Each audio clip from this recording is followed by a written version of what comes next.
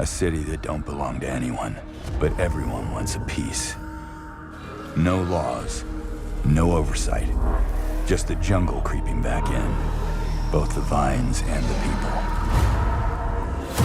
The mayor stepped in where the government couldn't. Said the city needed order, and they'd be the ones to bring it, keeping the peace on their terms.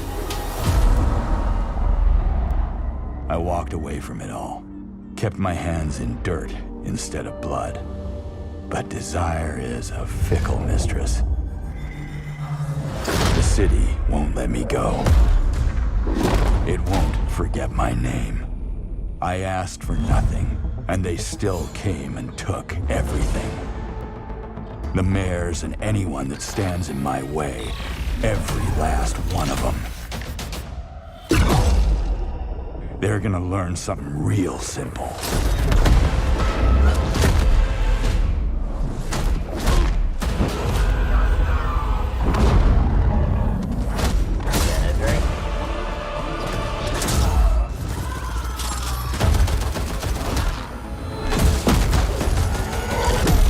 You reap what you sow.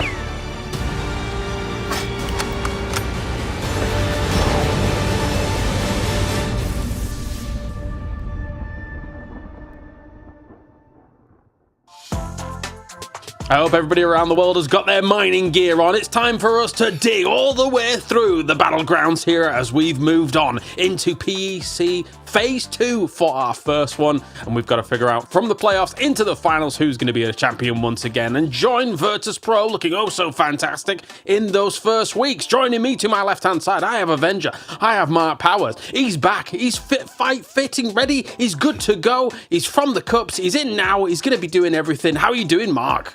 I'm good. I like the digging analogy because I feel like today is about digging. So we have to wait and see how these teams kick off. But I'm really excited, and it was a good watch, though, Phase 1, where you boys delivered.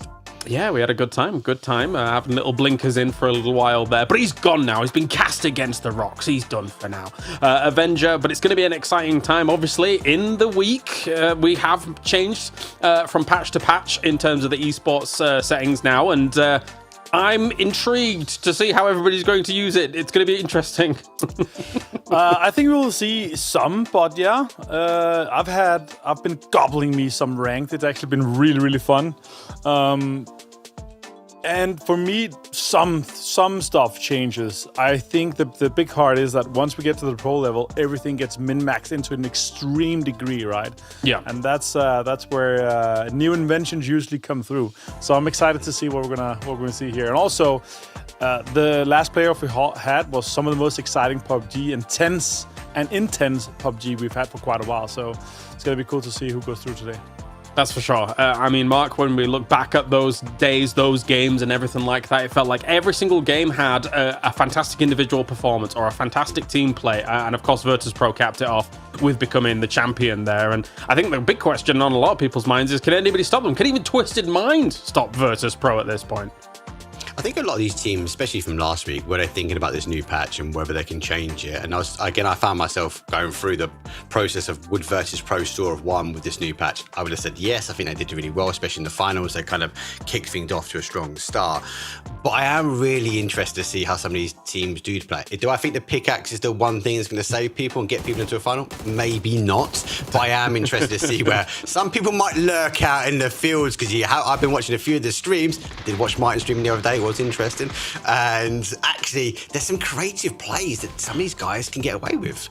Yeah, definitely. Let's take a look back at some of the moments from the last 2 weeks and see how it all went down. Here are our champions, Virtus Pro, looking from game to game to game, Martin. Oh, so fantastic. Every single player is just absolutely a brilliant kind of stuff, what we were seeing from them in most of these games. Yeah, they had crazy performance. There's no denying that. And if they get the ball rolling like they did again here, there's no denying we're going to see them do well again. And obviously that's the question, right? we have had now a week off, or 5 days off, 4 days off. Yeah. Where the time, the kind of everything coming back, and you have to look at, okay, what changed? How can we improve? And how can we do well here in day one? Because there's a 50-50 that you go through today. Yep, it's 8 teams that will be moving on forwards, and then tomorrow 5 teams, and then tomorrow, the day after that, 3 teams. So, of course, if you can make it through here today, that is all important. It's going to make your life a whole lot easier. The only problem, Mark, is it is effectively the strongest lobby in the playoffs, considering all the teams coming in from regional partners, be it GPTs, etc., and things like that. And for 2 teams in particular that I'm looking at, I'm hoping that maybe they can right the wrongs of the first 2 weeks. It's construction workers and S2G in my mind. Oh, actually, I would also extend that to Yoga Bonito as well. I feel like they could have done a little bit more. What do you think, Mark, for those 3 teams? Yeah, look, I agree. I think, especially coming through the cups, and Blank again mentioned it last week, but they were so strong, they were so aggressive, they played very differently compared to a lot of the other teams. It was kind of one and done for them. They qualified really early on, but they missed out, and they would obviously join with Vis, and Vis got through based on those placement points. So again, they struck quite well. But I think the big one for me, I take the S2G, but construction workers. Losing Gustav, I get it, right? That is a big gun to lose. Yeah. But as an all-star roster, and Nailip, as Blank said, through again the cups, Nailip was the shining star. Yep, looked good indeed. How about you, Avenger, looking at that? I mean, of course, we did watch as Gustav, with Falcons, was able to be victorious over in PAS. Yeah. But do you think that construction workers should still be able to step up to the plate?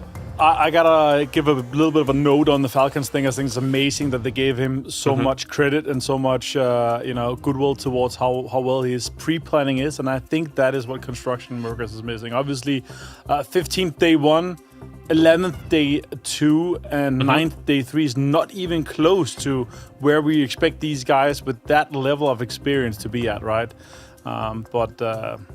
I actually have a pretty good gut feeling about them today. I think they're ready here. Not too much of a grind in between the times off, but still, I think we have a good shot at seeing them in the top 8 today here. Well, here are the PGC points from our first 2 weeks as Virtus.pro was able to take the lion's share. Now, this boiled down, Mark, to basically the big teams getting the majority of the PGC points that we would kind of expect to be in that top 5. And Team Nemesis coming in from the Cups as well. That looked brilliant. And we know individually as components, this team is awesome as well. And they were able to show it in the final. So for them to have 120 points on board is fantastic stuff so far. Yeah, look, that's an all-star roster. We know it's a global team, but they haven't got the expectations. We're obviously getting the pass to come through these days, so they've had to work quite hard. I mean, again, a team I'm interested to see what they do with this kind of update. We've seen them in scrims. We've seen them actually putting C4s and cars and moving forward. So I'm kind of excited for Team Nemesis. And hopefully they can get their way through to the final, especially if they can get some more PGC points against their name. Yeah, huge jump ups as well from the teams like SAUL, of course, as they started off at a bad time when all was said and done. But also No Slack actually had a brilliant start, Martin, and let it slip slightly. So I'm expecting good things from them again. What would you think, Avenger? I mean, obviously looking at Scav and looking at what he said, and they if they had a decent day in the finals on their bad day, they would actually have been looking really, really good. So yeah, I really hope they're able to step up and continue what we saw from them. The control that they had, and especially being 4 guys strong that late into really strong positions is just really great. So yeah, hoping to see more great things from No Slack and the boys. I was really surprised with Sata and IXC. Yeah. Not so much the health clock on the top, but mostly how they were able to frag up throughout the games and how smart they were. They're like, okay, we're not going to win this game, but if we push this team like that game we just saw there, if we push this team, we're going to get more points. So let's make a play where we're maximizing points every game, even though we're not able to win. And that's what they were really smart at doing, in my opinion. The thing with me with No Slack, though, right? And I was talking to Scav after the games, I think on the second, and the mindset for them was they had a great day, number 1, but it was instantly about coming 4th, coming 5th, holding on. It was never about them trying to drive forward. And look, it's a surprise that they got so high up, especially from the day number 1. But surely they've got to have that competitive nature to keep driving forward and not worry about the teams that are coming up behind them, because I think they could have had a better final day. Yeah, I would agree with that. I think that they kind of did let the foot off the pedal a little bit, especially in those last days. I think what's also a problem, though, is that the bigger teams with more experience get the footing under them for a lobby like that faster than a team like No Slack would, right? And then it becomes all the harder to look like day one No Slack when those teams who are literally world class are able to do what they do. What is then 3 days deep, right? So yeah, we'll see. We will see. I'm excited to see how they're going to perform as well, and I'm also excited to see how some of our underdogs are going to perform like this. So let's go and talk to the coach from this and see what he thinks about the tournament.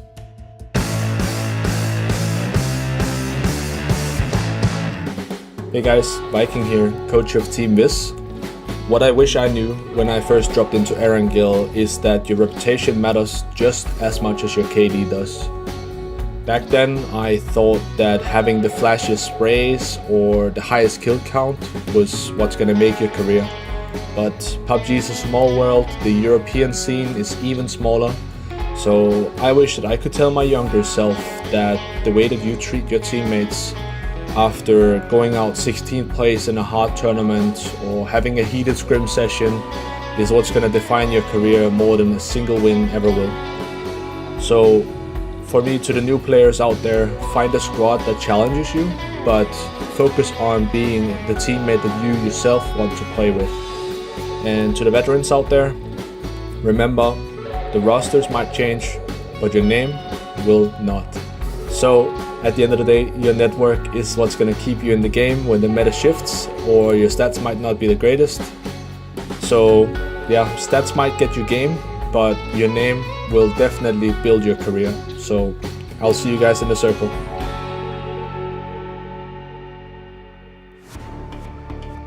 Wise words here for the PEC. You know, I take that to heart every day as well. Sometimes when Avenger says some things, I just have to calm myself and say, "You're right, Avenger." What do you think about that?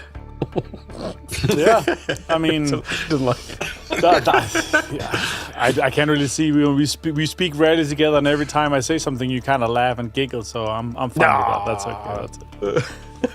Look at that again! I got him again, guys. Well, here's the point system. Good old true, tried and tested is always here for our placements as well as our kills. And Mark, I do hope that placements become even more hotly contested with the terrain manipulation that can now go on here, as we've seen even diagrams of red zones creating some craters here and there, and then it feels very much like how I normally play Tego when I was driving past a red zone and suddenly there's craters everywhere and I'm flipping my cars.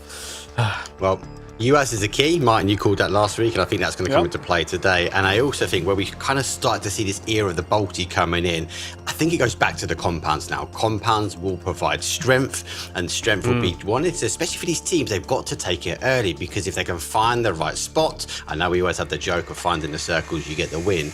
But I think there'll be a massive fixation on where they go in that kind of mid-game, because if they can get the hard cover, they can avoid all that chaos that's going to come from the train. Have you had much, obviously, Martin, you said you've been grinding the ranks, and you guys at home, you can grind for the code as well if you go on for the social media and find the other half for your scavenger hunt and get yourself some G-Coin on board as well. But Martin, grinding those ranks, have you been able to see too much of it having an impact on your games? Have you been able to use it yourself? What have you seen so far? Yeah, I think I played a little bit, 115 games or so, 24 wins, so like 20% win rate. So it's definitely something that, like, going into late game, that I'm seeing through mid and late game that people use, but especially the deeper craters that you get from mortars and from red zones is really the ones you can use a lot, because you can have a car down there where your tires are still safe and you can shoot from there from cover. The question is really how deep of an effect does it do? But yeah, I like the strategy that we had from Aduzi as well, with putting a C4 on a car, putting it down towards an area that you want to play. If you're playing a high ground, especially like kind of through the mid game, that's something we've utilized a little bit. That's actually really, really fun, and it creates this, like, people, they are so aware of how the maps are, where they know that you cannot go anywhere. But if you do that and you put a car or a mortar and make basically your own playable space, people will be like, okay, well, that's crazy. Now we're going to have to push these guys and we don't have any more utility, right? So that's something that I think is going to have quite the impact. And again, as I said earlier, the pros at the very highest level, they always min-max. So I'm really, really keen to see what these guys are going to pull out. And I'm going to steal that for my rank play, because these guys always come with the greatest inventions when we see the top level play. No, absolutely. I think that there's so much potential versatility to it, to the point where it might end up looking very, very either problematic or opportunistic for some of these teams, right, Mark? Because you've got your C4 plays, you've got the potential of using a mortar into the middle of a circle and then sending it there, not necessarily kind of using it as a lethal utility against someone, like even the nades, and using those to create dips if you so desire. There was an interesting discussion that even kickstarted on the idea of on Twitter, being like, at least there's a little trade-off for some of the utility, but the pickaxe, if you can actually make that work, right, I mean, it takes a bit of time, but you're not trading away lethal util for that. So that's an interesting discussion there as well. Yeah, and again, on your point, again, following from Kick's post, is that question of, is it worth carrying a pickaxe? And then it comes into that mid to late game again. I think we're going to see things like mortars get played as kind of a defensive play instead of trying to dig someone out of a location. I think we're going to see some teams keep them in the back of the trunk, because if they know they're going to go potentially to open terrain, open field, well, put the mortar down, make yourself some cover, especially if you've not got the red zone. And then back to your point, how much util do you expel trying to dig out a team? Because if you're missing them, you're only giving them more cover now, and that goes into their advantage. Yeah, everybody's going to be kicking and screaming away from that if you take the pickaxe away from them, I think is fair to say. But Martin, we are just waiting for a few of our players to get really going here. But we've got plenty more teams to talk about. We've got plenty more kind of opportunities to talk about these teams, and we relish that opportunity, right? The fact that Twisted Minds is once again technically not the king of Europe right now, as Virtus Pro's been able to take that away from them. But Twisted Minds made such a run of it towards the very end. Technically, I think if you'd have given them one more game, Martin, to try and catch up, I think they might have been able to do it, considering what they were doing in that last day. Yeah, and if you look at the scrim results of the last 2 days, the two top teams was Virtus Pro and Twisted Minds again, so I think they're going to go at it once again. The question is, though, for me, is the focus going to be try and survive for these 5 games and just get in, or are we going to be more strategic about it? Because the reality is that there was less than 19 points from 1st to 8th, and we had a tie at 8th place as well, right? So I don't really see anyone really running with it unless they got extremely lucky, unless they are just absolute donking on things. But yeah, I think it's going to be anyone's game here, and especially the top teams, they might have a harder time doing it, but still, I think we're going to see Twisted Minds, Virtus Pro, Nemesis, SUA, AZUL is going to do it good again here. Yeah. I just hope that we see Na'Vi and the boys kind of firing from the beginning, rather than only being that one good game that they kind of had and that they won. Yeah, they're definitely they've made this a bit of a Na'Vi special, just saying, you know what, last 2 games of the day, let's turn up and kill everyone. Which isn't exactly how you win tournaments, although it was how you win PGS2, so you really can't begrudge them for it. But they are another team, Mark, that alongside S8UL had a ginormous recovery in that finals, right? And for those 2 teams to show that class, that caliber, even in the last moments of a final, shows that they are just going to be a big threat, not only in playoffs, but also in the final, where you could expect them to easily be a winner, even over someone like a Virtus Pro. Yeah, S8UL for me were chasing zones, especially that kind of day 1, day 2. And they just couldn't find any luck, right? So I give the boys the benefit of the doubt there. Day 3 was, again, the expectation of where we think that team should be. Again, intriguing to see how they kind of deliver and if they get through to the finals. Na'Vi just felt like it was missing Hakatori for the first couple of days, and he kind of dialed in and fired up those last 2 and coming into those final games. Boostic, outstanding for them. But I do worry that they do kind of rely on this. Is it the 5 games? Do we rely on one good game for them? And if one good game is what we get, then that gets them through. They've got to get away from that mentality and look at it like a Virtus Pro and go, how many kills can we get? How many kills can we deliver? Because they're going to give us many points. Yeah, I mean, we've seen Na'Vi start off amazing on a day, get that one good game though, and then suddenly somehow have to flounder a little bit towards some of those later games, right? I think it was in a PGS where Na'Vi had that kind of moment occur to them. And I mean, all things considered, right, they won a PGS, right? So we can't be this hit and miss considering how insane this roster is, Martin. This roster, considering what they did at a PGS2, considering the kind of caliber that they have across the board, it's not only like we should be contending for PCs, we genuinely should be contending for EWC, we should be contending for PGC, because that's the strength they're at. Yeah, and PNC and ENC considering how strong this team is going to be as well. That's going to be cool. But yeah, for sure, I think once they get the ball running, it's going to be good. I just hope that Ferris and the guys, they come in and say, all right, let's approach it in a way where we're just going to set up the kills, because they are easily a squad that's going to be able to kill lots of teams throughout this. They don't need placement points.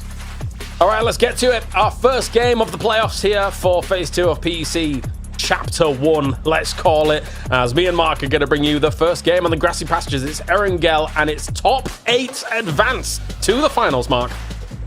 Let's go. I'm excited. That was so hard sitting there watching. I go, what a cast last week. Because you guys had some outstanding games. I expect to see it again today, but this flight path, though, for kicking things off, it's the southwest, up towards the east, pushing towards the northeast, but does favour the south side of this map. Yep. I think that for all intents and purposes, we have an interesting little opportunity for teams that technically, I can't believe I'm saying this once again, technically don't have Everlong in the lobby, so you can actually go Pachinki. It's such a weird dynamic.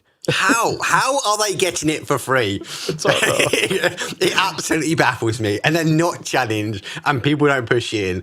And again, like for me, the centre spots, if you can get a centre spot, it gives you an element of strength. Why? Because you're shorter potentially to a zone. If not, you're getting a zone majority of the time. But yeah, unchallenged, XL, they get the opportunity to take it one away. I'm very confused as to why Twisted Minds is orange.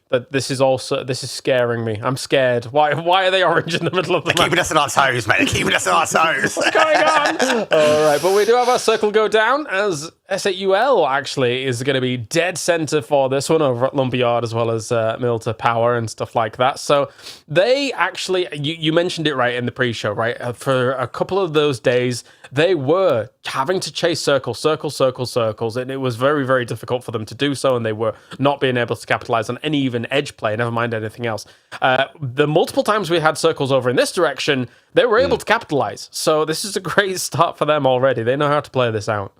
Well, this is home turf for them, right? This is complete home turf. Obviously, the X-Phase, the construction worker team, home turf as well, right? In that Milta Power. So they're going to have the opportunity, both these teams, and because they've scrimmed quite a lot and done events quite close to each other like this, they know where they need to go and not cross paths. The question for them is how far southeast is going to go, or are we going to kind of see it play up towards that north, play into that kind of prison area, especially on that east, because they have to be ready for that shift with the expectation that teams are rotating around and they are going to consolidate into that area. Well, yep. So we are on board here with Yoga Benita, who get themselves Yasnaya for free, in inverted commas. Technically a spot where they might have seen a challenge from someone like the Mythov and someone like that, but they went all the way to the west side, dropping out early north of Quarry, so no challenge there. So that's okay for them. And look at little Scav over there. Everybody's got their OBS recorders not working. Sorry, boys. Maybe no next time. Secrets given away here. As a virtual cam enjoyer myself, I don't mind that overlay. It might be what you're saying. Maybe they're getting ready. Maybe they got their mining hats on. They still want to give away the strats. Because I'm really interested to see actually how many teams go for the pickaxe. And I know you mentioned it. Kick's social media tweet, I think it was really key. If you haven't, go give Kick a follow on Twitter, because it was a really interesting topic to kind of follow along with. And I think it does bring up a good point about the pickaxe. Is the pickaxe worth picking up? Are you able to dig enough down? Is it something that you can maybe give up for to take some more utility? That's what I'm really interested to see what happens today. Yeah, I think in its current form, I genuinely think having one on a team is brilliant. Like 100%. Just any particular moves you can do. PWS kind of, if you're watching over in the Korean scene, we saw a few players of it like a few weeks ago, in fact, actually, of them just messing around with things and actually being able to, I say a few weeks ago, it wasn't actually that long ago, but you know what I mean, right? Like Inonix, for example, being able to use it to great effect over in Swamp Area and Tago and stuff, and I've seen it a little bit sprinkled in elsewhere so far. But for the most part, it really is people trying to open up dips with some explosives. And again, I like the idea that there's that trade-off. I like that idea where I was, that could have been used offensively. So it's an interesting topic for sure. It is. I think we're going to see that story unfold through, especially the playoffs, as these teams, you're right, are going to are supposed to be the first to challenge and figure out what might be the right thing to take. Obviously, watching on this end, had a good chat with T-Bone, as always, the fellow UK guy. 100% not impressed with the performance the guys have been doing. Okay. I do worry because their scrims haven't been going their way, so they're clearly trying things. And the same top keeps coming up here, James. Are we over-analysing too much? For Ascend, it's a good question, right? Well, let time be the teller of all of that one. I think that they actually did, they had a back-to-back win, right? It's not a bad molly.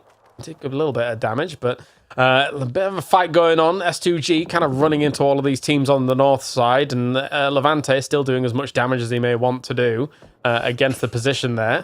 CC next, and the boys driving around here. For S2G, this is dicey, because these guys will hit sprays, so a little bit of damage been done there.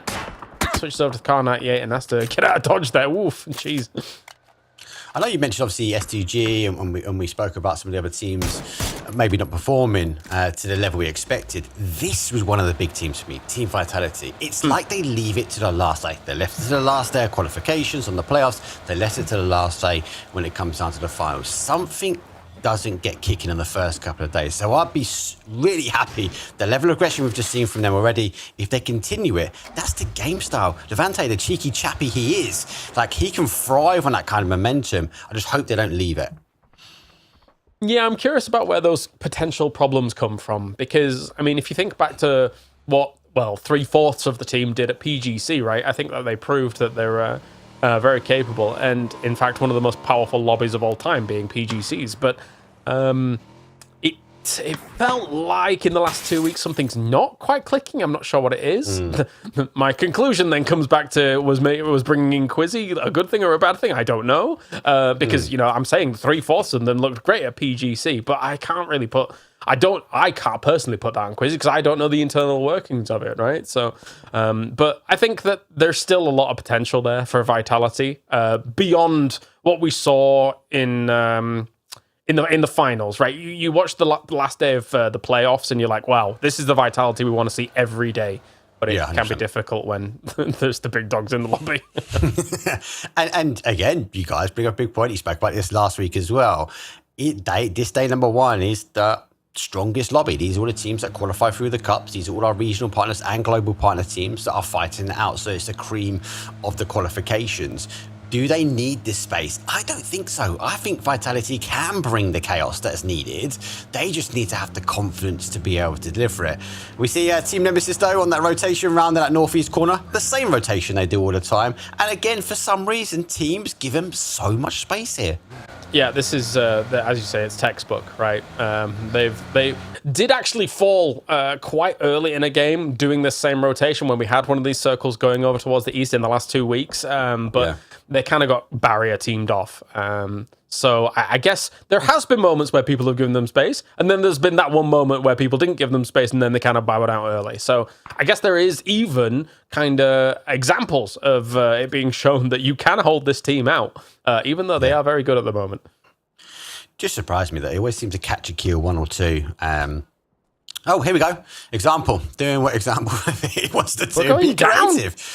Here's one thing that we've clocked from the scrims with Twisted Minds. A couple of things that they will go to a position, but you'll see one of them kind of play off to just a little bit further afield. So look at this. Example knows potentially if we see a shift coming back towards shelter, he might be in a position that's not available to be seen. Michael today in his stream was talking about using a pickaxe, make some dips, and leave the grass around because it's so hard to dig these players out. Yeah, and the pre-creation of them means that you can get yourself so much cover. It does. You watched just then, if you've not seen this properly just yet, you're watching how slowly it actually does dig down, and to an extent, it actually digs slowly when you're digging forwards as well. However, if you've got time to prepare like this, gosh, you're giving yourself a lot of cover. Honestly, this is probably, there's been many changes that have come, be it the mortar, be it the Panzerfaust, be it the C4, be it all this stuff. I feel like this one might have the biggest potential ramifications down the line. I feel like this is the silver line. I feel like PUBG have been working up. They brought all these other additional pieces you mentioned, right? And then this is the one that ties them all together, ties the Panzer, ties the Mortar, ties the updates that we've seen. And this, the ability, do I think a pickaxe is going to make a big change? Oh, to late game. Not to that circle. Wow. Oh, wow. What a south shift. That does go back to that construction workers and the SAUL positioning. They're going to be happy with that. So unfortunately for Twisted Minds, all that preparation in and around shelter, well, they got warmed up, should we say. Yeah, they might be crashing through towards copy and paste there and seeing what they can get done from there. But the problem persists that Team Virtus Pro, that had a bit of a magnet on them in our previous finals, has found that same magnet. They've got the middle of Milter at the moment and are doing all right for themselves. So who's going to be able to dislodge them is the question. As a few teams are going to try and go for a bit of a wide rotate. It's Nemesis on that big move on the east side at the moment. Looking to try and dip on in. I think they got all the way around and maybe look for compounds that aren't ideal, unfortunately. I think they're going to be able to try and take some of those because of the potentials of shifts away from water. But it does keep them in the game for now. Navi on that south side, we saw from the map, and we've got Team Nemesis rotating their way around on the east. So they've gone in and around sort of that Milter power. Interesting to see where they go. Twisted Minds obviously made the aggressive play down that forced teams away from them, forced them into sort of that Milter. As you mentioned, obviously VP has already situated out. I think these teams, especially the ones with the depth of knowledge, will know, hey, there's a lot of water here. Let's wait for that kind of phase 4. Let's see if we can ride the storm a little bit now, because it should be playing back towards us. Should be. The Mythov taking some trenches as well, just north of this circle. It's a good spot actually for the moment, but they're going to have to be very careful about any teams encroaching on their area. Because unfortunately, when these kind of trenches are in play, if you do start getting naded, those trenches feel like nade bait. They will settle right next to you. If you're in those kinds of positions, and there's no much way of being able to get out. And if you do actually want to get away from the nades, you're kind of leaving yourself to an exposed angle where you're going to get shot at. So it gets a bit scary. So it's going to be scary, and also what's scary is the update and the addition with the BRDM to be able to trench their way down and keep that into cover. Scav leading the charge, as you might find the reinforcements might boost them up this hill, as they will come in kind of from that north to northwest side. Still outside of the zone here. They do have Twisted Minds obviously ahead, but they do have an element of space as well. They can kind of play in and around that dip towards... Oh, they're not going to give him the helping hands up the hill. Scav will be left struggling. Just, left him be. We'll give him a push. We'll slow down around you, I guess, and just kind of do a little bit of sharking and see what's going on. There's a red zone on them. They'll have to move on out of that, but the red zone's not going to have too much impact on the fact that, again, these red zones will start opening up craters if they get placed in important places, which makes the terrain a little bit more dynamic in that certain spot. That's going to be the case. Noddy going off for a res, seeing what he's up to. Okay, so he only needs the one res, so I was curious about the timer, and then I looked at it's only a one res, so it's okay. So where are they coming in from? Okay, northwest side. Yeah, just outside that compound by shelter, northwest. And send obviously with that south rotation round. They've now pitched themselves just on that sort of south side of France. Good hold for them. They do get caught out sometimes, so I'm a bit worried at the moment. Not too much, but I think they, again, will be a team looking more in towards land because they are neighbouring onto that waterfront. Yeah, they are. It's the colours of all the teams are throwing me off on the map. I'm like, Ascender's blue, Navi is green, Twisted Minds is orange. It's very unusual. But anyway, and Hive is purple. Okay. They've got themselves farm, and actually we shifted away. We've gone straight towards Milter here, so there's going to be a lot of movement having to happen right here, right now for some of these teams. I won't be surprised if a good majority of these teams try and crash into Milter. It really depends on those edge positions and who's got the hold on. Here we go. It's game number 1. It's going to crash. Looks like Machina Wildcats get the better. Not just 1, but 2, 3. Reinforcements will come in. Marco is down. And they stack up. And they knock over construction workers. But they had a price to pay for it.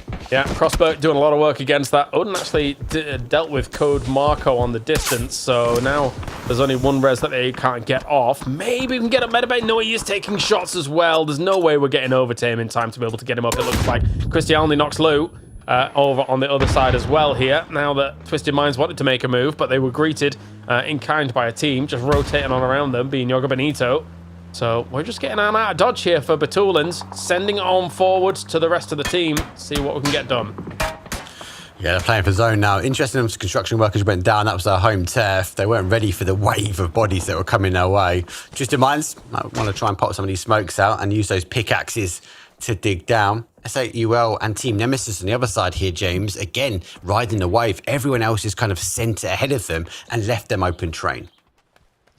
It's going to be a tough one here. This is not ideal for all of the teams to have to go into for our Circle 1.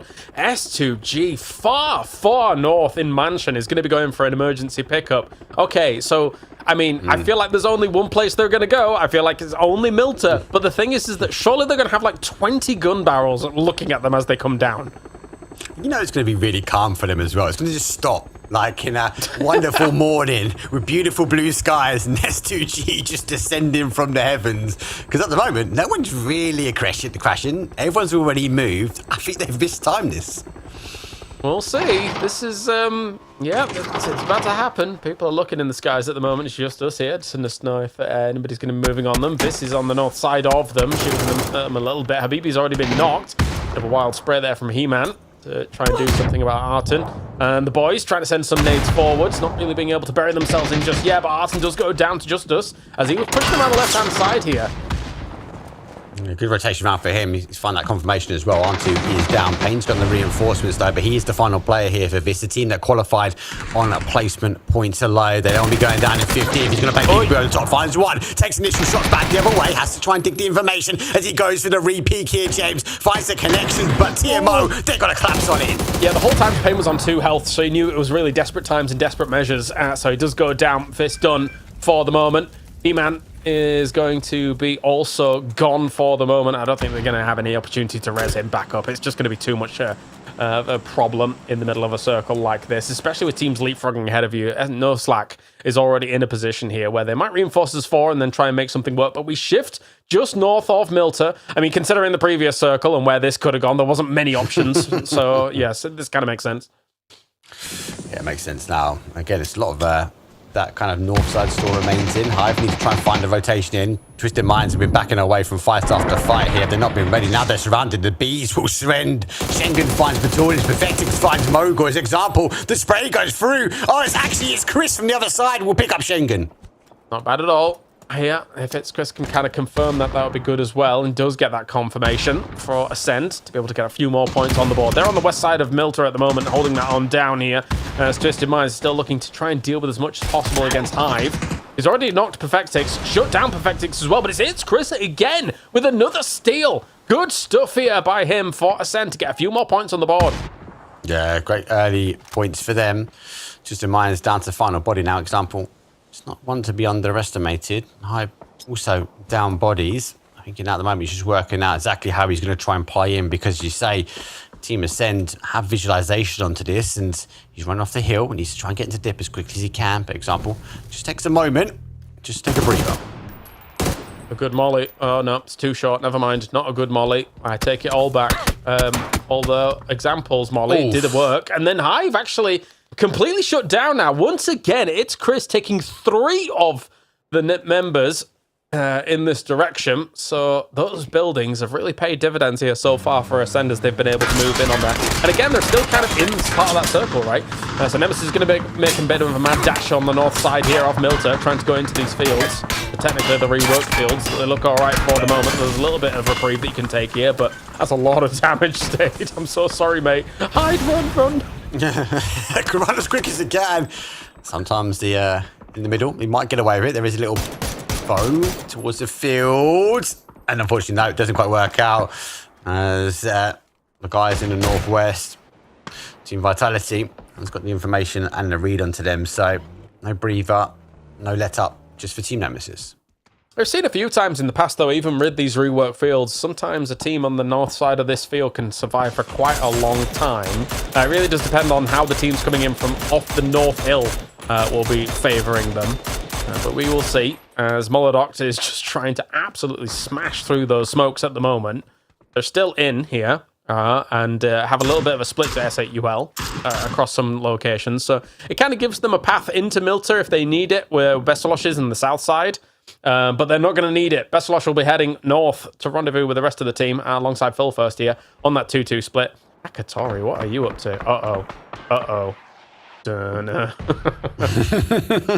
at these craters. They're interesting. Looks like it was predetermined exactly where you want to go. What's fire going to be short for them? But he does peek up onto the top. But the higher ground the guys have got. Zone has shifted again towards the north. So all these teams here, James, that committed towards Milta now have to consolidate on the edge, or they need to wrap their way around. Yeah, they do. Akatori's still kind of, I guess, range finding or seeing exactly what's going on, or did he even shoot? Yes, he did. It's way too far, unfortunately. Nail cop. No! The worst thing to see in the kill feed ever. This reminds me of the time Frost stood over my mortar when he said, "Hey, what does this do?" And I'm like, "No, Frost, move out of the way," and we all died. The fact that these mortars are hitting exactly the same spot all the time, I feel like they're trying to dig their own trench to try and play from. Obviously, they've seen the smokes. They must know there's a team there, but it's not going to be the case here. Hakatori looking on, outside the zone, getting the cars ready to go. And again, mortar fire was from them. So we have to wait and see as they get ready now to position themselves into this late game. Yeah, I mean, technically, if you can take the fight, win the fight, and be able to create yourself that dip later on and use that to your advantage, fantastic stuff. But the problem is there's another team ahead of them before they even get there. Jeez Louise, what is going on in this game? This isn't game 6. Ferris knocking himself with a C4. For Na'Vi, they actually do take away the rest of Bushido Wildcats here. So they knew that they had to make this move against this team and then use that as a checkpoint to, I guess, try and take Nemesis' spot eventually with those mortars. What an update we've had.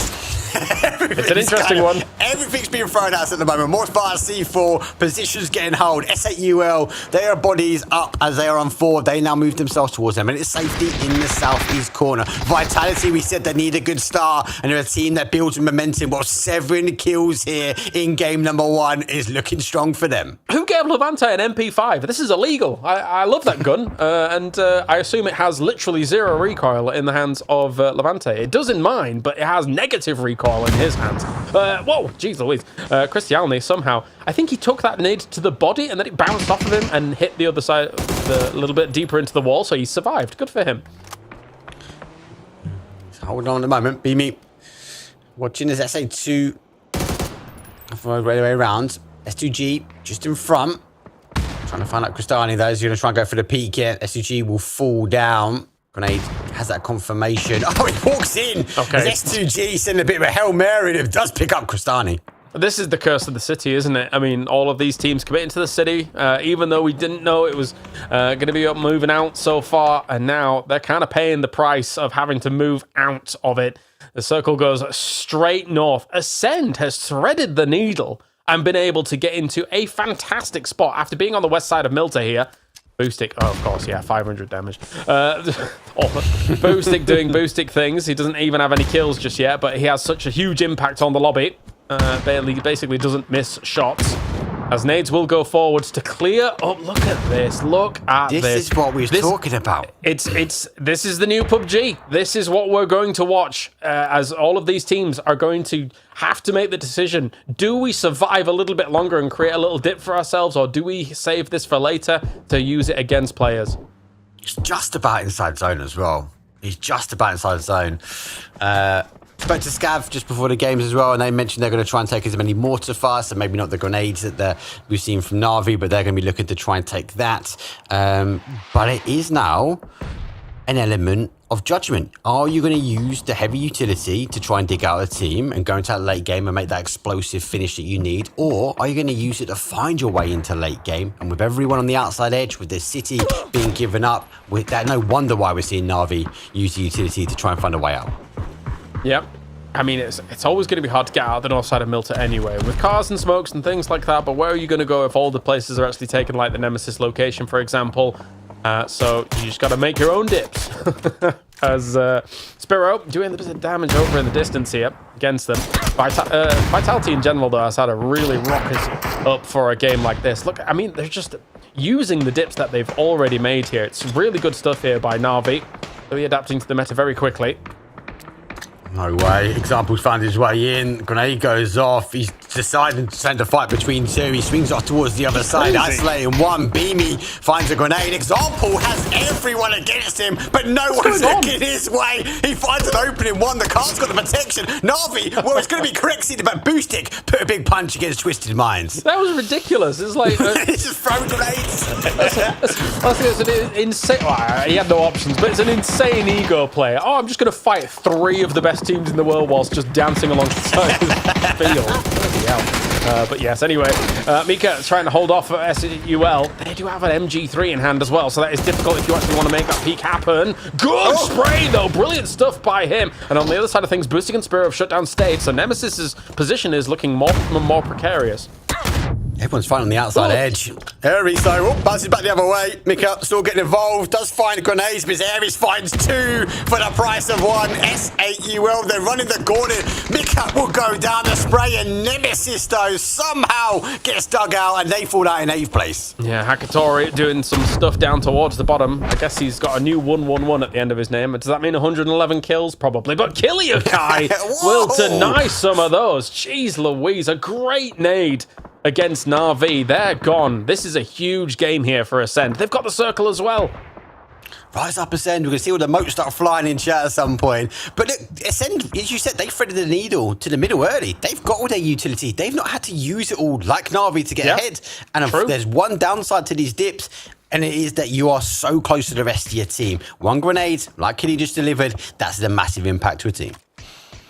Yeah, for sure. I've been watching quite a few Ascend games in the previous week, seeing that they've been grinding together, even if it's just, you know, your normal pub games and stuff like that. They are definitely taking this very seriously, and maybe it pays off here already in game number 1. Scav in a BRDM, just chilling, you know. MG. It's a very Finnish play style. Get in the BRDM alone and have nobody near you at all times.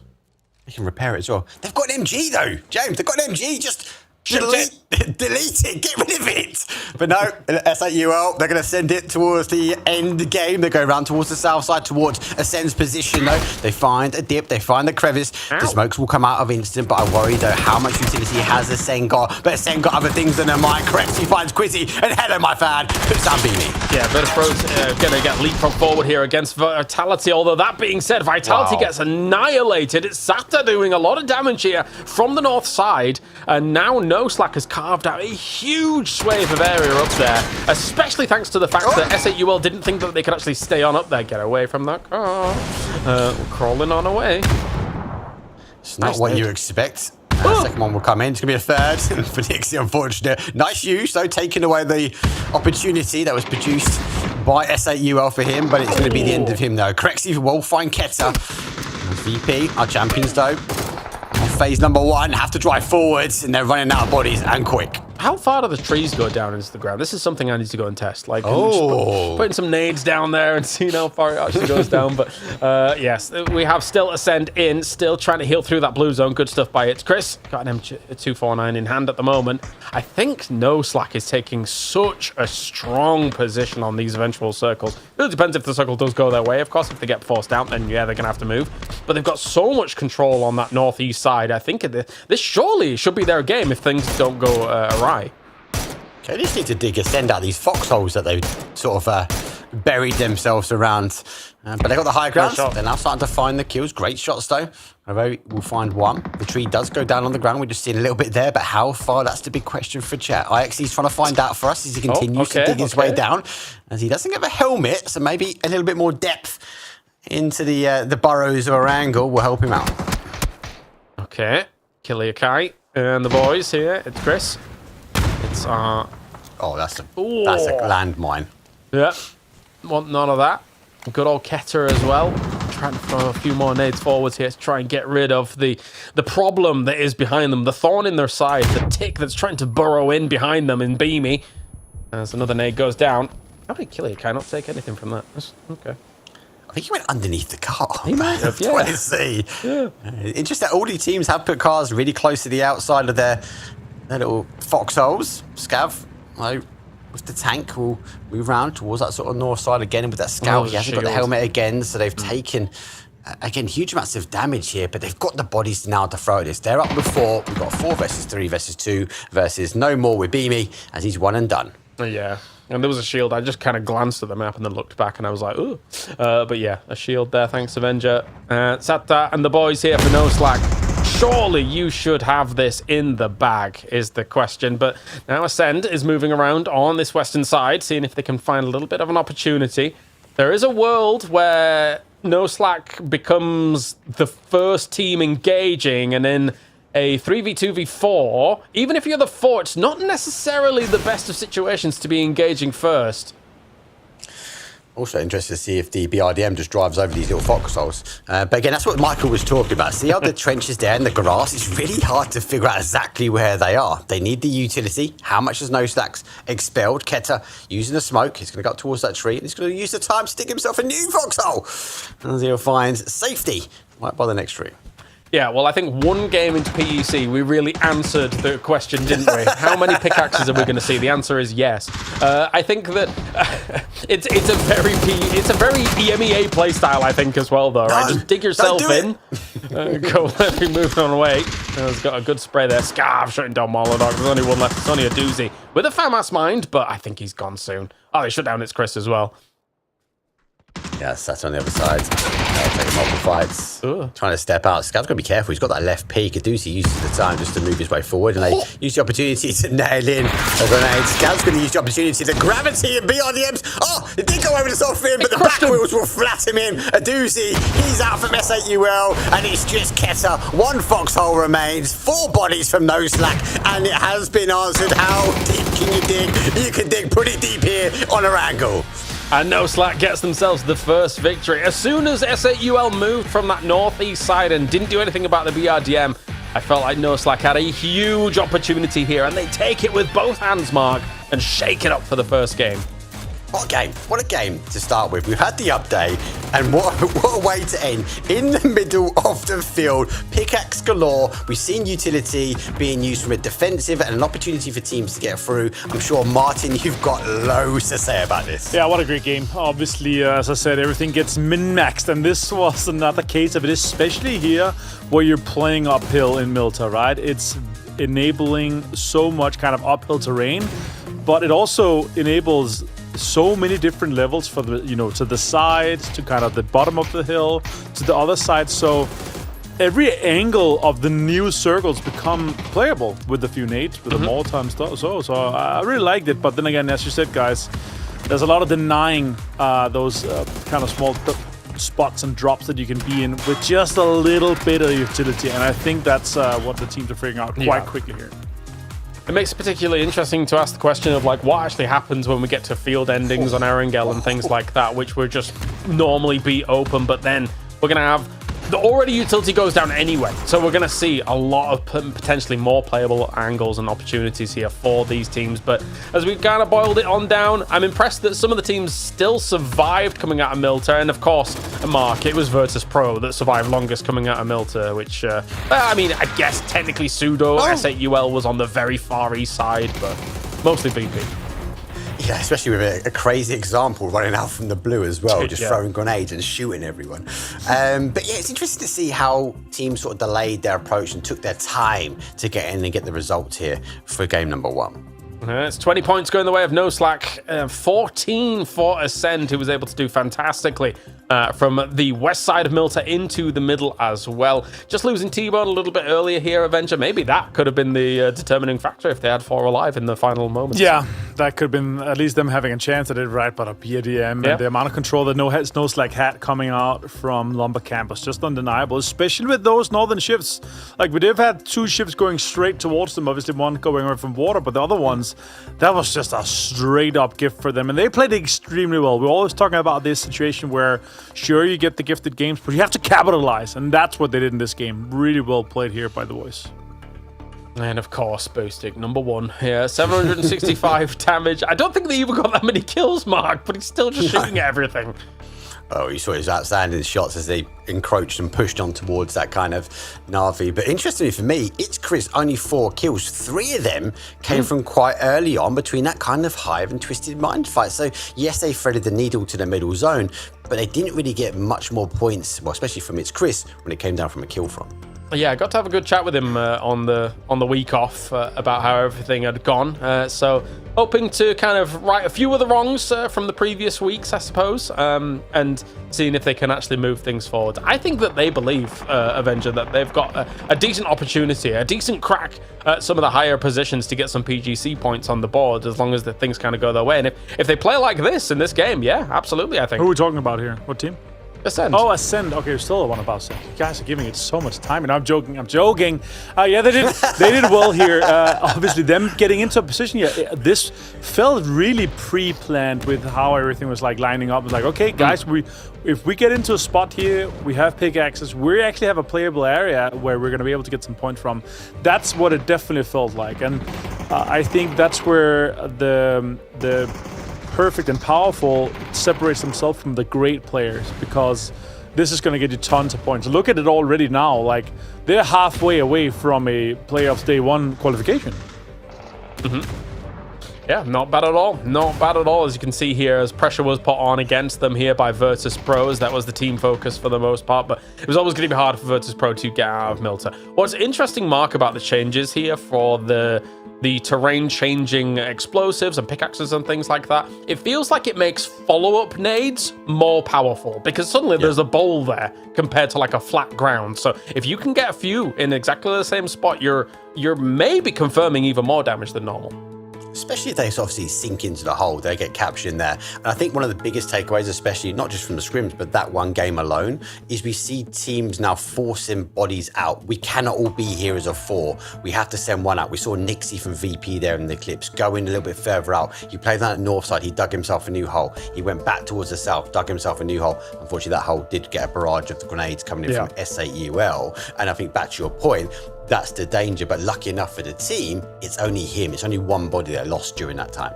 All right, well, let's listen in on some team comms from that previous game and see how everybody's been faring with our first game of the playoffs. Killer, you're just killing above you. Back one cannon. Still a foot. 4 guys on it. They're prone here, yeah. Yeah, 12 time. Two active. One more on me and one driving. One more on me and one driving. Pulling up on me. Let's push bunker. Where's he on you? 3 above me knocked. Last one Last climb. active. Last active. Did he drive away?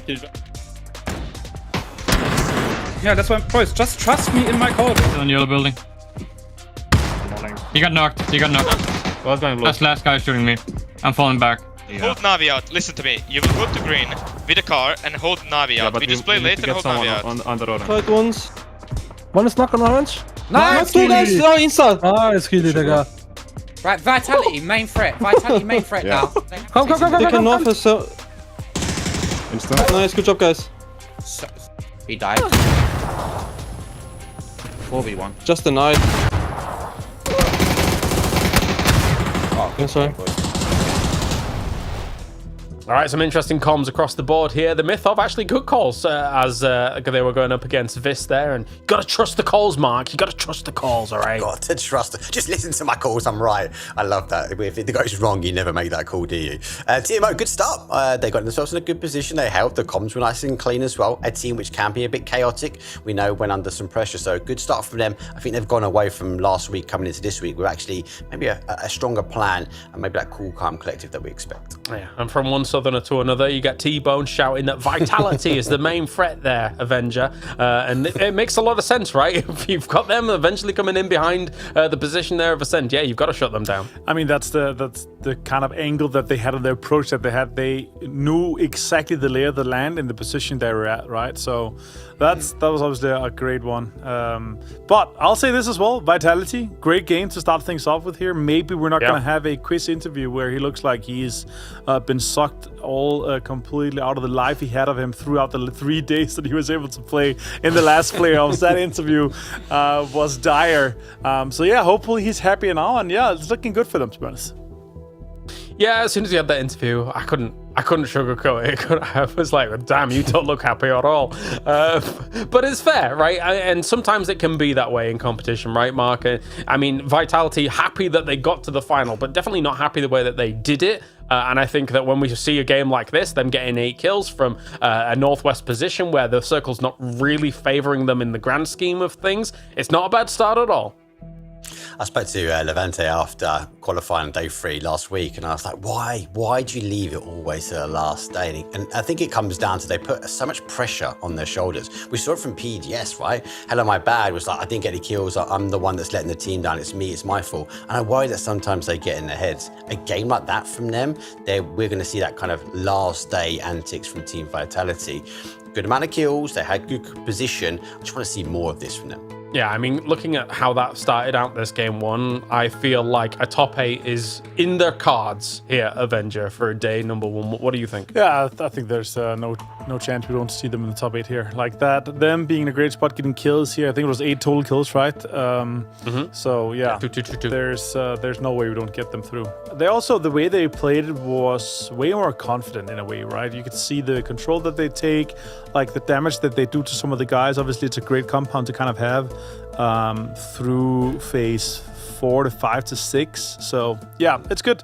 I'm excited for the guys. We want to see the day 3 of playoffs in day 1.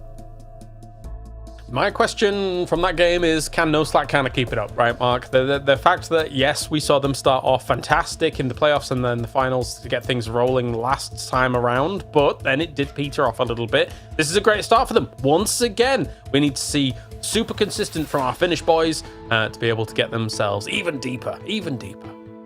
Well, it's like we were saying before. I just worry that at some point during the qualification, mainly more in the finals, when we see a best of 15, is actually they start looking backwards. With a best of 5, I think they might look at today like, let's just get it one and done today. They've done it last week. They had a good amount of kills mid-table as they sort of qualified through in the top 8.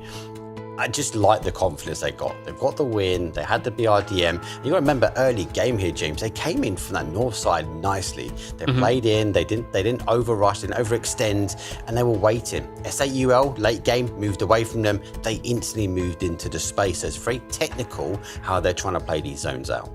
I'm wondering if the BRDM has gone up in value a little bit since the change as well, because if there's the world where some util is being used on, things that aren't necessarily offensive, maybe you get a little bit more HP out of your BRDMs. Maybe it survives a little bit longer here, Avenger. So there's a world where it could have gone up in stock a bit. I could see that happening. The people are kind of not expending as much util, but it's just like 2 teams agreeing that they don't want the BRDM in it. They put half a mag in each from the whole team, right? Then it's done. They should. And they should for sure. That's it for me here. Though the most important is the kind of keeping the utility, especially the nades back, and the amount of nades that you're running with. Like I'm running with 5 to 6 nades. It is actually crazy how many nades and I'm prioritizing a 3 backpack over a 2 jammer. So like you really need to stack it up here. As we see the rivals though for this one, Kova, Levi, and Itzchris, 4 and 3 kills. More damage though on Kova's side, so that's cool to see. Not bad at all. Not bad at all for who was just a cheeky coach before everything was done. And then No Slack came along and was able to change everything. But anyway, match start. It's time for Miramar as me and Mark are going to bring you all of the action here from game number 2. So far, so good for the Finns, for Suomi. Don't get him started. It was a good result. It was controlled. Very finished start of play. Game number 2, though, is coming in from that north, pushing that northwest down towards a southeast corner. Again, favouring one of the side of the map. Miramar slightly bigger. So we might see some of the other teams, especially some of the teams that favour this terrain, sort of come out swinging. Again, we have to factor in, James, the difference that terrain can do, and obviously with the update, Miramar can have a bigger impact, because when you look at some of the open fields, there's a lot more dips and craters that you can play about with. Small concern there for a second for Kiliakari, dropping a little bit further away from Ascend. I thought maybe he was going to go for vehicles, and he did actually get one, so he's just going to be driving past Yoga Benito here. I think that they also have vehicles as well, unless Noddy's going for a gun, can shoot at him, but looks like he's deviated away from that driving angle there, so even if a gun was in hand, it would be very limited. Might even be iron sights, who knows. But Gedrock's looking for Yoga Benito as well, seeing what he can do. Chasing him around. All right. Oh, he did the old loop-de-loop. He went the opposite way. Switcheroozy. Yeah. I love it. to make him dizzy. Didox, though, does have the ace in hand, has got a mag and a spare. We'll try and work his way forward. More ammo to be had. Swaps towards that barrel as the rest of, I suppose, Vitality to try and reinforce it. And with Jock Benito with the numbers to start with, they now have the numbers against them. But these are the kinds of things that you've got to be careful about if you're going to drop far and wide for vehicles, right? Like if people are going to drop on top of your spots. I mean, Vitality is no stranger to having to, unfortunately, deviate away from San Martin when other teams are dropping there. So they'll go to Hacienda del Patron to be able to kind of get things going. And if you're dropping close to them on that split drop, yeah, you will take casualties. That's position. Cristani comes on the outside, knows the reinforcements now coming behind him. Goes in towards the inside, already gone up on the out. Cristani goes back towards the wide. Here's the shot as he swings his way around, and he does find it. Levante goes down as he had to reload. Will the reinforcements come in time? Cristiani did not feel like staying out there for the finish off of the flush. Gedrox takes to the roofs. And a little bit exposed there, so has to take some cover. Hello, my bad. Panzerfaust! Oh, okay, God. Shotgun before the Panzer even goes off. Lovely. Lofty crouch shot as well. Denied the opportunity for that Panzer. Jogo Benito taking the driving seat now forward away from Team Vitality, who started things off. And again, more points than they got last week on phase number 1, but definitely a full stop towards the momentum. They have to try and dig out. Castani finds Jedrox, and it seems and feels like a one-man army here from Jogo Benito. I mean, this is the thing, right? They didn't make it through to the finals in the last one, but I guarantee you, after talking to some of the teams, some of the players and stuff like that, they do not take Jogo Benito lightly. So if they get into the finals, you know that there's still an extra threat there lying in wait. And the circle favors these kind of fights as well. So Jogo Benito's getting off like a bandit right now, and Quizzy's running away like a bandit. He's running into danger, though. Cruz...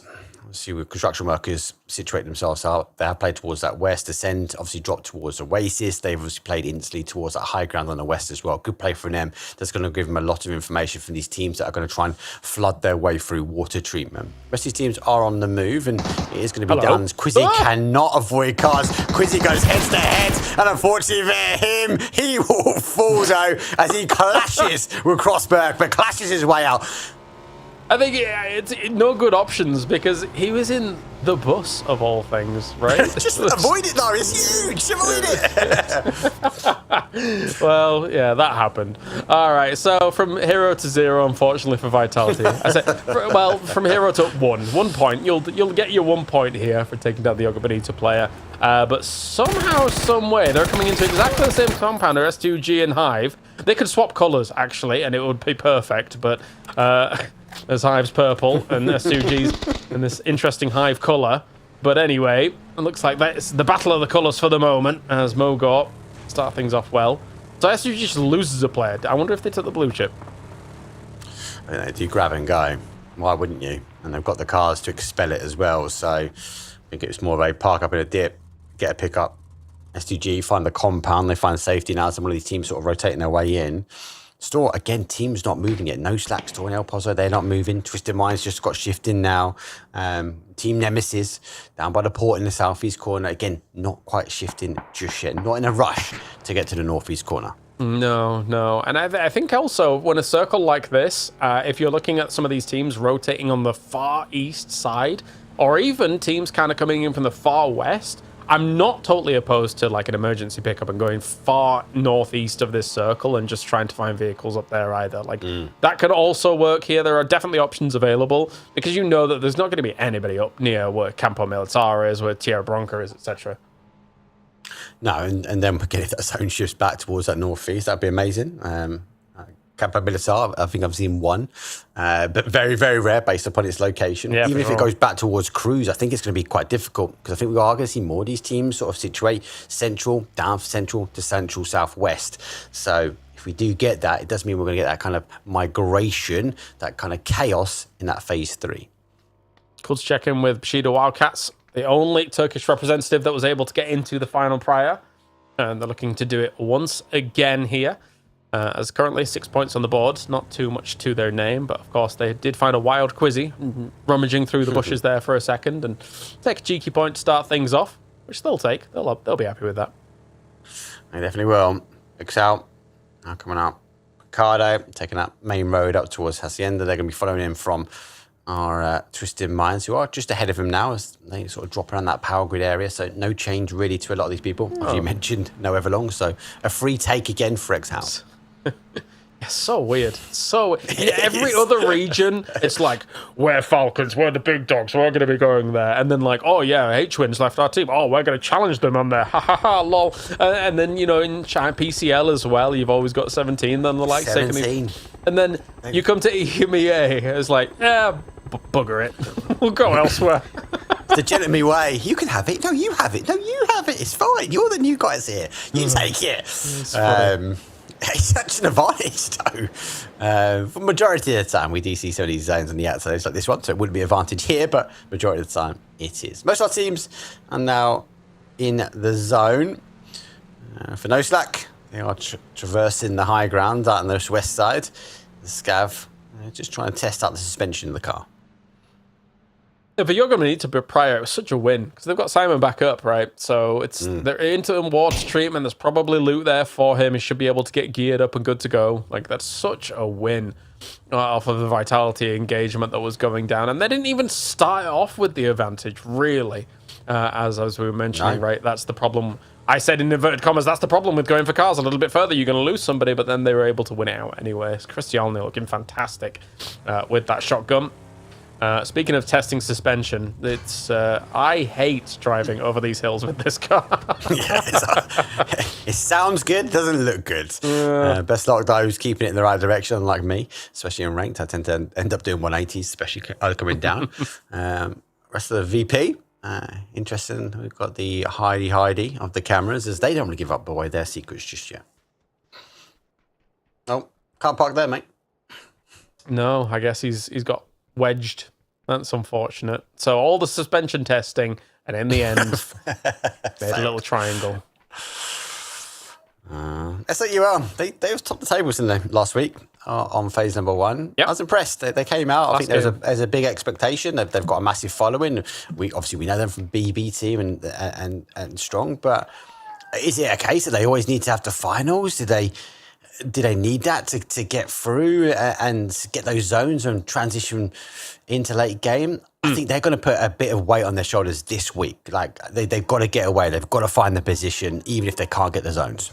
I think S8UL fans can rest easy and peaceful in the knowledge that if they'd have had a better day one in the final, they'd have been challenging for number 1, basically. Like, it was only really that first day that really dragged them down. And again, you know, you mentioned it at the start of the day, that they were really chasing circles, and it really did hinder them quite a lot. So and days 2 and 3 looked great, honestly, for S8UL. So hopefully if they can string 3 days together, then all the S8UL fans will be very happy with the fact that they could potentially win themselves a championship here alongside Virtus Pro. Definitely a team that I'd have up there as a contender to win. So, and a contender to keep the pressure and apply the pressure to Virtus Pros, who've now made their way in towards zone. Couple of seconds before we see where this goes. We obviously got unplayable in the top, but it shifts heavy back towards Oasis. It's a bank holiday weekend here, and it might be the Oasis for a lot of people, but it's a great shift for Team Ascend. Yeah, and I'm wondering if it's a bank holiday in Germany, because they do things by the rules, and I'm not... It might be. So, let's see if the rich get richer up on the top of the hills, which technically, I love this. I love playing this compound, but again...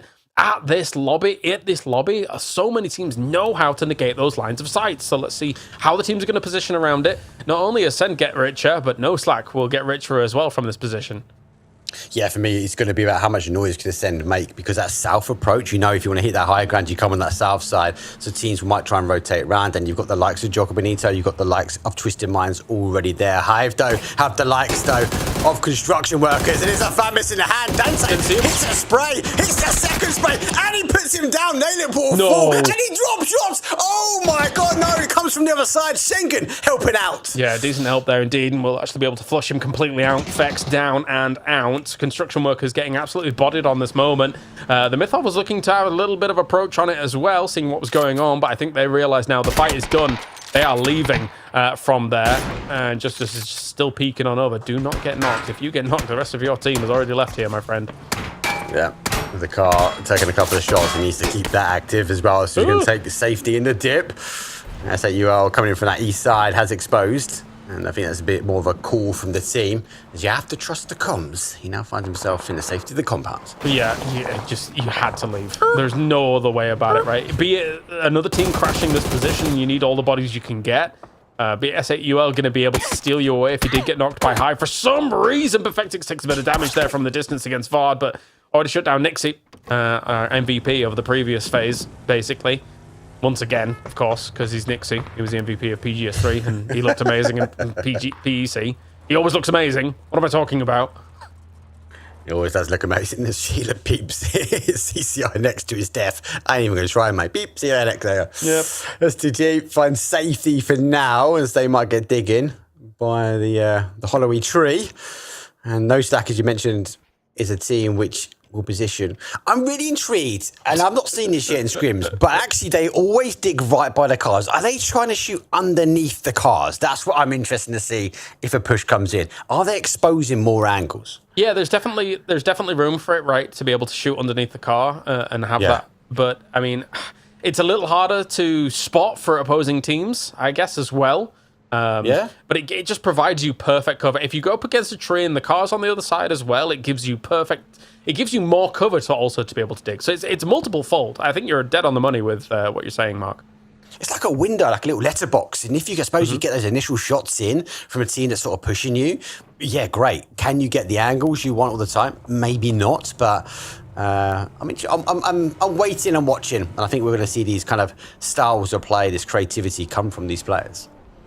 Like a mini bunker that you can play with for the moment, little letterbox bunker. But Slapson going to be throwing some mortars, technically in the direction of Cristiani, but I guess he's spotting for him. Hopefully. I didn't quite see the range on it. I wasn't paying in full attention.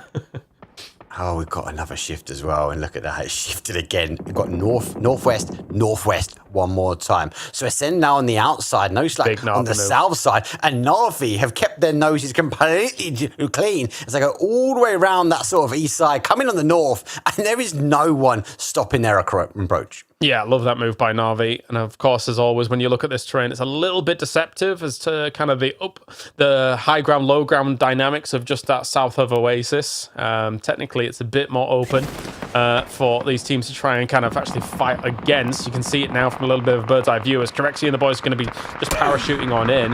Yeah, a lot of teams can exist in here. And, Beamy gets knocked by Boostic. Everybody was shooting their way for the moment, and Beamy does get confirmed. So, Corexi, I see a pickaxe in hand. He doesn't need pickaxes when he's got dynamite, and he does apply the dynamite pretty quickly. It's not just a hole, it's a trench now for him. It's going to give him some cover from Na'Vi. And again, he's had to make a call. He's had 4 grenades. He's got 3 smokes in his back pocket. He's had to expel half of the potential utility for him to try and get out. What's totally intriguing is the fact that dips like he just created used to be a dime a dozen for like very rare, even I should say, for some of these positions and stuff like that. But now you can just create them as quickly as he did. So that was hugely impactful against the shots and the angle that Boostic actually had on him there. And now he's completely covered. So good for him. Is he going for, I was about to say, is he going between this or VP? He's going VP now. At the 400, I was going for this, but 250 is too far for VP. Yeah. So I thought I might hit this because they're in the compound a little bit further in that direction, but not the case. Can he find a gift? He's not, but he's going to be the gift that keeps on giving, and a potential if Corexia needs a new hole. He's now got one just next to him. Yeah. Oh, actually, that might be good. That's good. 50 meters less, 46 meters less, actually might be on the money there. Maybe a little bit closer to Hakatori compared to where he wants it. Okay. Oh, so close. Oh, Corexia, quick. You gotta juggle this one. There's one more. I've got 4 left. No. He's got 3 now remaining. Did he just barrage him? He's gonna barrage him. He's not giving the option. He takes a headshot from the other side. Jeez. He has to find safety in Hakatori. He only puts 2 of the mortars in the air, and Corexia is using the advantage that he can. There's 1, there's 2, and now VP have borderline a massive fortification to play with. Yeah, that's unfortunate there for Hakatori because he got beaten by the variance of the mortar fire, right? We watched all 3 of those shots be 204 meters, but it's got a bit of variance in how actually it flies. Another 204. He knows it's on the money. It just needs to land. Grexy knows it's coming his way. He's on the run. Nope, that would have been perfect, though. It would have been perfect. He's watching the other one take some damage, but it's not going to be enough. And that's the next build. And it's Chris, though. The shots go through. Perfectix pulls the trigger. He's going to force. It's Chris. Well, he loves an early kill, and he's looking for some more now. Well, this is a disaster for Twisted Minds. I can't believe it here. It's Chris in this end doing a ton of work against them, but it comes at the behest of that Panzerfaust friendly fire. Can Twisted Minds do a little bit more, survive a little bit more? Batulin's on the distance here. He's knocked in the blue, so he's not going to be able to join this anytime soon. It's all on one member in here against Twisted Minds. Or his example, though, double nade. Will he be able to get more done? This might be one member, but this guy is a god. As he puts his Chris down, example. It's now finding the grenades he wanted from before. He's going to make the charge out. The call B does go for the scout, and Ascend get unpicked, though, from the god himself. Okay, T-Bone, it's all on you now, because if not, if you don't do something about this, example's just taken 3 of your team with 2 nades alone, as he will take a bit of blue damage here. T-Bone's just holding out on the little bit of a high ground just above this compound as well, knowing that eventually, example, you have to leave. But the longer this takes, his teammates are going to get flushed. Angled grip as well, of course, in now, and it is a beast. It is strong. I do love it. It is good. I'm enjoying that half grip as well. Oh. Yeah. Right, so example. He's running out. T-Bone never leaves a man behind as he charges into danger. And knows that he needs to put the kill leader from game number 1 back up on his feet. Because the zone, it is phase 4. This is going to tickle. Run, Chris! Yeah. At the same time, SAUL completely out as well. 15th place for them. Example's going to want to try and finish off the rest of Ascend as he's coming in from that side. He did have 9 first aid kits, though, so he's got a little bit of time on his side here, for example. Try and get himself some more points on the board. Akatorian Spiro against Hive. Hive moved in north of Na'Vi, but Na'Vi had a big firing line set up, ready to go for anybody that was going to move on to their spot. You've got to remember their rotation. They know it's clear. Now they want to focus and ensure no one else follows that same path they do, and Na'Vi are doing the right thing. Good position, good hold. Let's see if they can continue on here. Back towards the other side, though. Construction workers didn't have the best start. They got Clash, but they got the numbers back up, so they're back to a 4. Bushido Wildcats. For Fex, he knows he's down below, but he hasn't got the vest, and he has to be cautious. If he peeks over, the opportunities come on the other side, and Code Marco was waiting. Knocked, no helmet, no vest, and Fex is down. Yeah, they were working with nothing as well. Nailup's got no helmet as well. That was annihilation coming in there from Bushido Wildcats. Another nade forwards here, trying to shut down them. They do have a P90 in hand, and it's on Vard, the clutch master himself for construction workers. What can they get done? That nade's going miles, jeez. Let's see if Bushido Wildcats can do anything more against this. A little bit of an airburst. 24 damage against Vard. You do want to shut him down, all things considered. With the P90 in hand, goes a little far. He's still alive somehow.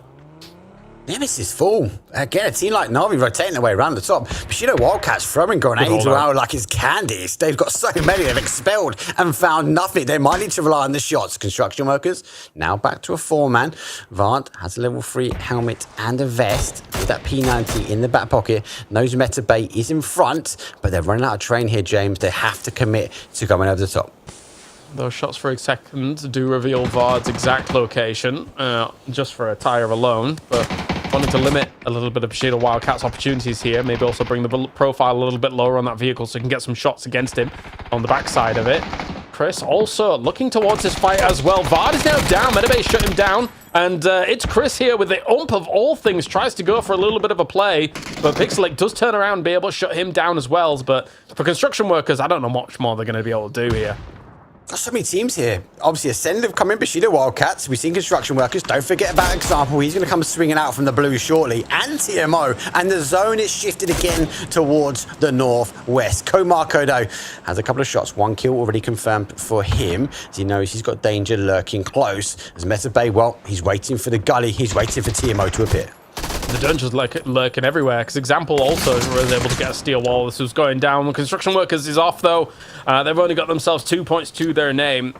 And now the myth of trying to dance on through some of these smokes and come in behind this to see what they can get done against a not a bad nade at all. Still 4 first aids remain, for Example. It's gone... Oh, another 40-40. Jeez Louise. Come on, Justice. Let's see if we can get a finish off here.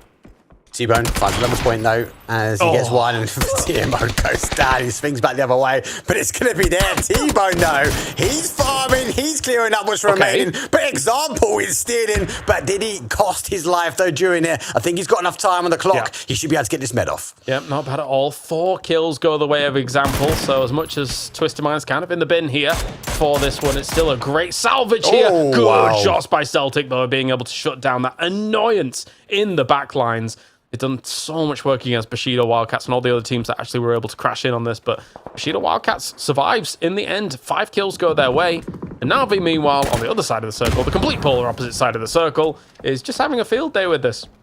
Yeah, keep an eye on them on the map. They've cleared everyone on that sort of north side. Now they're focusing back to the game plan, this late game, and obviously with the zone coming back their way was good. They can get rid of Solo. It's going to help him out. It's going to give him that whole ledge to try and play from. As everyone else, though, is struggling. I'm interested to see what we see from Vis. Yep, they have yet to play their hand truly, as now shut down here, S2G in that little shack.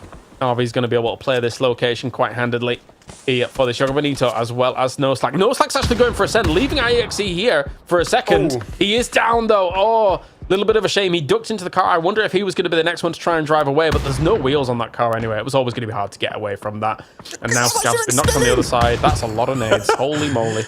It just tells me they don't know how many are here. They know they were here, but they didn't get the count right, and they've just extinguished huge amounts of potential for them late game. Or they look at this going, there is no way we're going to survive on this side of the mountain. Yeah, and I think NoSlack also realized that a little bit earlier than what was going on there. Maybe your Benito has no vehicles anyway. Okay, they do have a few, so maybe they're going to try and go for it. But NoSlack was like, okay, we cannot stay on this side of the road, I suppose, considering the fight and how easy we are nadeable against Sugar Benito, so we have to leave. Maybe that's going to get them into a top 4. We'll see. We will see for now. Vis leaving the compound, running the road now as they migrate towards that sort of west side. Akatori does find Noddy. Spyro looking to try and find as many as he can. Ferris though gets Schengen. Spyro does get Noddy confirmation. Akatori will put Simon down. Jogger Benito running around like ants as they find another car. Slaven has to send forward. And Na'Vi's just actually ruining this lobby at the moment as well, though. They're just shooting at everything that moves and taking it down. 11 kills go the way of the Na'Vi boys at the moment. Kovalevi also down to Boostic. If he thought he did a lot of damage in the previous game, let's just wait until we see what's coming out of the other side of this one for Na'Vi. NoSlack gonna get bombarded here, Mark. They are. Did you see as well that Boostic's got a C4 in his back pocket? So let's see how Na'Vi might try and end this game. Hakatori at the moment wants to end it with the good old bullets. 5.56 though, and he gets one, but Slaven gets the steal. So Jogger Benito making something happen from their position. Hakatori with 700 damage now, looking across the way. Still technically Virtus Pro is still alive, a bit east of them, I should say. And X-Howl managing to survive along the roadside. It's not the easiest of tasks that you've set up for yourself here, but they are making it work with a little bit of a car for some deployable cover as well, and even more that they're going to be able to throw on forwards for this. So they're really fortifying the position. There we are, the good old pickaxe. All right, get dig your way to the bottom. Yeah. Oh, what if you dig tunnels? Oh, there's a team that's tunneling their way to the top, but it's a fight between NoSlack and Na'Vi. 22 points for one, 20 for the other. And Na'Vi, whoa, they've unleashed themselves as they charge their way forward. They can hear the fight between Vis and now Boostic sees one. The spray goes through, but he doesn't get the connection, and he stands strong here as Habibi fires back. Yeah, knows when to back off, and that's mature, right? Don't commit too much for the spray, especially when you've revealed your position. There's going to be other people looking your way. Spiro does hit Habibi, though, with a nade, and that really start to open things up against them. Scav's also digging in the distance. Everyone's got the pickaxe now. Dig. We're never going to see the end of it anymore. As for Boostic and Spiro leading the charge here, looking to try and completely shut down this approach. That's a good nade. Oh, no. Oh, it bounces too far. At least it bounces fair enough. He might be able to try and get that. Second one will come through. He gets caught by one of the players. Dog headshot. And it does get a confirmation. Habibi's down on 2 though. Takes the header on as Habibi will say goodnight here. And it looks like Jogger Benito maybe trying to find another one. And it does. Another kill goes on the board. That's 5. As they will find themselves now total 6 kills. Any tour groups coming through these maps afterwards are going to be like, are these the footsteps of giants? What actually happened in a lot of these areas? It is ridiculous. You may as well be giants if you're Na'Vi. PGS2 champions here, taking down Curexy, the PGS3 champion. as they are looking to absolutely stomp the rest of the lobby right now here. And the only matter of resistance that exists on their side of the circle, I mean, they have positions where they can play just above teams and then be able to shut them down as well. So it's looking good for Na'Vi. Pains using the Dorito. Seems to be a thing of the past at the moment. That might be the only thing that keeps him alive, especially for Jogmanito. Zone has shifted back towards his way. Vis now under pressure as he looks to the heavens to find any cover. And now comes a molly. Not just one, but there's 2, 14 kills. The car's on fire and Payne crawls himself back into the hole. Yeah, I did see it.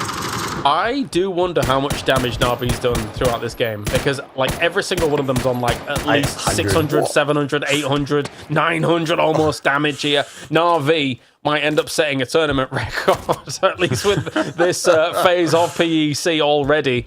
14 kills to their name. There's plenty more on the board for them to take away. Pains, though, decides to shut down Spiro. He really went aggressive on that one. He knew the only thing he could get from the rest of this game is maybe a knock on a flush, and he was able to get it. Have Noshak really got no kills? Surely not. 23 points. Na'Vi closed the gap in the game with 14. Jogmanito taking a lot of steals. I think when they had to send it across the other side of the road, they were just like, well, okay, this is all we've got. This is exactly what we do. Oh, do you know what you could do? Park the car on top there, Scav. You'll be well covered, mate, if you're there. I fear, unfortunately for him, Na'Vi are scouting their way forward, but can they even see the dip? Boost if he goes on the high ground, maybe, but he might travel past. Scav peekaboo, whack-a-mole. He whacks one, Boostic will fall. Ferris now knows there, danger close. Goes over the top line. Oh no, Cristani from Jogmanito has the opportunity to put the final blow in towards No Slack. Yeah, suddenly this became like a 1-2-2-2-1, whatever we're seeing at here. Like Na'Vi had 4 strong, but then they were sniped. They were stabbed in the back by some of these individual plays, by Pains, by the likes of Scav here up at the top. So now it opens up the room here for the other side of the road to have a bigger impact on this game. Exhal got the res off, I think, on the other side of the road, so there should be 3 here in a moment. Do you know what's really crazy? I know it sounded bad, but I didn't even clock the X-House here. That's bad, right? Because Na'Vi have been completely clearing this side, and they've just been sitting there calmly. They're losing numbers. They're down to 2 at the moment. Pains is going to try and take a long shot. He lines it up, goes for the skyrocket as it goes through. There's always a way if you dream and you believe. But Pains will wait. It's just over their heads as Jogmanito fight to say another day. You know, that wasn't bad. That was not bad.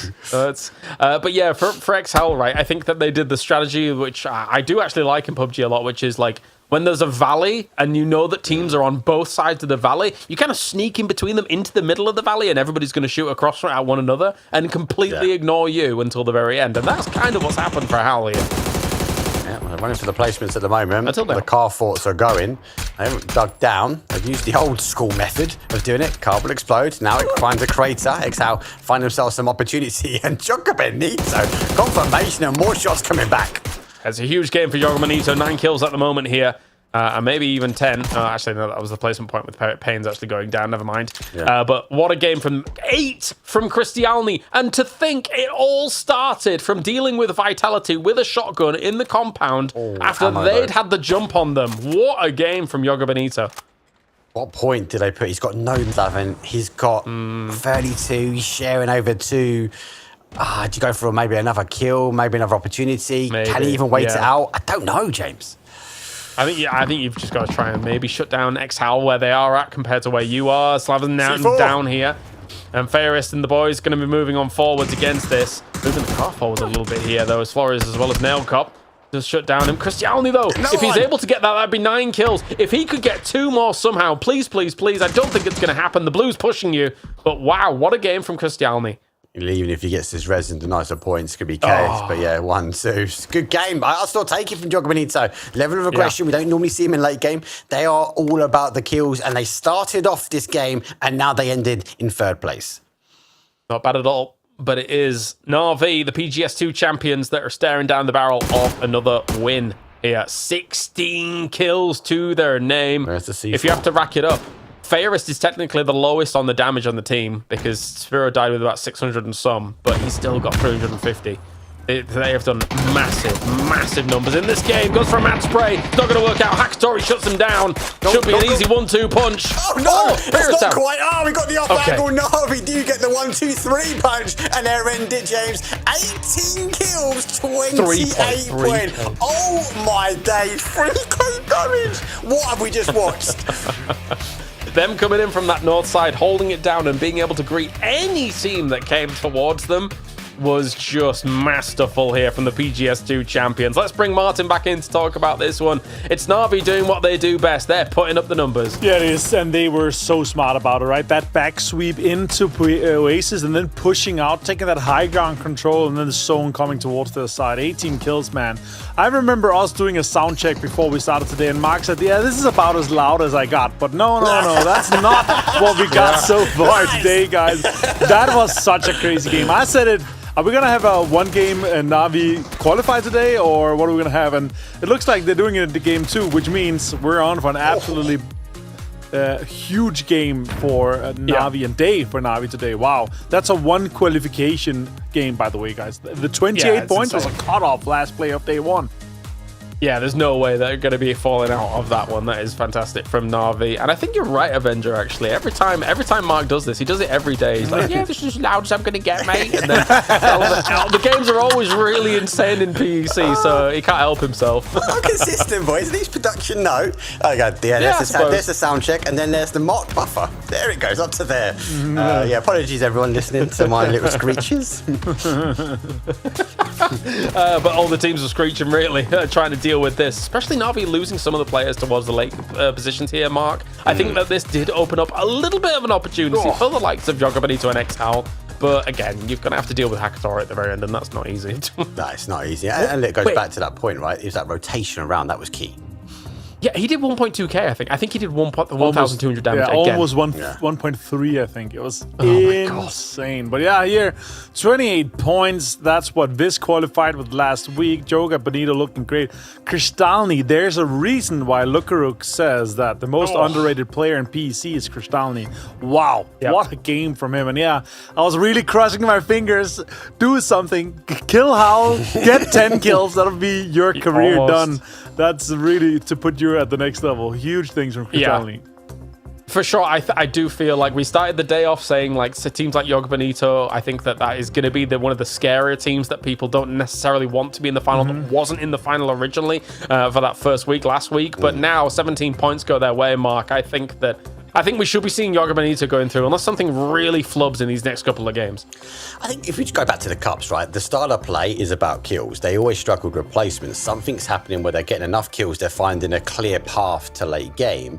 And if they can keep doing that, they should be getting... Look at the damage here, 1-3. Jeez Louise, 8 kills. You said it, Martin, I think it was last week, that Hakatori, if his tenure at this level, he's just the most 1K clubs. Easy, hands down. Problem. And he never stops. He just never stops. No, he doesn't. And look, he even managed to tie himself on second place for that. But look at Kristalny, though. That's an 8 kill club right there. That's huge for him to be able to contribute to the boys.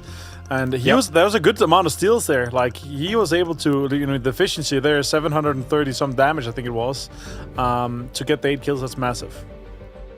Who did production pick for our team focus? Okay, it's Ascend after them, of course, being able to do very well in our previous game. And they did start things off here, Mark, with a good circle, with a good opportunity to make things work. It's just, unfortunately, the game got away from them a little bit, especially after the kerfuffle in the compound. I think it was that last shot there, right? It shows how split they were. And look, if that zone was more central for them, they're going to defend a lot of teams. The fact that their compound became the south side of the zone as it played up to the northwest, everyone had to play. They put 3 back, T-Bone storing the compound now at this point, but then obviously it's Chris finds the opportunity to get a few, and then it was kind of survival. Like, you can't underestimate a single body of Twisted Minds. An example proved that why for T-Bone, nice hold, but at this point it was survivability. It wasn't about winning the game. Yeah, I do wonder, Martin, how much they would have had to Ascend if that Panzerfaust whiff hadn't have occurred there for Perfecta, because I think that changes the game completely. What do you think? Yeah, it does. It does stop them completely. I think the big one was obviously the example stopping them, basically. Get them losing a little bit, slowed down quite a bit. I think there would have been 3 alive easily in that position. And then they could have had maybe a few more kills, but still, this is not a bad start for them. This is to the level that we really want to see Ascend. They've been able to kind of step it up, and I think their new roster is working good together. But it's about building that synergy. It's about building your trust in your teammates and knowing how everything kind of runs out. Well, damage done so far. It's just Na'Vi and Christiane looking really cool in that final game there, Mark. So from our first 2 games, what have you taken away from them so far, mate? This update's insane. Let's start with that, and then we'll go to the teams. I think the teams are adapting to that change quite well. We saw the scrims obviously through the week, but I still don't think they kind of unlocked it. I think the pressure that we've had in the cooker for this day number 1 for just 2 games, there's been a massive learning curve for these teams.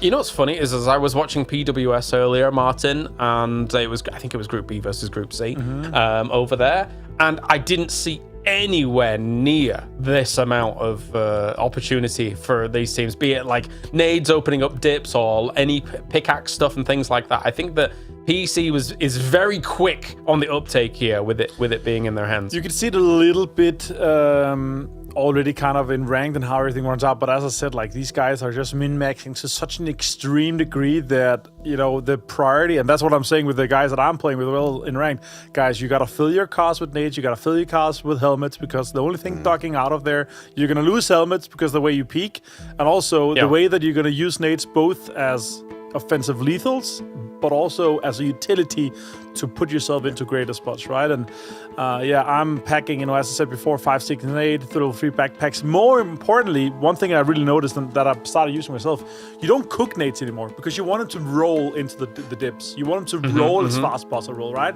And once you kind of see the direction that the players are, especially with the pings, you throw an 8 in a direction, you know that if there's a dip there that is in, it's gonna kind of roll into the dip and actually get the knocks there. Stay in. So that's one thing that I noticed a lot and that I'm really utilizing, especially here. That I think the guys out there as well. Make sure you don't cook as much, unless it's, you know, it's close. But like, you throw it far, you know there's a dip there. Make sure that your nade rolls as far as possible by not cooking it.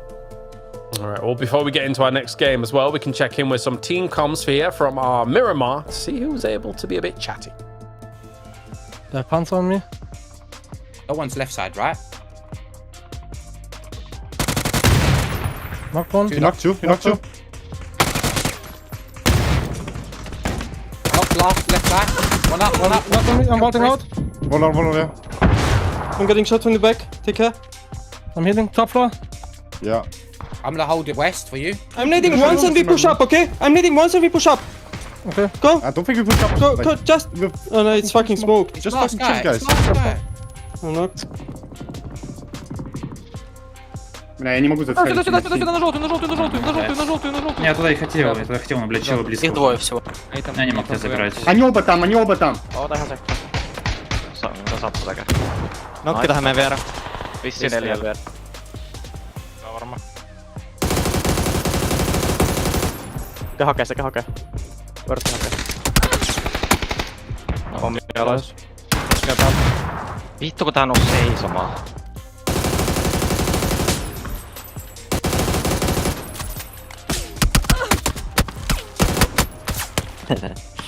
Anteeksi. Well, if you understand some other language, there's definitely some colourful comms there to get things going. But of course, you know, in the heat of the moment, you got to get things done here for the boys. So 2 great games to start off our playoffs, not going to lie. Definitely very eye-opening as well for some people out there that may not be fully used to exactly how things have gone down from patch to patch. But definitely we're in for some more changes here for PUBG. And it's an exciting time with Game 3 on the way here, Mark. And already some teams put themselves in a great position here to be able to advance. Yeah, I think it is about that position, right? And obviously, we're coming into that halfway point now of the day. That's a huge amount of Hakatori. And it's good to see him kick it off early. The damage. Oh my days.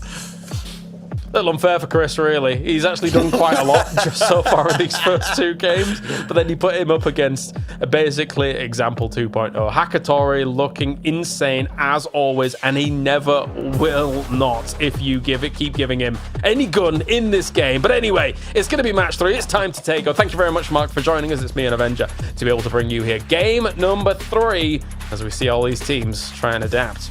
Yeah, it is. We also have to note that it's Chris stole 3 kills and lost 0. So that's also one of the reasons. The damage that you deal to knocked players does not contribute towards your total damage. It's only damage done on standing players before the Diabino. So, but here we are in Tego, James, and I gotta say, I've had a absurd amount of Tego in ranked. I think 70% of my games today was Tego.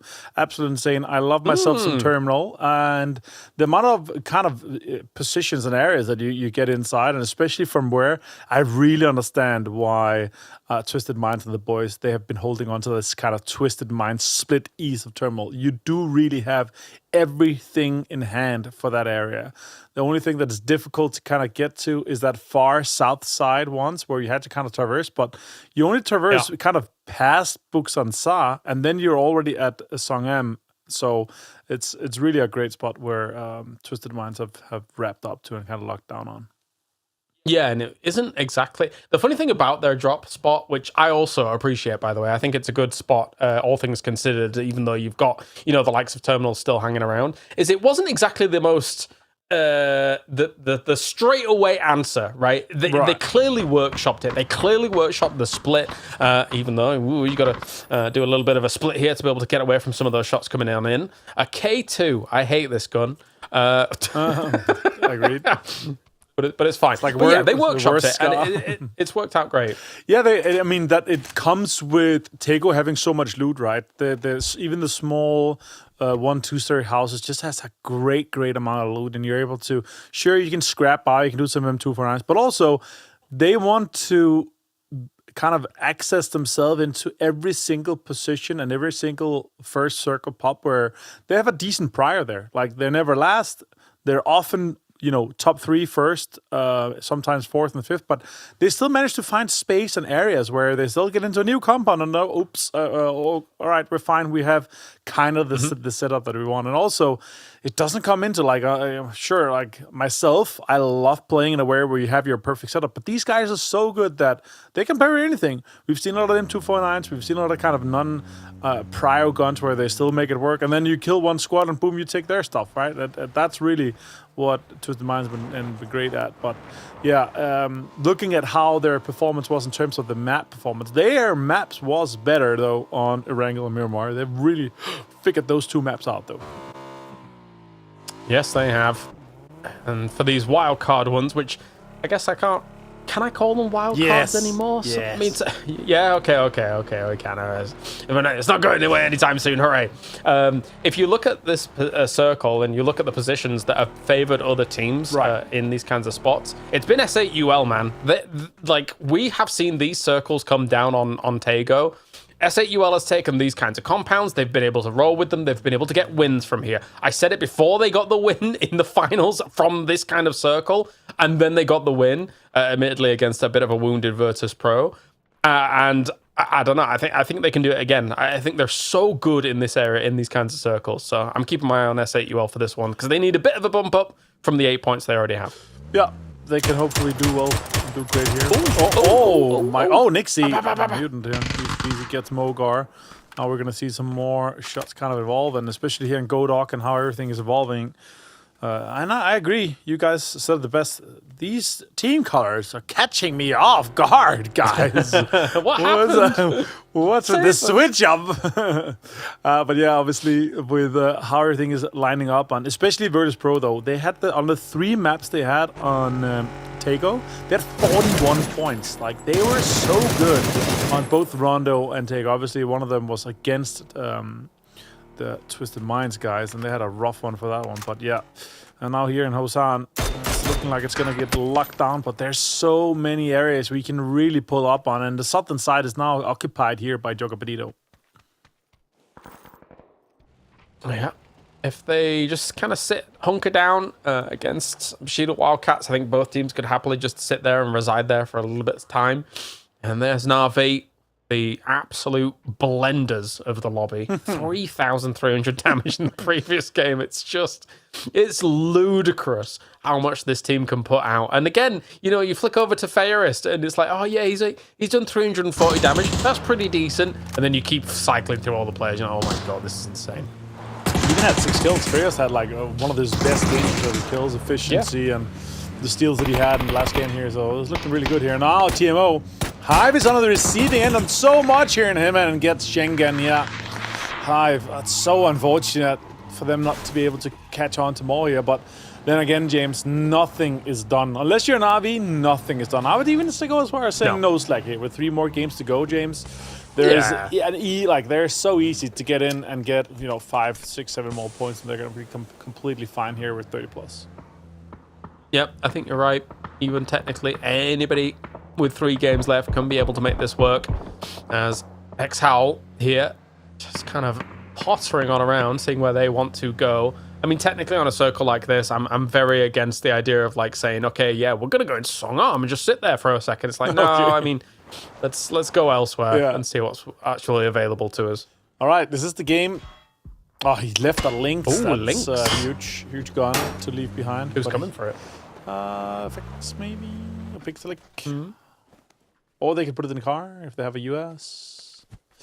But yeah, they're getting gobbled up here, so that's going to be completely fine. And also, with their current spot, having the northern side swamp here is actually really great, especially as a first circle kind of area, because you have connections to everywhere. Like, you can go anywhere in the next circle pop, no matter how horrendous it is. And they're getting 3'd out of their mind here. We're talking multiple 3 vests, 3 helmets. Let's see how many guns they end up getting here. That's going to be crazy. So is this the game for construction workers? Currently 2 points in 2 games. Now we're in our 3rd game here, James. I said I think they're going to do well here. They obviously didn't play as many scrims as maybe some of the other teams. Guys, come on. Well, just 1 scrim to get warmed up against the same teams you're playing. We want to see that. Need something, don't we? Need something here for the boys, because otherwise they're going to be languishing in playoffs only and no finals throughout the year. Unfortunately for them, if they don't change their ideas a little bit. But the other teams clearly hungry for it, clearly voracious for it in some instances, right? You see No Slack and kind of what they've been able to do so far. AXE with a ginormous body, but just a really small head on top of that body.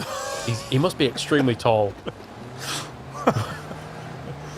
I'm thinking of a certain Photoshop now, but let's not share that. We talked about that yesterday. But I'll say this, though, James. No Slack, we talked about it, like how well they're able to do in the last playoff.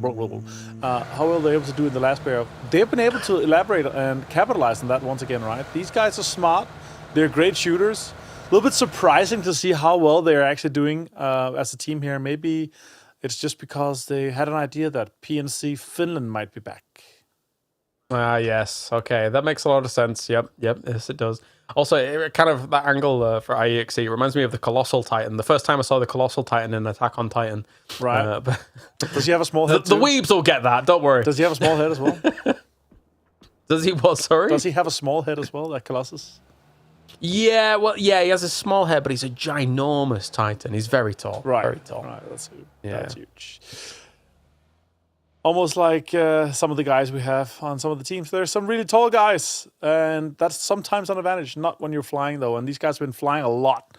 They're going to be flying out to PGS, to PNC, and to Esports World Cup as well in the next coming few months here. So it's going to be busy time and busy schedule for these guys. So sitting here at home playing here in PEC is going to be great for them, and they're obviously enjoying that hometown. But it is stressful, especially playing a best of 5 here. Oh my God, Fairies, you found yourself a high ground spot and duck yourself. Illegal. That's an illegal spot. Someone's not going to be able to see that if there's nothing close to. Look at that. That's actually really an illegal spot. Holy, and he's got a car. He's got a bike too for cover. What are we doing? Where are we going? Whoa! Okay. Whoa! The smallest little jump of all time. But at least he got some speed coming off the hill. Look at him go. He's so fast. Wow. Back to the coop. Maybe get some loot here. Let's see. Pack up the bike. Oh yeah, okay. Maybe pick the bike in the car. That's the thing though with the coupe. When you have a bike in there, it's 70 capacity, and the coupe only has 100, right? You only have space for one nade. Like the coupe can't really pack much. That's why I'm always driving UAC. Also, the UACs are almost unflippable, and that's really on par with both my driving, but also my teammates. So go for the USs. And look at that southern shift, James. We're close to a swamp here. Though, he got that bike out of his bag, so he can tuck that back on in, and he's good to go. But yes, you're right. With this circle shift far southeast here, swamp still in play. But again, S8UL, man, the compounds that they are always in are dead center. They've got to be scared, though, I think, because there's going to be some teams crashing on forwards here. There's the potential that these splits actually get hit. Spiro just hit example as well. To Perfectix also down. Big Titans of the lobby at the moment going down to one another here on this rotate. They got absolutely rolled by Boosting and Spiro. What happened there? Wow. To just absolutely destroy Twisted Minds like that. They only lost Hackatorio. Actually, it's a big name to take out, though. But here, Tulin's coming down also. That's so unfortunate. He tried to do a drive-by, too. And that's Na'Vi getting 3 kills and going up against a team that's already qualified. That's what you get. Because they don't care. Obviously, sure, there's some PGC points on the line. You want to still do well. You want to kind of win the lobby. But with how far they are already, James, it's not a team you kind of want to roll up on and try to do drive-bys on like that. Because they're going to commit. Sorry, did Hackatorio just shoot Tullins out of the glider as well? But now Twisted Minds is gone. They're out. That's them done as quickly as that. It was Na'Vi and Virtus Pro of all teams to be able to shut them down. There's a world, Martin, where I'm thinking to myself, right, because we've got such good quality teams. Na'Vi, PGS2 champions. Virtus Pro, PGS3 champions. Does Twisted Minds ever get a look in again at number 1? They should, right? They should, in theory. But we've just got such insane quality now at the top. Yeah, it's not uncontested anymore. It's actually crazy how good it is. And you gotta punish it. And here they did get punished. Also want to see some teams punish the 2-2 split though, James. We have S8UL in the 2-2 splits. We have Jogo Bonito splitting 2-2. We have S2G also with some splits. No slack. There's so many teams, especially in phase 2. And that's kind of the tendency we saw at the last playoffs as well. And I'm wondering if people are like, it's not really worth it. It's not worth it losing players for 4 versus 2 because someone else is just going to crash us. And that's really what the teams have been great at, the third-party crashes. And they're like, okay, the 2-2 splits are actually really worth it working out, especially in compounds. You can lock down as a 2-man, especially the 2 ones that S8UL has on the lockdown right now. Yeah, for those Western teams, though, I'm a little bit concerned. Like, if you're in Hosan Prison for now, yeah, okay, it's like the Red Keep, and you've got your dragons flying around up above it, like Mr. Stratos himself. But, like, you're going to have to move from there eventually. So that's, I guess, what your good old dragon in the sky is trying to do. Where are you going to be going next? And usually it's into the swamp to try and figure something out. He does see teams rotating behind them. So they're making sure to fortify this location, push them off, and then try and get rid of any encroaching armies as they do try and move in on this. But and also get that car out of the wall. Why is it stuck there? What's going on? What do you reckon? This is the best gun out of the glider? Like a high-capacity DMR probably is the best one to do some damage and swap out. Although, oh my god, Nailip takes tons of damage here. Pixelic finds Justice. Now Nemesis and Construction Workers in a bit of a fight here. Points going the way of Construction Workers. That's going to be a great nade. That's what I'm talking about. If you don't cook it, it might roll into these holes. There's a bigger one here now done for Nailip, and looks like Nemesis and disengaged just a little bit. This circle did pop away and kind of east on the further side away from Swamp, though, James. So now the teams on this western side, they're going to have to figure out how they get into this next one. All right, I'm bringing back an RTS term. If we ever see this, the cheeky little hole that Ferris used that we just saw there as well, yeah, it's turtling. We're turtling from now on. Sure, yeah. It's a camp spot. You're ducking your head in. It's turtling. What do you think? Yeah, I agree. All right. That's huge. It's in. All right, back to the big compound where we saw S8UL have some success from. These guys, they know how to play from here. And also, now that they're all full strong, this is going to be a big game for them. I'm looking at double-digit kills, potentially top 2, top 3 here. Keta takes him and down. That's huge to get some points in the way of Ascend. And TMO losing players early on is not good. No, it's not. No, it is not. Send, what are you going to be doing? And then coming in from this side a little bit later, trying to find a direction that they can go for. As Looks like T-Bone was trying to scout out what Nemesis is doing on the south side of that. Keta actually does take down He-Man completely. So Quizzy, though, and Vitality want a bit more points. They didn't get really much in that last game here, but they've got themselves, yes, the compound that no doubt 3 or 4 teams are going to try and inhabit. And then eventually everybody's going to have to come out and everybody's going to die. That's the Hail Mary compound. Yeah. Like, if you have the northern side, though, in this circle is good because you can deny the teams from the south and from the other side of the roads because it's isolated by the road alone, right, in the kind of intersection. So that's going to be good. We've seen them. This feels like a replay, James. You know, this feels like a replay from the area that we've seen here before. With SADUL being here, Vitality being in the spot here. A few different teams, but let's see if these guys are going to be able to dig themselves out. Schiller, he's turtling, James. He's turtling. Okay, he's turtling. I mean, it's okay for the moment. He's got a little bit of cover.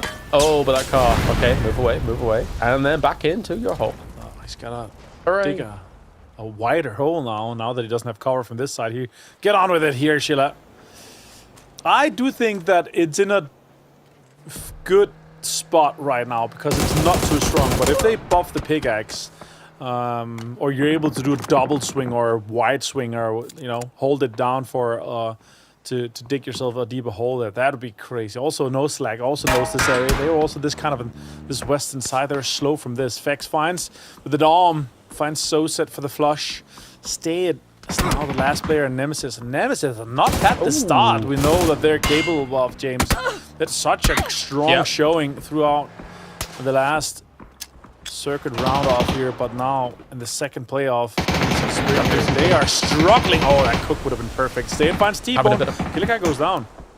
Yep, not bad at all. And more nades should be able to shut down Stade here. Do throw a double forwards here. Good stuff. Maybe it'll get the res up straight away.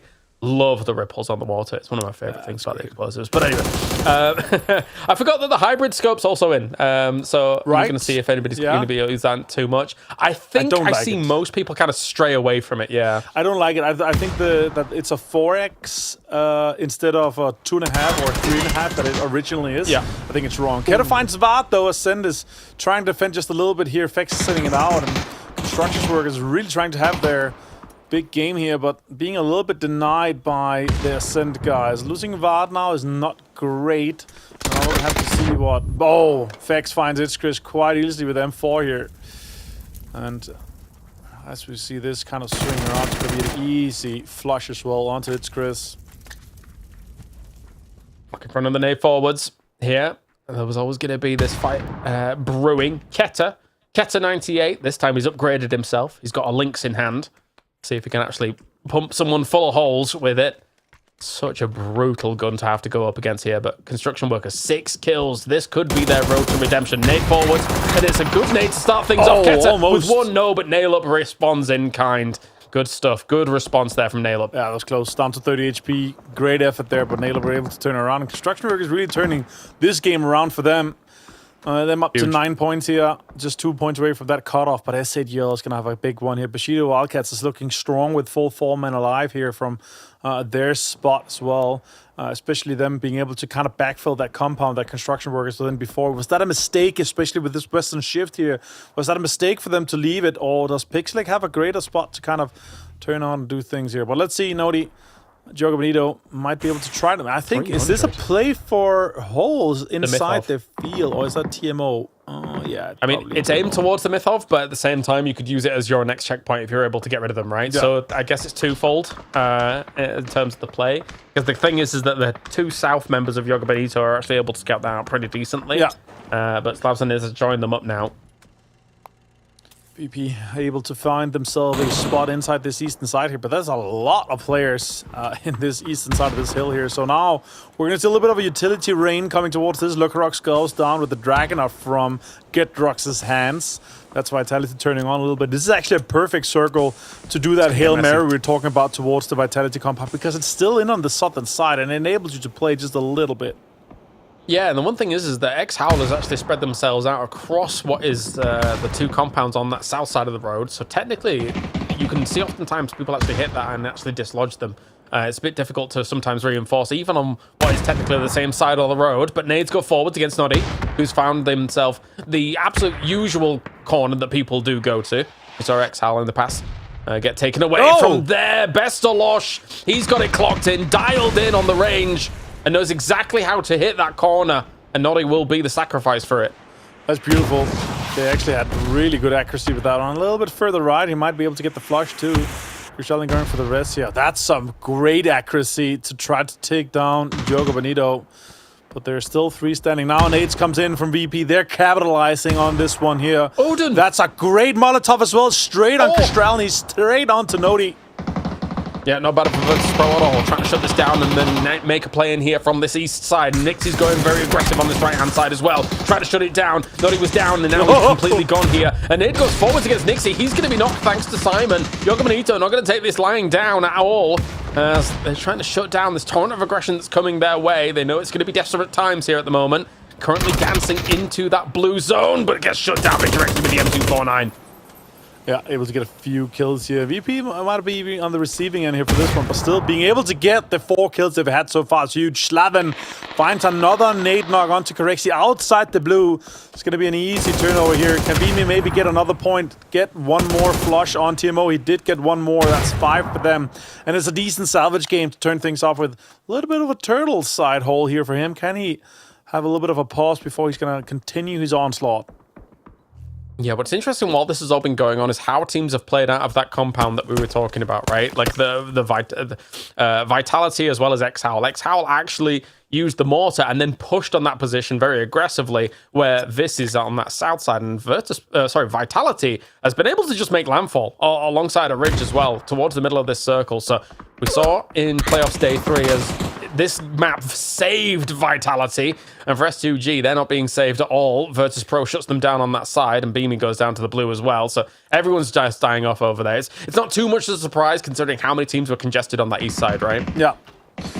And kind of expected from what they were able to kind of lock down so far. But yeah, Howl trying to make a little bit of a dash forward, try to get in here. Vitality looking good too with the area they've gotten, but they could be backstabbed by either Howl or Exile at this point, obviously, or Viz.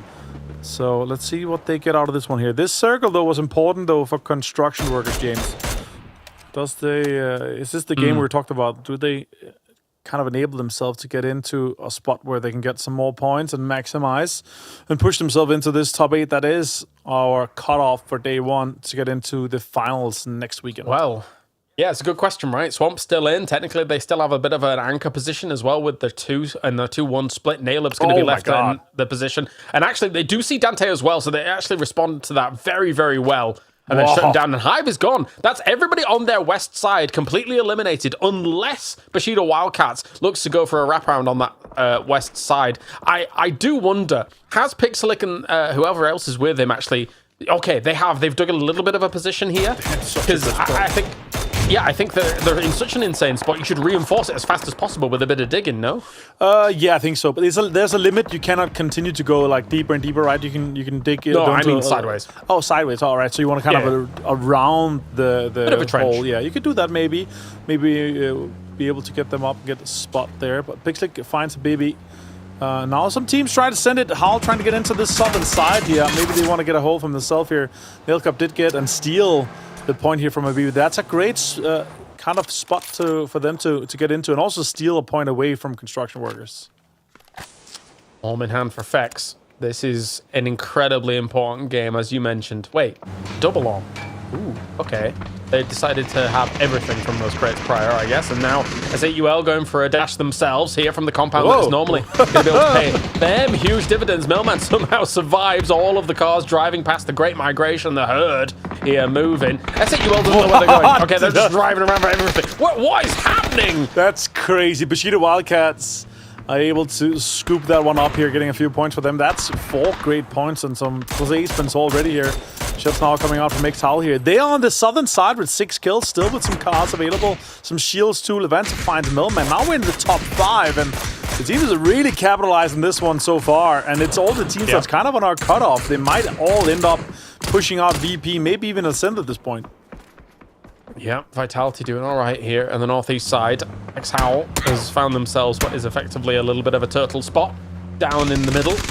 And here comes Code Marco crashing into the position here of construction worker. Sees him in the distance, goes for some shots. Crossbow starts to get this nail up, goes for another spray on the south side, but at the same time, reinforcements come in from the backside here from construction workers, but they're gone as Metabay is able to shut it all completely down with Pixelic on that south side, brilliantly dislodged. I thought that they were going to be the team to try and dislodge construction workers, just not from the angle that I was expecting. So confident in the pull-up. They're like, yeah, they're only a 3-man. Let's just do a 4v3 and we win it easy peasy. And nobody's capitalizing on it. I would love to see Vitality push in on the two knocks that they already had here. This is out in 4th place. This continues to get these high placements and continues to get this little bit of a salvage game going. Only 1 kill, but still 5 total points for them to go their way. Push. And now Vitality, this is their qualifying game. If Vitality can close this one out and get the win, this is them in 30+. Yeah, this is a big push as well. They knew that technically here, Bushido Wildcats, yes, you made a great push against construction workers, but that has pinned you into a corner with this move. As Nailcop actually doing a lot of damage here with the mini as well. Howl is fanning out on this. This is a perfect play by them to just try and completely seize control of this circle whilst these two teams fight in the corner. And now Flores as well with the backfill onto... This is huge. Onto... Oh my god, Quizzy finds Nailcop though. Now shots are coming out from Flores. Exhal here. And a little bit of the receiving end in terms of how much damage they've been able to do, but have they forgot about Code Marco? He's just hiding down in this dip in between them. And they're hammering shots towards each other. Now Vitality's going to be running towards him. And look, Code Marco finds one. That's going to be a little bit of a thorn in the side of Vitality. I've got to say, is Turkey back in full force? Not S2G, unfortunately for them, but X-Howl as well as Bushido Wildcats doing God's work at the moment for this one. Looking like they're getting a ton of points. Vitality, though, as I say, we saw them win some fantastic Tagos in the last 2 weeks. Can they win another? Only 4 kills go their way. X-Howl with the 9 at the moment here. Able to completely lambast everyone down on that south side as now Vitality is going to make a bigger swing. But Levante moving forwards here. Utility going to try and cover him whilst he's making that move. As more reinforcements coming forwards. Quizzy with a massive nade here and Levante with a follow-up. That is X-Howl getting absolutely decimated upon arrival. Yeah, we're down to just Odin Mavezi. He might have 5 kills here, but that feels like it's it for Exile here. Vitality have done everything. Still 4-man strong here. This is the Vitality we know and love. Look at that. A few more kills, 2 more flushes to be able to be had. Oh, that's a perfect blue zone to push him out. Shots coming in. There's no denying this, though. Jammer pack on the flush. Yeah, that's huge. He got the points. That's huge for Exile here, though, James. But that is Vitality getting an 8-kill victory and a chicken dinner to close this one out here. And this is probably their qualification game. What a great push for them. It ain't going to take them 3 days this time around. Team Vitality comes out swinging to make sure that they do not have to go through the rigmarole that they had to 2 weeks ago. Let's get Mark back in, talk about this game. This was, it was time to Tago in a big way, Mark. It was time to Tago. We've got to talk about Turtling, boys. I'm sorry. We've got to come back to that. But Vitality, good play from them. And look, you guys are talking about they're in the compound, but somehow, some way, they kind of sent it out and I suppose unscathed by a lot of the teams, but not a bad game for them. I do want to highlight X-How as well, boys, because you didn't quite see it on the stream. There's so much action going on at the same time, but from the map feed, you can see X-How. They actually used the mortars as an aggressive stance. They took the mortars towards this, and we saw that kind of aerial shot a bit later, but there was so much open terrain, but they took the aggressive stance. They left the compound, and they took the kills with it. Yeah, it seems like it's the kind of 1-2 punch that you get with the follow-up of a mortar now. It just looks fantastic if you're able to use it correctly. As we take a look at the highlights from this game here, Martin, and I think it bears repeating that Vitality, I mean, as much as sometimes I kind of make fun of that compound quite a lot in Tago when we see teams get in there and then get stuck and then not be able to do anything with it, but Vitality was able to do something with it, hold teams off when they were coming anywhere close, and then being able to make the transitions they did. It was really masterfully played. Yeah, and those circles there, that northern part of the compound is really the way to play. The other side is a little bit bait, it feels like, especially because of how the roads are singling and holding on to that northern side here. But Vitality, the 18 points they're able to have from this game and how they're able to leapfrog into these next circles here, staying 4 guys alive, taking massive control when they had to, was really beautifully played. So well done to them. And yeah, just a few more points and I think they might be safe. But now it's the race for who gets 16 PGC points if you're able to take first. Yeah, it's weird, this one, because it's not just the north side of that compound that paid its dues, really, Mark, because Exile was in there as well, and the south side managed to hold off anybody kind of coming their way too, and then get themselves 10 kills from it as well. Is Turkey making a bit of a resurgence for you as well, watching Exile and Bushido do so well here? I think they need to, right? And I think for me, phase number 1 for PEC Spring was you kind of look at Turkey, you know you're going to get a good team, definitely get through strong qualifications, but it didn't quite get it, did we? We saw glimmers of it. It definitely feels like they're back here for phase 2. Ooh, okay, we have 37 points for Na'Vi, 30 points for Team Vitality, but getting a bit spicy now with only 2 games remaining here, Martin. Yeah, it does, and with this, that's Vitality's game done and dusted here. 30 plus points is safe, but look at how close it is for Reynolds. Even with Team Nemesis with 6 points, you're only 12 points up to 8th place. Like, one great game qualifies you here, and that's going to be your focus. Because you cannot rely on the rest of it. Obviously, 2 more games to go, but still, guys, teams that should be on top but isn't, as we see Odin Mavesi here with the top damage and top kills. That's great, but teams that should be at the top compared to what we saw last week's Nemesis, Twisted Minds, they're not present up there, and we should really be seeing their contesting at that very top. You know, Pixelix got the headgear for all this new meta as well, Mark. I think that, technically speaking, they should be awesome with the pickaxe, no? I just saw that, made me chuckle. Only Pixel would do that and get away with it. Absolutely lovely. No, they got the right gear. And a better game from construction workers. I think they were sleeping. Game number 1, game number 2. But actually definitely a pick up here for game number 3. So good play. But there are a lot of teams that are on that cutoff point. Even a team like Virtus Pro's on that cutoff point. A team which I wouldn't put anywhere near it for day number 1. But one game will turn things around potentially. Yeah, our team focus for this one was on no slack, and as we take a look at how they were able to try and play this out, a little bit difficult from that south side here to make something work. Of course, IEXE doesn't have the headgear for this new meta here, Martin, with his flaming hat. I hate it all. I hate it. What profession do you think that hat goes with, though? What's that shop in America called? Hot Topic cashier. Okay, there you go. Okay. Yeah. You know Hot Topic? No, I don't. I'm trying my best here, Martin. I'm trying. It's basically where you buy like emo clothes. Oh, okay. Yeah, but that one was the big one on Slack. They were on the receiving end. That's why we saw so many kills on Odin Mavesi here. But yeah, they still have 25 points though. Surprised that no Slack is able to keep up to such a high degree here. 25 points is 5 points shy of safe. It's potentially 15 points shy of taking, 14, 15, 16 PGC points home. And as we talked about throughout there, those points is literally what puts you to Esports World Cup or to, your PGSs or to PGC at the end of the year. That 16 points could be the difference that makes you go to PGC or not.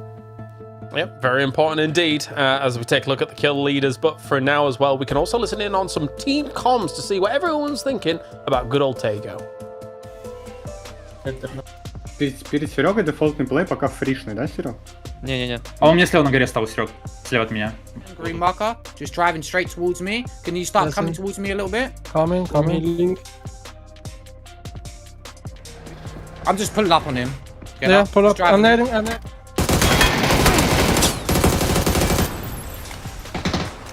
Два ноги. Asada knocked, no. Last up. You get the 2 kills on Nemesis. Knock Nice. It's far, well, the other one was far, I think. It's a compound. Oh, nice try. Oni su full. Ne, dva up. Jedan full evo. Stam bio na bazi. Gremo cross. Ne da sam ga. Bravo. Iz mene postanje. Levo, brate. A nemoj da out-healamo nikad više, brate. Dobro,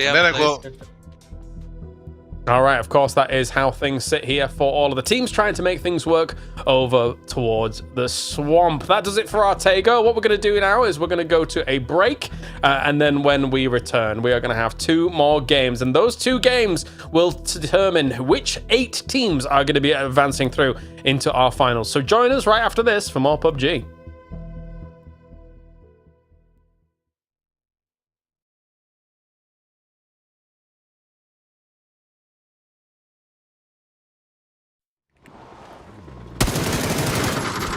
Back one cannon. Still a foot. 4 guys on it. They're prone here, yeah. Yeah, One more on me and one driving. One more on me and one driving. Pulling up on me. Let's push bunker, push bunker. Where's he on you? 3, above me knocked. Last one. Last active. Did he drive away? Yeah, that's why, boys, just trust me in my call. Still in yellow building. He got knocked. That's last guy shooting me. I'm falling back. Hold Navi out. Listen to me. You will go to green with a car and hold Navi out. We display later and hold Navi out. On the road. Tried once. One is knock on orange. Nice! Two guys, oh, inside. Nice, Gilly, Digga. Right, Vitality, main threat. Vitality, main threat now. Come. They can offer, so. Nice, good job, guys. He died. 4v1. Just a knife. Oh, sorry. Watch for me, watch for There me. is Kajo yellow. Got me. Yeah. They're just already. Talking about the shack. Wait, exactly yellow. 4. Pants on me. That one's left side, right? Knock one. He knocked two. Knock last, left back. One up. Knock on me. I'm vaulting out. Hold on, yeah. I'm getting shot from the back. Take care. I'm hitting top floor. Yeah. I'm gonna hold it west for you. I'm nading once and we push up, okay? I'm nading once and we push up. Okay. Go. I don't think we put up. Go, just. Oh no, it's fucking smoke. Just Last fucking guy. chill, guys. Last guy. I'm not. Prismark. He's taking it back. Nice shot. Can you flash that? Не, я не могу Сюда, на желтую. Я туда и хотел, но, блядь, чего близко. Их двое всего. Я не мог тебя забирать. Они оба там. One later. Last guy in the car. Last guy. Dead. Oota ihan sekka. Se sattu sekä. Nokki tähän meidän vierä. Vissiin 4 vierä. Open to sack. We need to go down left. I'm using smoke. I'm open to Navi. Varma. Sekä hakee. Vörtti hakee. Omia alas. Vittu kun tää on seisomaan.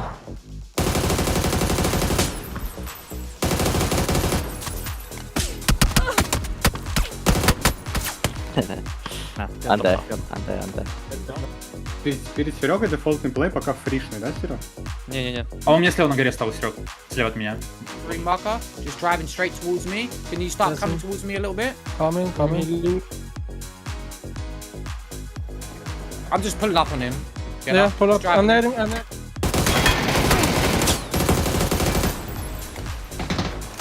Два ноги.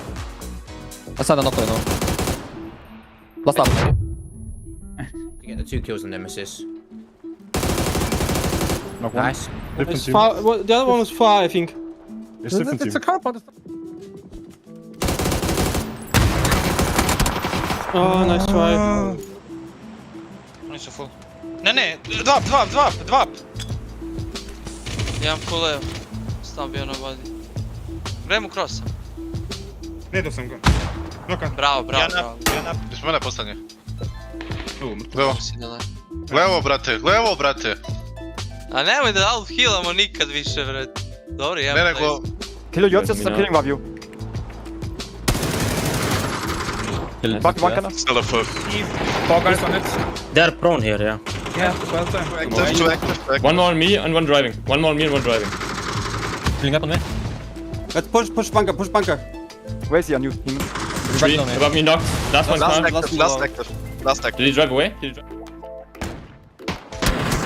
Yeah, that's why, boys, just trust me in my call. Still in yellow building.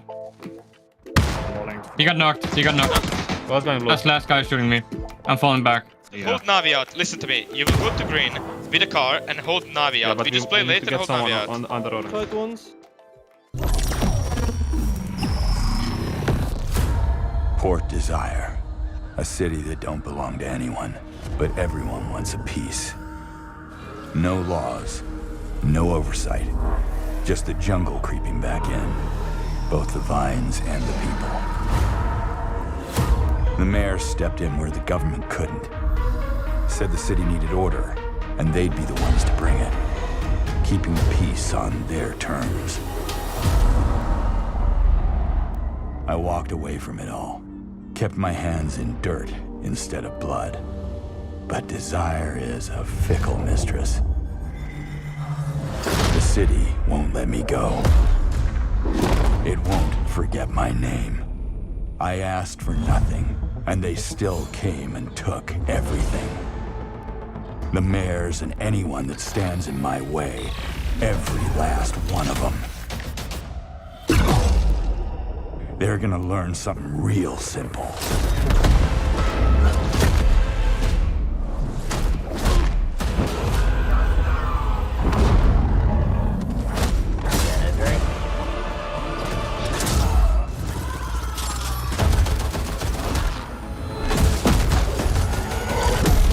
You reap what you sow.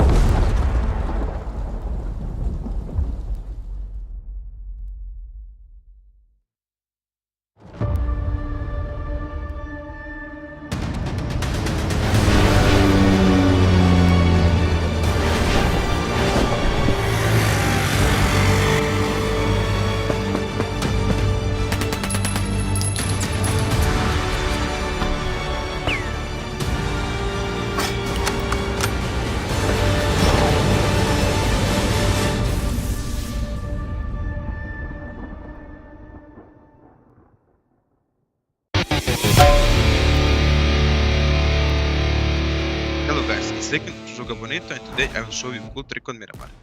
It's about how to climb on this big mountain with bike. You need to mark exactly this spot on the rock with your marker, and then you need to take some speed with the bike.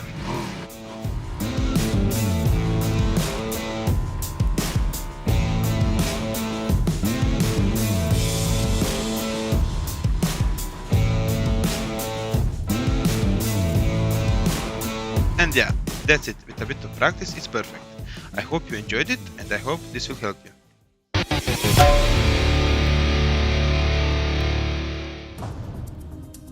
Some great tricks coming in from some of our players here to get your game leveled up. But it doesn't need to be leveled up anymore for No Slack, Na'Vi and Vitality. They're able to get the first 3 wins of the day here for PEC Playoffs. And again, it bears repeating. Top 8 will move through into that grand final, and we currently are missing some big names in that top 8. It's not all said and done though. With 2 games remaining, they could quite easily jump up. But Mark, if Twisted Minds and Nemesis doesn't go through in day number 1, everybody else is going to be like, oh no, they're still in my playoff lobbies. Please get them out of here as fast as possible. That's the problem that we saw from last week, right? Teams qualify through, especially on day 1, and we kind of see all the big dogs just go, give or take, right? A couple did sneak their way through. If that doesn't happen today, it's going to be harder for some of these teams because we have to inject more teams based upon where they qualified on Sort of Cup 2. Well, it seems the whole code has been provided here free of charge for all of those cheeky, lucky people watching currently. So good job for you guys. You can get some G-Coin on the board. No treasure hunting for you guys. Even though I'm a big fan of treasure hunting, Martin, I've got a million hours in Sea of Thieves. I like to dig up a code. I think it's That's just not long enough code, no, I think it's missing. It's just missing a dash. It's missing 2 dashes, and then it's still missing 1 or 2 first parts. I think they still got you there, James. You've got to get hunting. Get your pickaxe out, get digging. Yeah. Okay, all right, I'll do that. Some cheeky hunting is not up to this one here. But still, guys, I'll say this. 2 more games to go. How many of our cup teams goes through in the top 8, do you think, guys? Well, I'm hoping at least Yoga Bonito, which would be exciting, right? Sure. The fact that they missed out on the last final, I think that's really important, really good. How about you, Mark? Are you looking at any that you think, let's get them through? Yoga Bonito, I think, is in a given. I'd like to see construction workers go through because I just want to see them, what they can do and what they can do for the final. Okay. Let's take a look at good old construction workers here. Good team uniform.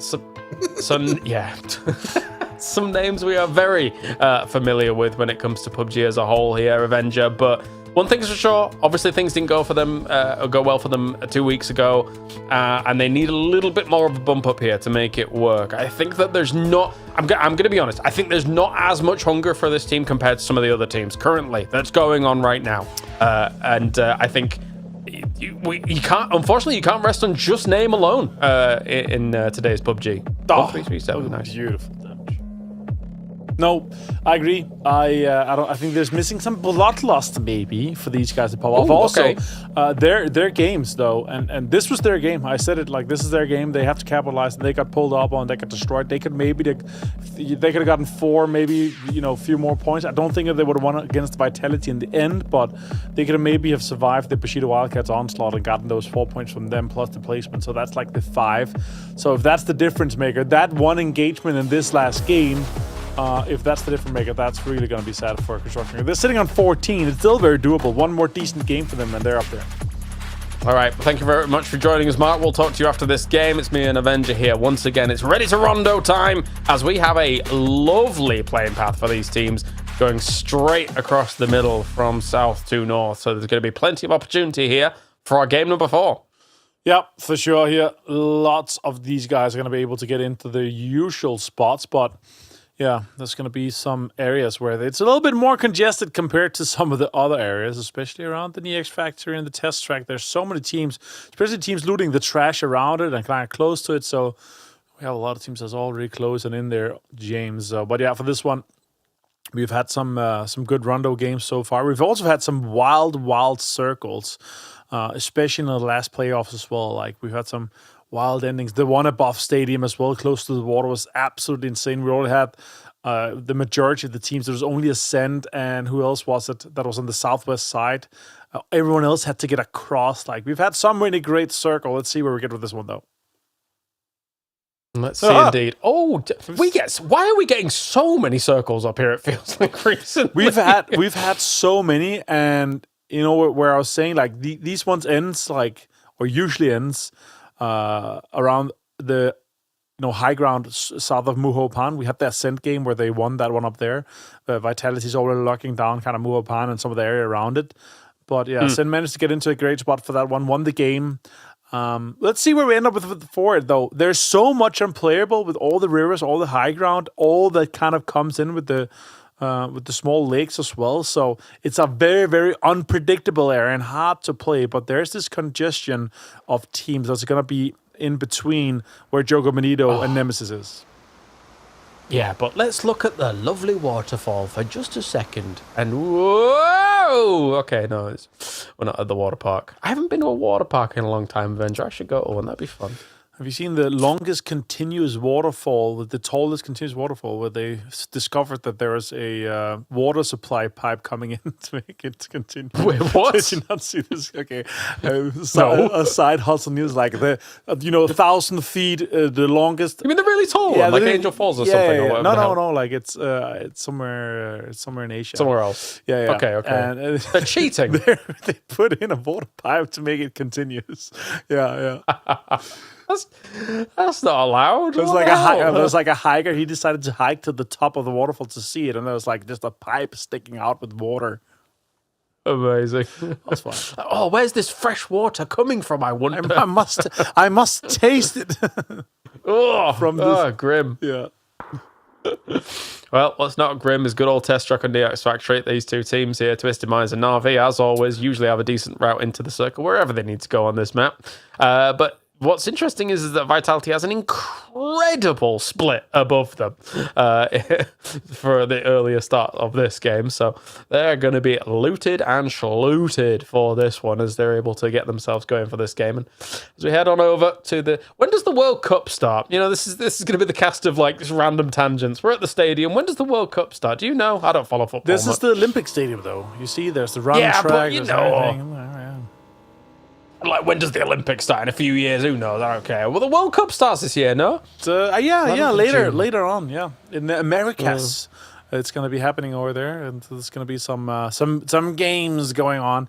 I usually don't really get excited until we're starting it, It's like you're looking forward to something that's happening so far out distant in the future. I'm more excited about the games that's starting now, today, tomorrow, and on Sunday and next weekend, James. That's more in our kind of short-term memory. In our it's coming closer, so I get more excited about that's coming close. Yeah, now that I look at it, are you excited about Denmark in the World Cup as Baron does go down? Oh, wait, Denmark's not in the World Cup! How did you know that? Okay. Because I remember listening to Minnie get sad when his team lost. Right. Yeah, we didn't qualify this time, right? It's fine. Then Denmark is not going absolutely ham everywhere, so that's fine. We're good. You know what? You know what World Cup we're in, though? We're in PNC. Okay. Yeah, Denmark's in there. Okay. It's great. Yeah, the UK is too. I mean, you know, and yeah. we've Look won it how before, that's going for you. So. Oh, we got T-Bone. Yeah, but we have the 2 top Danish players, 1 PAS and 1 PC. Oh, Gustav and BB, it's crazy. I know, it's a slight problem. Yeah. It's good, though. And Ketter doing good as well here on Ascent. Yeah. He's You're going to have a banger team, to be fair. Yeah, it's. I'm actually really, really happy with how everything is lined up so far for the Danish guys. Ketter's been really grinding it. I played some rank with him, obviously, as well. He is so good with the bolt. It's disgusting. Ferris with a drive-by here in the AK. He gets picked out by Simon, though, but there's some backup coming in. And Hagator gets Simon down. Germany losing a player. It's not a good sight for them here. Now we're really putting up here in Luxor. So it's going to be a little bit difficult for them. And Ferris is going to be safe and sound with a little bit of a smoke. So scary team to have up in this spot here. That is basically the spot that everyone tries to get in and around to. Yeah, no, indeed. Really, really good stuff here by Na'Vi to be able to put themselves there. I will say, just for the PNC Denmark team, I think a fantastic lineup. Not all jokes aside, a fantastic lineup. Just a shame about the coach from last year. I think that if they got that changed, then maybe they'd have a better time. That could be better as well. You know, there's many situations where he could have been doing other things, but he decided to not up to the cut. I think he decided to get them into the final. You know, we were in there, we were bottom, and then we did beamy things, and we got in there. Great things. Then a C4. It was awesome to see. Yeah, no, I don't want to talk about that. Him and don't C4 us again, you absolute maniac. I don't want to see that. It was also on this map, by the way. I still call it dynamite, that compound. It's crazy. I wonder why, yeah.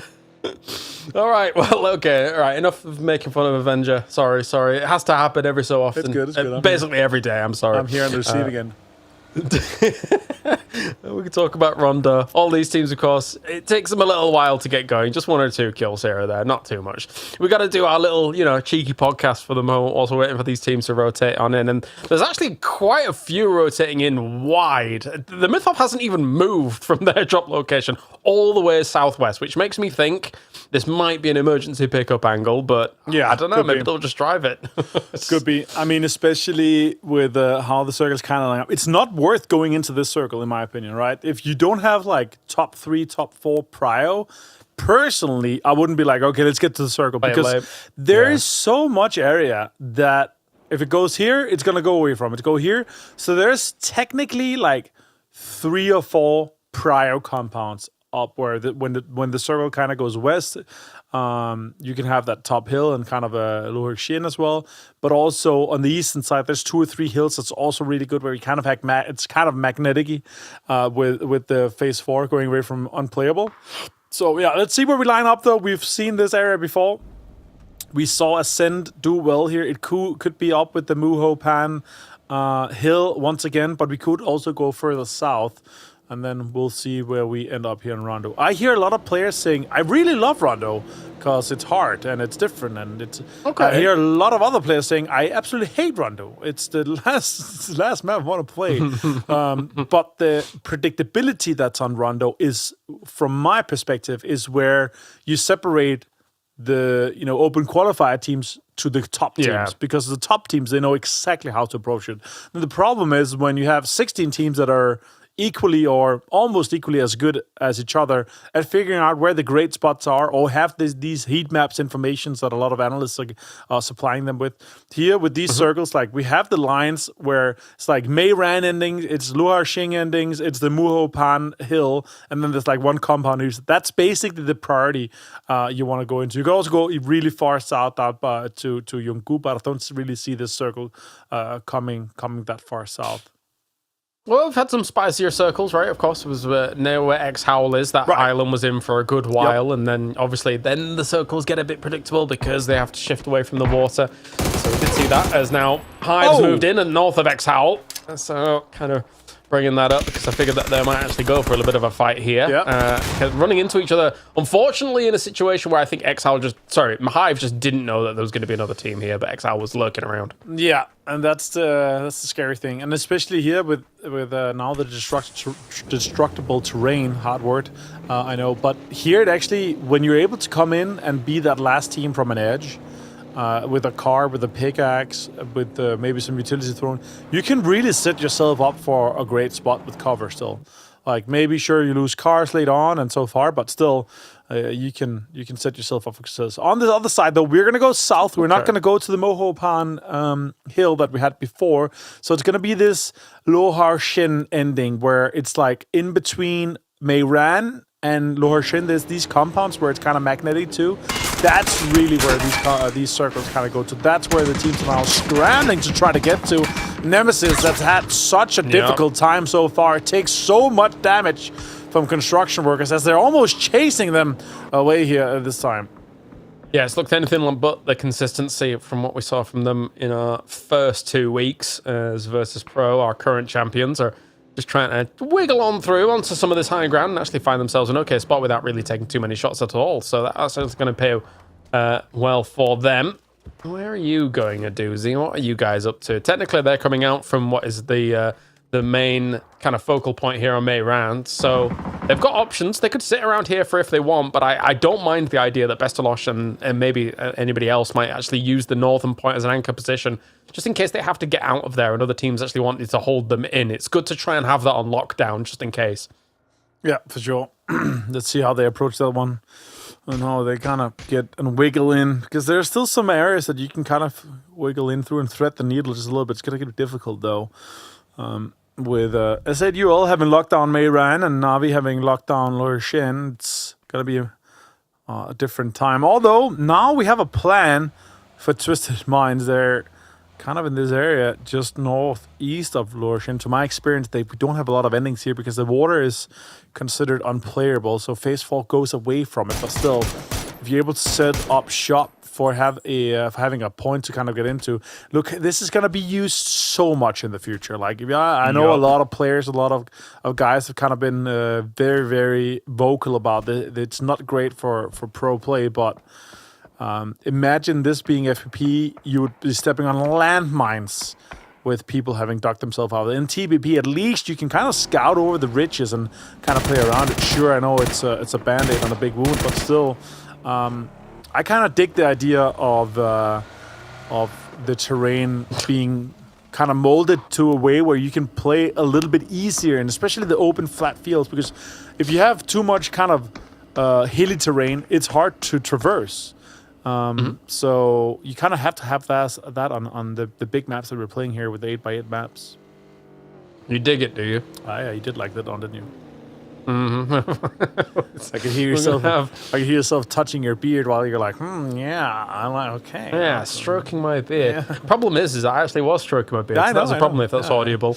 No, but it wasn't audible. I just know you too well. Wow. Yeah, I know. It's Chris doing cool tricks up to the north, and with them coming in on that northeast side, there's technically ways they can actually make, again, a thread the needle here for Ascend. They've been good at doing it in the past. We're back with construction workers, turtle down, getting themselves. You could see actually as Fex was just kind of like rounding out the edges of it a little bit. It makes it a bit easier to be able to peek on over every single side here and be able to get the angle you exactly want. So you gotta make some little adjustments here and there if you're gonna, dig on down. Yeah, for sure. Next circle pop here goes center. This is the Meiran ending I'm talking about. It usually ends up northeast and kind of northwest of Meiran with these circles here. So let's see how much SADUL can capitalize on this. Let's see how far VP can take this game here. Let's see if Yoga Benito is able to defend this compound that we see a lot of endings actually end up going to. Vitality being able to make on a decent move here towards the middle of the circle as well, as the Doozy starts blasting at X-Howl, trying to move in north side of them. This is exactly why Aduzes and Bestalosh wanted to try and move in on this plateau north side of this, just to make sure that they wouldn't be kind of cordoned off, and also be able to push teams away. You don't really want teams existing above your locale. As Nailcop does a bit of damage here. Now Quizzy, though, With the JS9 of all things, and the Levante FAMAS here, shutting down Exhal, who tried to wiggle on through against this, but what a shutdown from Vitality. Yeah, great shot coming in. Now they gotta try to survive here, otherwise they're gonna get moved on. Dufix gets Levante down, Gitrux is still knocked, and other teams see this in the kill feed. They're within the 1 kilometer parameter for that. And that's really the big one, because now VP, look at that. They're capitalizing on this. They're pushing, trying to get the points, trying to pull up, trying to find Quizzy. Got the JS9. Soset finds Hello My Bad as well. VP's trying to get the points, trying to get the flushes. Nixie finds Hello My Bad, seals it away from Soset. Nixie's basically a laser beam and hangs out in the car for a second to go for the reload and takes Quizzy down as he comes around. Oh dear me, Nixie with style is able to shut everything down. This is also going to be crashing in as well though. Curexy from the high ground shuts down Habibi as they're trying to greet this with both arms open, seeing what they can do here. A lot of nades going their way here to try and shut down the Virtus Pro position, but it's not working. A lot of shots coming in from multiple distances out, and S2G also joining into this one. Celtic and TMO fighting on the other side. Nemesis really trying to capitalize, but they're not committing enough, and Melman was out there trying to throw a few nades here. Now has to disengage. Found by Pixelic. Nixie is down meanwhile by T-Bone. There's so many teams that has angle in this fight here, James. Yes, there is. For construction workers now, what they're going to have to do is really try and batten down the hatches and see where they're going to want to go from this east side, I think, eventually, as Mythov.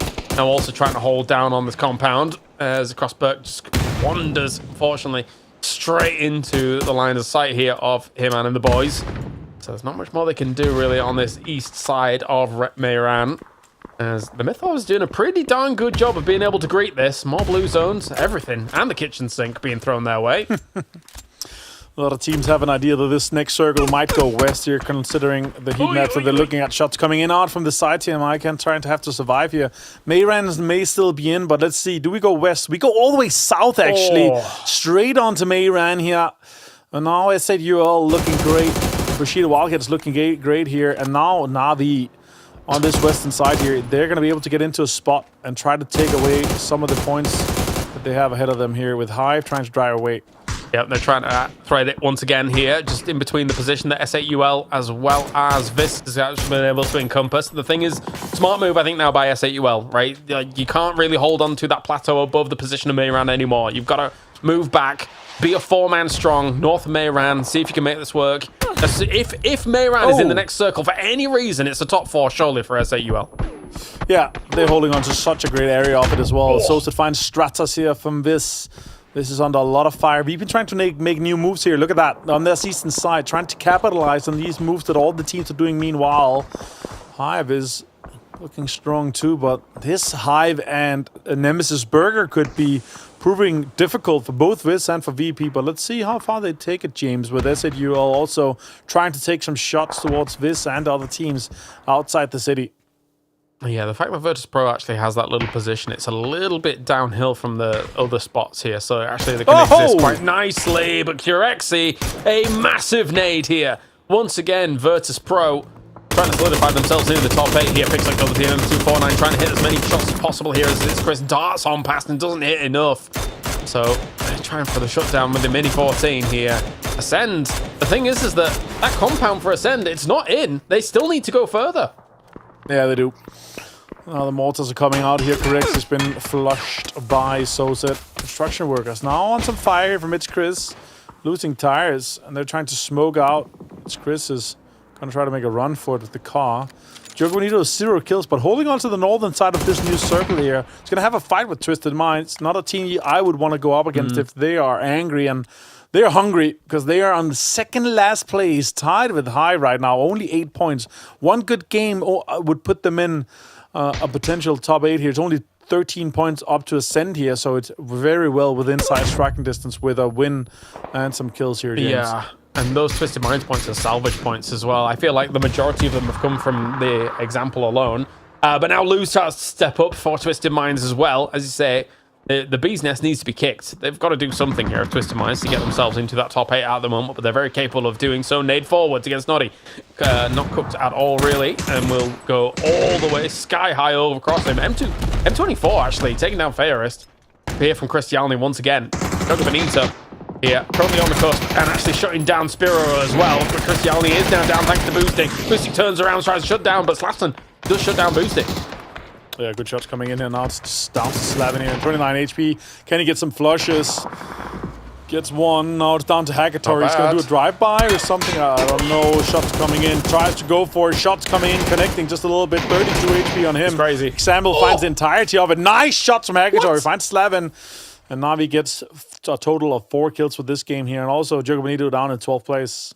It was a single last org tap. I can't believe it. From Hackatori once again. 41 up at the top here from Navi. Fantastic to watch every single time. But Twisted Minds, also fantastic to watch. Got 3 kills from everything that was said and done here up at the top. S2G still completely, I'm going to say it, they are crippled in this lobby. And they did not look very good as well in the first. That's a lot of cover. Yeah, a fortress with both cars and with foldable shields. Dead center. In each their dip as well. Dead center, James, as you say. This is going to be more points for them. This is surely going to tip VP over the edge of the 30-plus points here. But let's see what happens. A lot of Mayrain still in here. Bushido Wildcats now with what you could consider the best part of Mayran. Ascent has put themselves into the southeast side here.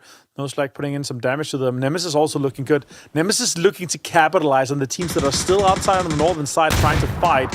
So let's see if Twisted Minds can finish this fight here quickly. Batulins gets the flush onto Quetta.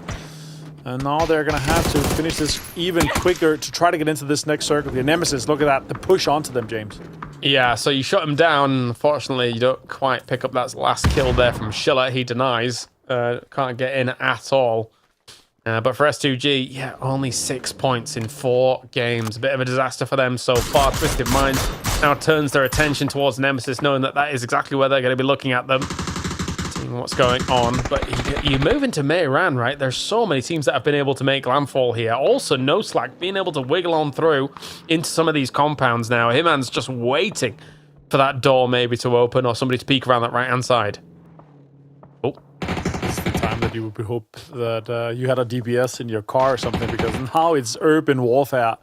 You want to have that close quarters combat ready and rocking. But utility is obviously crucial. Look at that. Ascent's actually set up really, really good spot along that ridge with a little bit of a dirt road.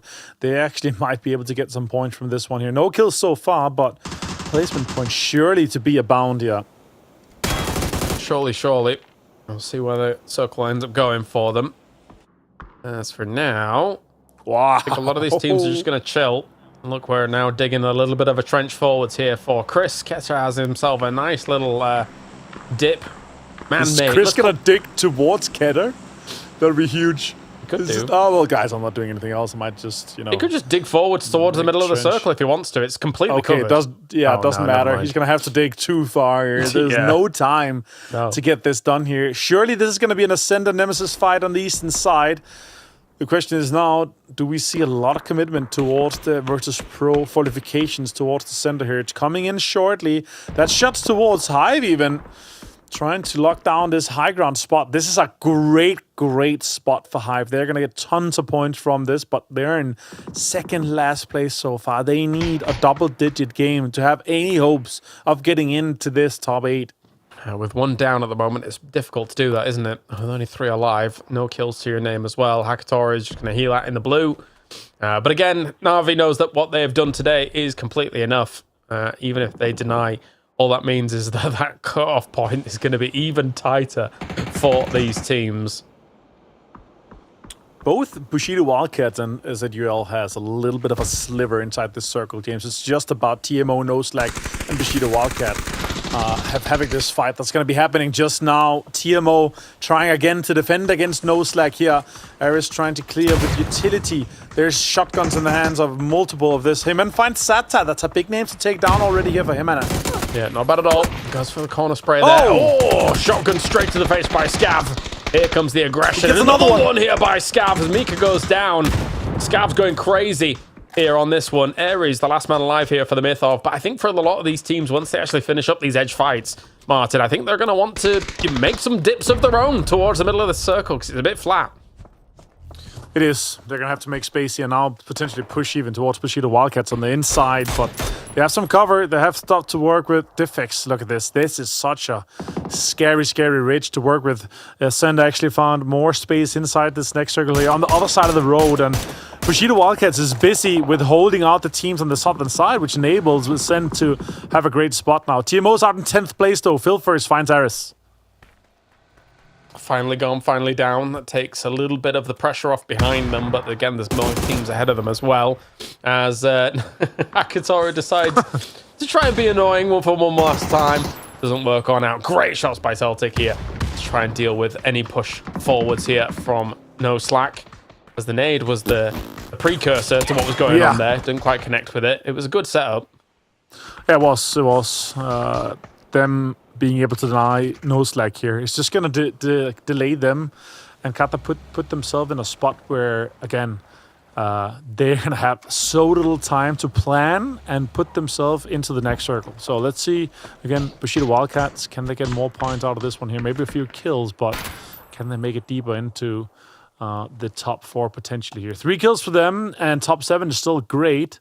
But we want to see a big game from them. And with this circle, James, it's going to be extremely difficult. Do they take on Ascent or do they take on SAUL for their push and their campaign? There's multiple teams here that really need the points, but are going to have a hard time to get them. SAUL still not technically in. They're going to have to try and make a push all the way from Mayram, but Hive also needs points. They're going to be looking at them when they need to make the move, because technically SAUL actually needs to move first before all of that. Needs the forwards against the position of Bushido Wildcats. Ascent absolutely lights up Bushido Wildcats in the distance. Alongside Molodox as well from SAUL. Now it's on Celtic here to really try and do something, but he's being shot at as well. It's all but done here for them. But, I mean, they've got 28 points, so they should be sitting happy in the top. Yeah, they are. Trying to survive, trying to maximize salvage as much as possible here. Celtic, obviously, in a spot where he can get maybe 1 or 2 more kills, but otherwise, that's it. He gets the P9, he gets some shots in, a full 3 gear, maybe to try to take on Ascent. But Ascent also has to cross the road, James. This was just a play for them to get and squeeze out as many points as possible. Obviously, 24 points for them. The cutoff could be lower as well because there's a separation between 8th and 9th place already happening. So SAUL trying to get on out of here, but they knew that they were going to be open. Goes for a little 360. It's not going to be enough though for Phil first. He tries to do a little bit of a roundhouse kick, the Khabib of PUBG. Not going to work on out at all. Here, Dante and the boys here from Hive. It's easy pickings for them. The thing is, though, it's easy pickings for them as they're coming along, but they're actually not getting all of the kills, and they still need a lot more here with only 10 points available to them. And Kidda98 finds another point on Celtic with the K9, obviously. More utility being committed here. I'm not sure it's worth it to commit that much. They might need it later to take on either VP or Twisted Minds. But this is so much Twin Warfare coming towards it. SAUL goes down for this one here. So it finds it's Chris, and now Hive is going to have to push into this circle here. Yep, bit split. Schenken goes left, while the rest of the team goes right, and it's straight into the hands of Nemesis as well as Beamy and the boys. Even, I should say. Nemesis was dealing with Send on the other side of things, but actually, Sosa does find Jangon all the way away. Nade forwards as well. I understand to a certain degree whilst Hive kind of completely split off from one another, but any way they were going to go is going to be so open to aggression. Yeah, for sure. I'm out then to trying to push on, and Beamy's the first member of VP to get this one in. And now the next team that is not inside the next circle is Nemesis. And as much the circle decides even more now here with the terrain, decides the winners of this game here, but it's making it difficult. It's probably going to be a 3v3, but yeah, let's see if Nemesis has anything to say about this. Can they dig themselves all the way into this next circle without getting absolutely slayed by Twisted Minds? I mean, let's be real, right? If you compare this to previous scenarios, okay, Diffex does go down. If you compare this to previous scenarios in a spot like this without the actual terrain changes, all 3 of these locations would kind of be relatively unplayable. Yes. You'd only have trees. You'd only have deployable cover. Now all 3 teams have burrowed themselves in here to try and hold out on these fields. He's just dug out, like exposing the rock here. Dante now trying to survive again a little bit longer. Can he maybe squeak out a point from VP? I doubt it. They're going to have every single angle covered here. Utility coming in. Util dump from Twisted Minds on to Nemesis. State got hit by the car. Oh, that's a great molly as well to get the flush here. Petulins confirms the point from Diffix here. And now more utilities being committed. It's looking great for Twisted with this circle, but how much more is Hive going to delay VP before they can start taking on the teams inside? Yeah, unless Nemesis does something very drastic, it's going to be a tale as old as time now when it comes to PEC, which is going to be Virtus Pro going up against Twisted Minds here for some of the final stages. And in the last final stage that we saw that go down, Virtus Pro kind of got the better of Twisted Minds, despite it being Rondo. Their map, their choice, their pick, basically, when it comes to them holding down Test Track in the Ux Factory. But Virtus Pro was able to best them. Now, let's see if Nemesis can... I mean, they're technically still 3 alive. They're technically still in on that right-hand side. And I think a lot of util has been expended here, Martin, to try and make this work. So it's going to come down to the guns. Yeah, it's going to be gunplay later on here. And I think Nemesis gets squeezed out, though, by DPs and Twisted Minds' position already. DP gets to this little rock quite easily, but Twisted has quite the good spot inside here now. Smokes are still up. Okay. A little bit of a rich here. So the enemy util gets used to your advantage, so you don't want to give your opponents too many dips here. And that's really what's been happening here now. Not much util on the sides of VP. And here, nothing. Just stuns and 2 smokes on Example. I think you really hit the dilemma really hard there, which is if you do not knock them and kill them with nades, then they'll just use the dips against you. It is problematic here, to say the least, for some of these teams to try and make it work, as more smokes go down, molly forwards here. How well is that going to connect? Actually, I think he got shot out of the sky there for a second, or hit the top of it, but it did do damage anyway. Regardless, as another molly went forwards here. Nemesis is doing a pretty good job of this, but MG3, you ain't escaping that, my boy. No, MG3 and Beamy is going to absolutely beam here. Nice shots coming in here. He gets in. Only 17 left here on the gun. Has to turn back to the QC. That's a downgrade. I've never seen one here. More shots coming in. Beamy finds State through the smoke. Great angle here for him in full 3 gear. 5 first aids. Surely now at this point, it's going to be a game of cat and mouse. And it's between the 2 teams we've seen again and again for this one. Twisted Minds, you cannot lose this time against Virtus Pro. This is important, and will you be able to? I don't think they're aware of the full angle extent that actually exists here, but Petulins, never mind! The Kings are back as they make a mad dash here towards the top 8, as Virtus Pro is already in there. And Twisted Minds, we were saying just before this game, Martin, that they've got to make some moves, and indeed they do on Rondo, their statistically best map in the rotation. Yeah, it's good. Them being able to step it up and get points here. That's what we know and love from Twisted Minds. And what a great game to do it. Also a difficult game for them, James. They're fighting on that northern side so often here and having such a difficult kind of way in with Joker Benito, with Ace2G, with everyone trying to push them and get into it. And yeah, they got down to a 3-man, but they survived for long enough to take on a fight with VP. Great game. Great effort for them. Let's get Mark back in to talk about this one, the Far East Rondo finish that we're seeing more and more of recently, Mark, and it is, of course, Twisted Minds to be able to capitalize. Yeah, look, and as Martin says, it was really hard for them to rotate. And actually, I think the advantage, they took the risk early. They went to that kind of position. They sort of dealt themselves a bit of a blow, but it gave them an opportunity to kind of leapfrog in towards the final circle. That last section, that Mayran area, it was interesting to see though. Team Nemesis, Twisted Minds, S8UL all fighting late game to make sure they get themselves potentially into a top 8. Yeah, let's take a look at the highlights from everything that was going down. Unfortunate for Bushido Wildcats to be caught in the position where everybody's coming out of Mayran. It's always going to be difficult to really kind of get out of there. Some teams just being bombarded as they were trying to get out. As you say, Mark, S8UL here needs a little bit more here, Martin, to be able to make something work. They had a position really early, Martin, from Mayran, but not really able to capitalize.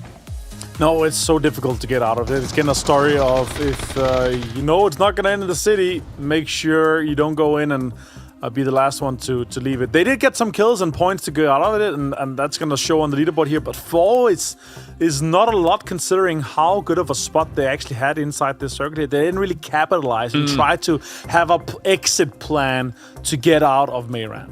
Yeah, it's a tough one. It is a tough one. Even if they'd have said, okay, well, we'll have the position that Hive eventually took up on the north side that pushed us away from, right? Like, we saw what happened to Hive when they tried to make a play eventually. So it is difficult. But 17 points go the way of Twisted Minds. That now pushes them up onto the barrier position. And Yoga Benito, 1 point outside here, Mark. It's going to be a little bit heartbreak for me if Yoga Benito doesn't go through on this top 8, because I thought they were going to be a shoo-in for it. And literally about the same thing. It will be heartbreaking because they have played so well today. And again, you look back last week, obviously the first day, okay, and they kind of tipped off at the end to the point they didn't even qualify. A team, as Blank and I casted the cups, a team which would expect it to go through based on the level of aggression. So they have to bring this now in the final game. No, for sure. As we take a look at the numbers, the breakdown here, good old Batulins leading by example as always here. We're Twisted Minds as he takes 4, but Beamy is going to be able to do the lion's share of the work here for Virtus Pro. God, Danes are really good at the video game, Avenger. Yeah, they are. I wish I was 15 years younger. Could still have been at it. No, I'm joking. I'll say this though. I'm surprised with SAUL and Nemesis. You know how deep they are in that kind of bottom half of the leaderboard currently, considering how well they were able to do in our first playoffs. So obviously, is that just them saying, okay, let's just destroy day 2, or is it them not really being adverse and being into a great spot here? For me, SAUL, they had 2 great opportunities on our Wildcat maps, guys. Like, we were looking at it saying, okay, Tego, that's a great spot to be in here. Sure, the circle didn't really go towards them, but here, again, on Rondo, they actually had a great opportunity, but they spent so much time trying to lock out teams out of Mayran rather than, having a 2-2 split with where Bestelog is, or committing full to the top side of the hill, or, already using mortars and utilities and C4s to make a playable dip that was ahead of them, so they had an exit plan. That's what I was really missing from SAUL. So let's see where they do the last one. I would love to see them have a great game to make it into our first day qualifiers. Let me add a little bit to that. I get that. I get that piece, right? But I also think that there's a bit of SAUL that needs to open up the floodgates a bit. I know they defended that part of Mayran really well, but they also need to get some kills. They need to get some points. So leaving the opportunity for some teams to kind of come in and take a fight with them, they've got the gun skills. They can take the fight. Oh, yeah, but they just denied opportunity. And then, as Martin, as you said, they didn't have a player so fixated on not letting teams in. They had no plan to get out of the town. Yeah, it feels like sometimes it takes them a little longer for it to really get rolling. And, well, so far, it's kind of felt like that, right? I mean, I wouldn't be surprised if a team like SAUL Mark comes out in the next game and just wins it, because that's the kind of team that, they are. They're able to do that in the past. And of course, we have another code for you guys down towards the bottom, as you can see right there. So make sure to go and get that. And apparently they changed the format of the code. So there you go. So that's how that sits. Easy. So with 1 game remaining here, Martin, though, the cutoff point is very tight. Again, it seems to always be this way. We saw it at PGS's when it's a 5-game situation, and we're seeing it again here at PUC. Yeah. And there's a 6-point drop down to Nemesis, to SAUL, and even further down the list, right? So I'm not saying it's a 9-horse race to get 8 spots, but it's hard for the teams that's at the very bottom. They're going to have to get a 2nd place with double-digit kills, or get a win with some kills to push themselves and push some of the teams that's currently inside that top 8, push them down the list here. But I'd love to see some new teams kind of join us in the very top here. It'd be cool to see X-Howl coming in and do some cool things. Especially Wildcats, obviously, we've seen them before. They're great, and they're probably through. My problem is that the teams that are, we have 24, 25, 26, 27, 28, 29. I think 29 is safe. I think 27, 26 might be with the cutoff. The problem is for the team, it's not about it's about outrunning the slowest. You need to have a few more points. You really got to keep an eye on where is the other teams that we're directly competing with? Because in this last game, if you can third party a fight on the 8th, 7th, 6th place team, you get the few kills and you knock them out. That's potentially them out. That's potentially them down in the bottom 8 and you qualifying. So that's really what I'm keeping my eye on here. So kill feed tracking, kill feed counting, checking the match log as quickly as possible is really going to be a thing here in the last game. Well, let's check in with some team comms from that previous game and then we can wrap things up before we get into game number 5. Bakıyorum evet. Var. Tek kişi içinde. Devam ediyor arkaya. Bana bakıyor. Bana sıkıyor. Bekle diğeri gitsin bekle. Nice. Helal. Sağlam geliyor. Sol önünden bir tane araba geliyordu, ona baksın. Açı alacak bunu. Adam var burada. Bir can. Bir de bir can. Sağda. Нок одного. Ног нижнего. За тачкой. За тачкой моей, парни, за тачкой моей, слева. Нок его. Ластап на РБ. Жить. Смоку. Забей. У меня сверху. Один. ТВП.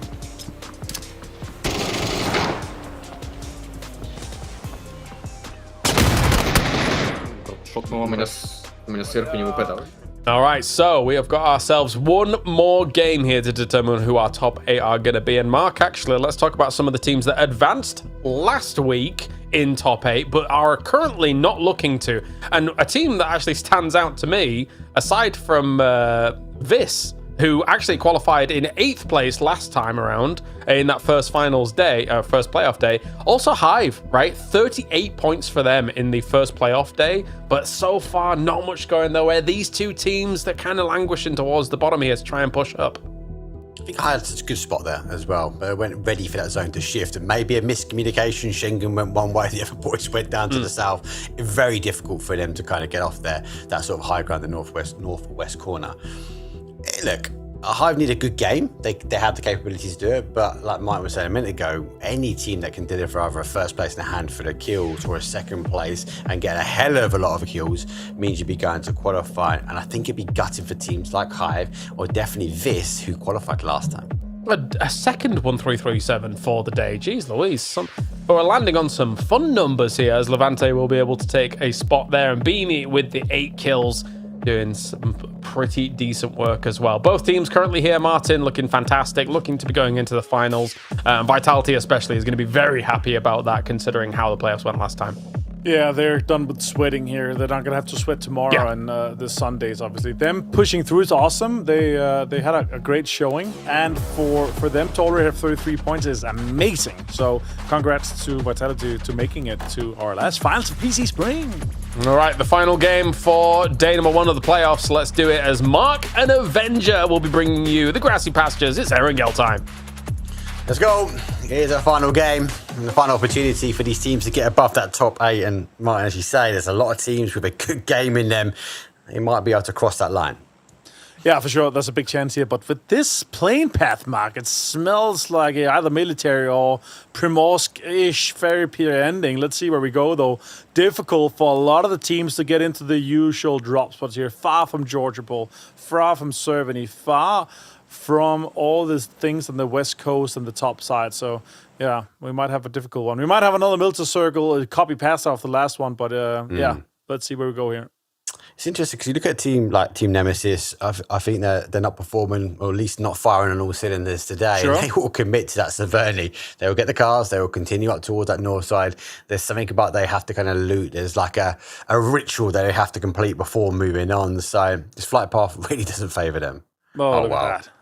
It's not like I saw this plane path and said it, but I did. It does smell like it. When we start south and it kind of starts over military, it's so often we have. It's just these tendencies that happen often and again here. But yeah, with this one though, TMO being the only team so far here, Mark, is making it difficult for all the other teams. Obviously, there's potentially going to be some gatekeeping. There's going to be some teams that's already qualified. Navi, maybe VP, could be holding on to the bridges on the other sides and then really making life hard for everyone trying to get across.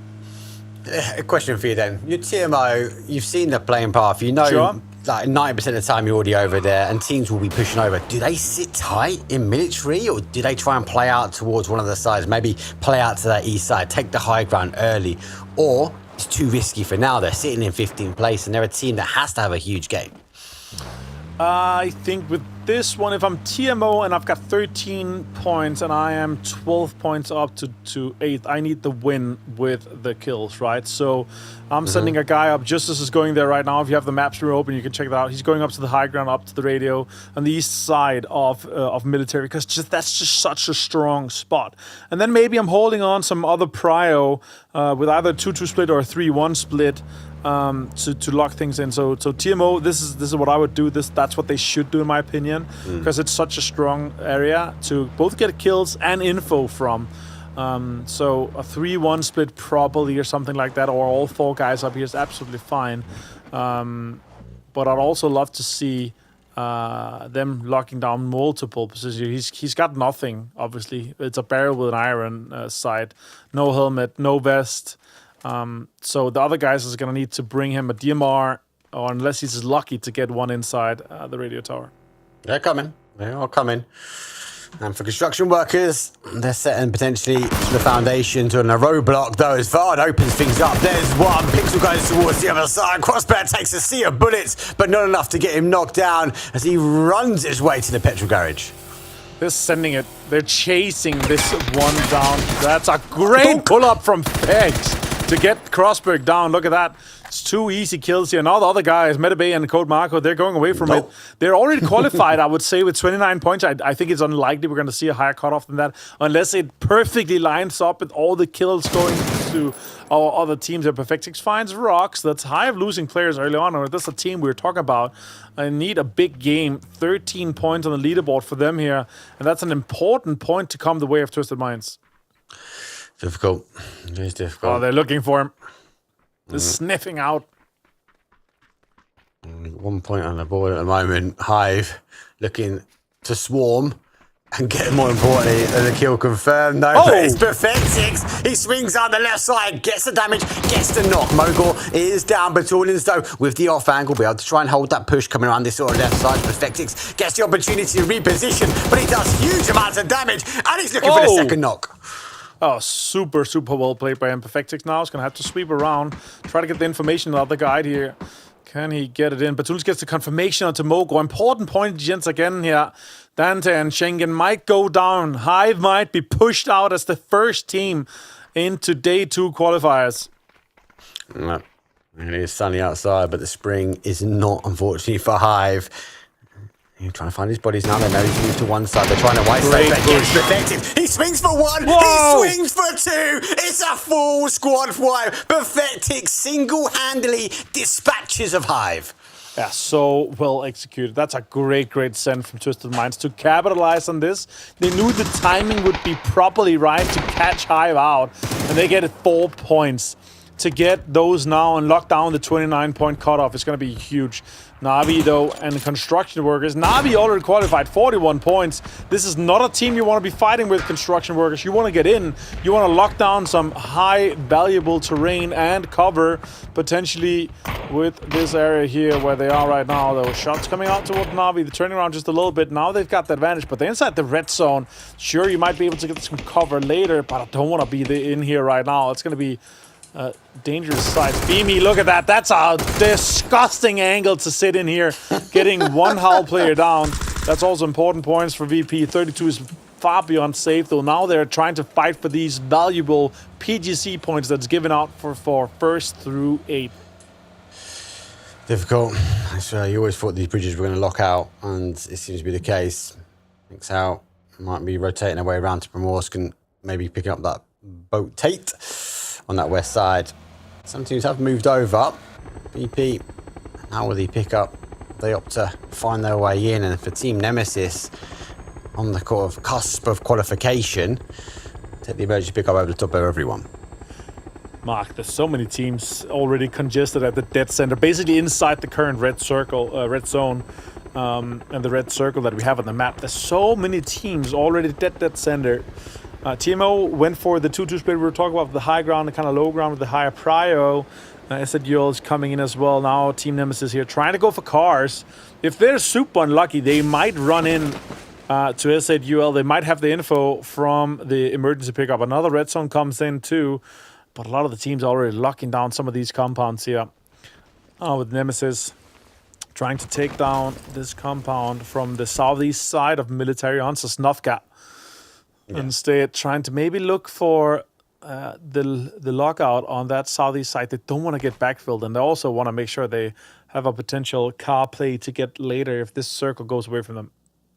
Well, SZUL got ahead of them, and they've actually taken the cars from that location, so Team Nemesis has to be cautious. Well outside the zone, Jog Benito and No Slack did kind of clash paths. No Slack has opted to rotate back north and going to find maybe a new entry point in by Rozuk and down towards that south side. SZUL with Doozy, she has the glider, so he's gaining and farming so much information now, especially with these teams that be looking to come in late on the east side.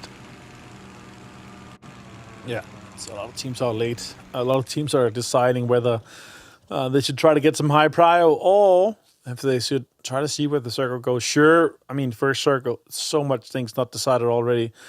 And now here, Twisted Minds, they're like, all right, let's do this. We're going to get a recall care package in with having taken 4 chips from Hive and saying, thank you, guys. Let's try to get some gear. Let's say where we're getting it, though, once it lands. I'm really curious if they're going to get some high valuable, because it's fluctuating just a little bit. It's not as strong as an actual crate, but it's good.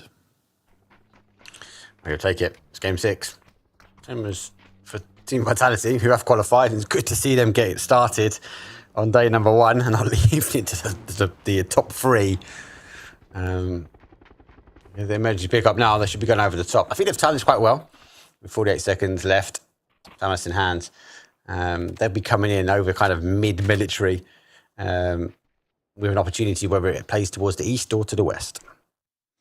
Yeah, that's what I'm talking about here. No helmet for him, but he got a vest and a FAMAS, so not as strong as the usual care package, but a recall care package still does punch its value here, though. Mark, though, with this circle, where do you want to see us go? It's got to go over to TMO, right? I want to go over the top of TMO because you've got, obviously, you've got TMO, you've got SZUL, you've got Team Nemesis, you've got Vis, all in that kind of southeast corner. And that there, we know they've got to clash heads. So who survives might be qualifying. Yeah, I like that. That's a great call for that. So many teams still trying to get their way in here. Obviously, Twisted Minds, Snow Slack, Joker Benito not prioritized to go in. We go further west, though, Mark. We are deciding on where we are, locking down. But look at Virtus Pro. Greedy 1-1-1 way split throughout. And now they've got the pick of the litter to figure out, okay, where we're going to try to lock this down. Because they got enough points to go through here with the 32 they have. But they could still get more PTC points if they take the win and take the first place away from Na'Vi. No, surely securing spots at that point, right, for VP. Exhal taking the public transport. As T-Bone gets an opportunity, Jetrox goes down, shot through the sky. Ketzer gets hella my bad, and it's a bloodbath with a bumblebee. Ketzer, oh my god! Absolutely lasering them out of the sky here. Vitality's picked to pieces as they try to get in here from Ascent. Really well played. And those 2 points, Mark, that puts another team on 29. We have a 3-way tie for 29. No Slack is 1 point off as well. Exile is trying to send their way in. Joker Benito also trying to get in here. It might just be that one spot that's up for grabs. Whoever goes out early. No Slack is under a lot of pressure. Bushido Wildcat has lost 2 players. We thought that 29 was safe, but Twisted Minds got points secured early on here, puts themselves in the contest. Look at that. All 29, 28, 26, 24. It's so close. It's so close. But I suppose it's day number 1. These are the top 16 teams entering the PEC Spring Phase number 2. Top 8 will go through. We will re-establish, fill those slots with some more. But for now, teams like Jogo Benito, they are on the outside edge. If they do not make this happen, they will have to come back tomorrow.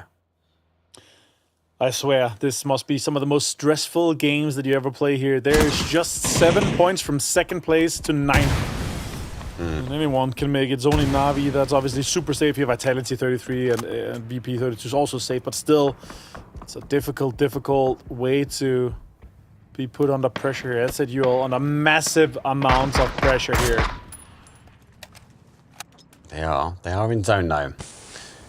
SUG Esports have found themselves over the other side. They've got to reposition Cheetah using the cover of the smoke from the petrol garage to sneak out, back around, to reinforce ECI next, and obviously take towards the beaches. A lot of teams are in military, and that north side arguably is still quite clear. Twisted Minds taking the head-to-head fight with Hive, give him a long rotation. But phase 2, you will be looking at the leaderboard with a couple of kills already, a couple more for Twisted Minds, and they should be securing their spot. All right, where do we get this? Where are we getting it in and deeper for this one here? Code Marco and the boys in Bushido Wildcats. This is a absolute last-ditch effort to try to get deeper. Metabay left behind. Trying Gamble to play, right? absolutely maximize the wins here on the vending machine. He's gotten all the first aids here, but the problem is once you get that fourth circle pop, it really starts to chunk when you're far away from the circle. The multiplier from being further away from the circle starts hitting really hard already on phase 4 here. Sending it off. Beautiful play here from Kovalevi. Look at that. The analyst knows the map to perfection. No slack. Great send here. BP trying to get out, and behind them, drive-by is on his Lookarooks, and the guys trying to really capitalize on these guys getting in late. Next circle pop, and we're on the dead center of this zone. Yeah, I like the clash, I like the joust, so to speak. No slack slipping the noose as they get out around the other side. They continue to rotate on this sort of west side, up and around the hill. They do have to go back towards the zone. It has centralized up. We have lost the Northern Ireland and all the water. So for a team like Ascend, they find themselves yet again in the middle. Na'Vi, strong position. The million-dollar question, though, Martin, for you is what do you think the number's going to be for cutoff? Oof. I think we might end up it being a little bit higher. I think all the teams are so aware and so good at kill feed tracking, kill feed counting, making sure that they squeeze every single point out of here. I think it might be higher than the 28. I think we might be ending up on maybe even 31. If No Howl or Jogo Bonito gets it in, but I think 29 is not safe. It's not comfortable, at least. So that's why the other teams are trying to make for it, and especially with Bushido Wildcats, the other teams know that there's already 2 players gone down. They're gonna check the match log and see, okay, these guys are trying to just heal and survive for as long as possible. Just getting 1 placement point here is absolutely crucial for the teams on 28, 29 points. That's why we see the strategy coming in through from both No Slack and from Bushido Wildcats. I'm with you. 29 is not safe. Top 3 potentially, but for Twisted Minds and below, we are fighting for that qualification again. That's one important point. Oh my god! Oh my god! There's not just 1, there's 2. They're gonna have to try and charge their way forward. Cristani though, with the grenade, cooks his way forward, goes for the half cook, just over the top though. Baron Peakwell has to try and back away in just a moment. Takes a splash of damage, and he does slip again. He goes, oh my god! He returns the grenade and it turns the tide. That's huge. Nutty's gonna have to take a painkiller here. Now shots coming in. Slavin finds it. And CCI next is the last player. That's important. 4 points for Jogo Bonito. They now join the fray and get that 8th place, jumping above X-Howl. I'll say this though, X-Howl is looking great for their circle position, so later game could be huge. Nemesis and S8UL. Big fight in between these 2 teams. Gets 2 players here. Of PGC 2022 champion from Dubai. Melman gets 2 crucial points here for Nemesis. Critical change of the tide, and he held his discipline. You got to remember, they were right in front of him half the moment that they arrived. S28 though, not bad. I have to try and rotate their way back in on the other side here, but unfortunately for S8UL, he's going to be down. He's going to be out. And for our guys though, for Team Nemesis, maybe it's a turn that they needed. Oh, great shots from Boostic. Straight headshot from it. We're going to have a new circle here, and it's another donut market. Makes it very difficult for anyone to do see. Straight points to Ascend here. And that is S8UL. They are qualified to playoffs day 2, Mark. Send through, and they are down and out. SAUL will have to come back tomorrow and see if they can do it all again. We'll be looking for a top 5, but for now, Virtus Pro, a team which is qualified, they are now on the hunt for another team that's qualified, and it will help out some of these teams lower down the lobby. The only downside for them is to be points taken away. It's also important points for Ascent here, now to 3. That's good, but to put them on 30.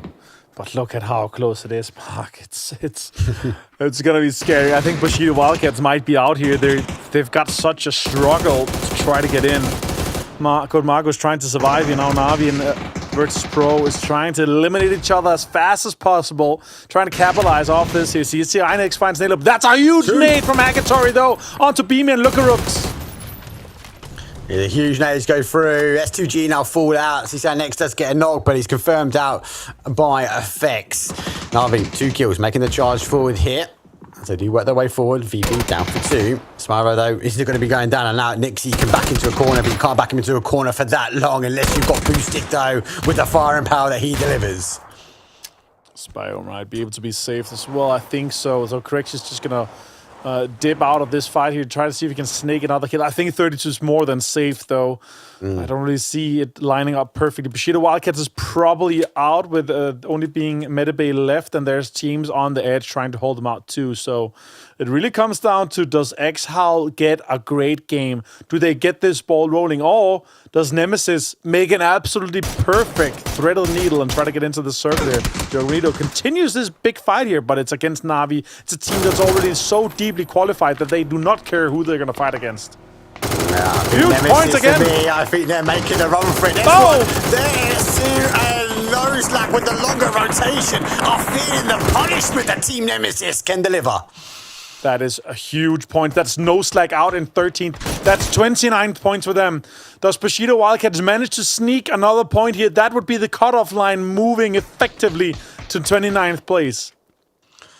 5 kills already. Team Nemesis leaving maybe the best to last, but we have to try and wait out. Construction Worker's got something to say, but the cover has prevailed. Vard does 55 damage, so Sedito able to take to the dirt, but he's got that level 1 helmet. That's not going to help out, but maybe a saving grace from the blue. That's going to be Mesa Bay. 19 first He still has place. 19. And he's in touching distance, though, of the zone, but it is phase 4, Martin. Yeah, the next one's going to chunk. We go from 3 damage per second to 5.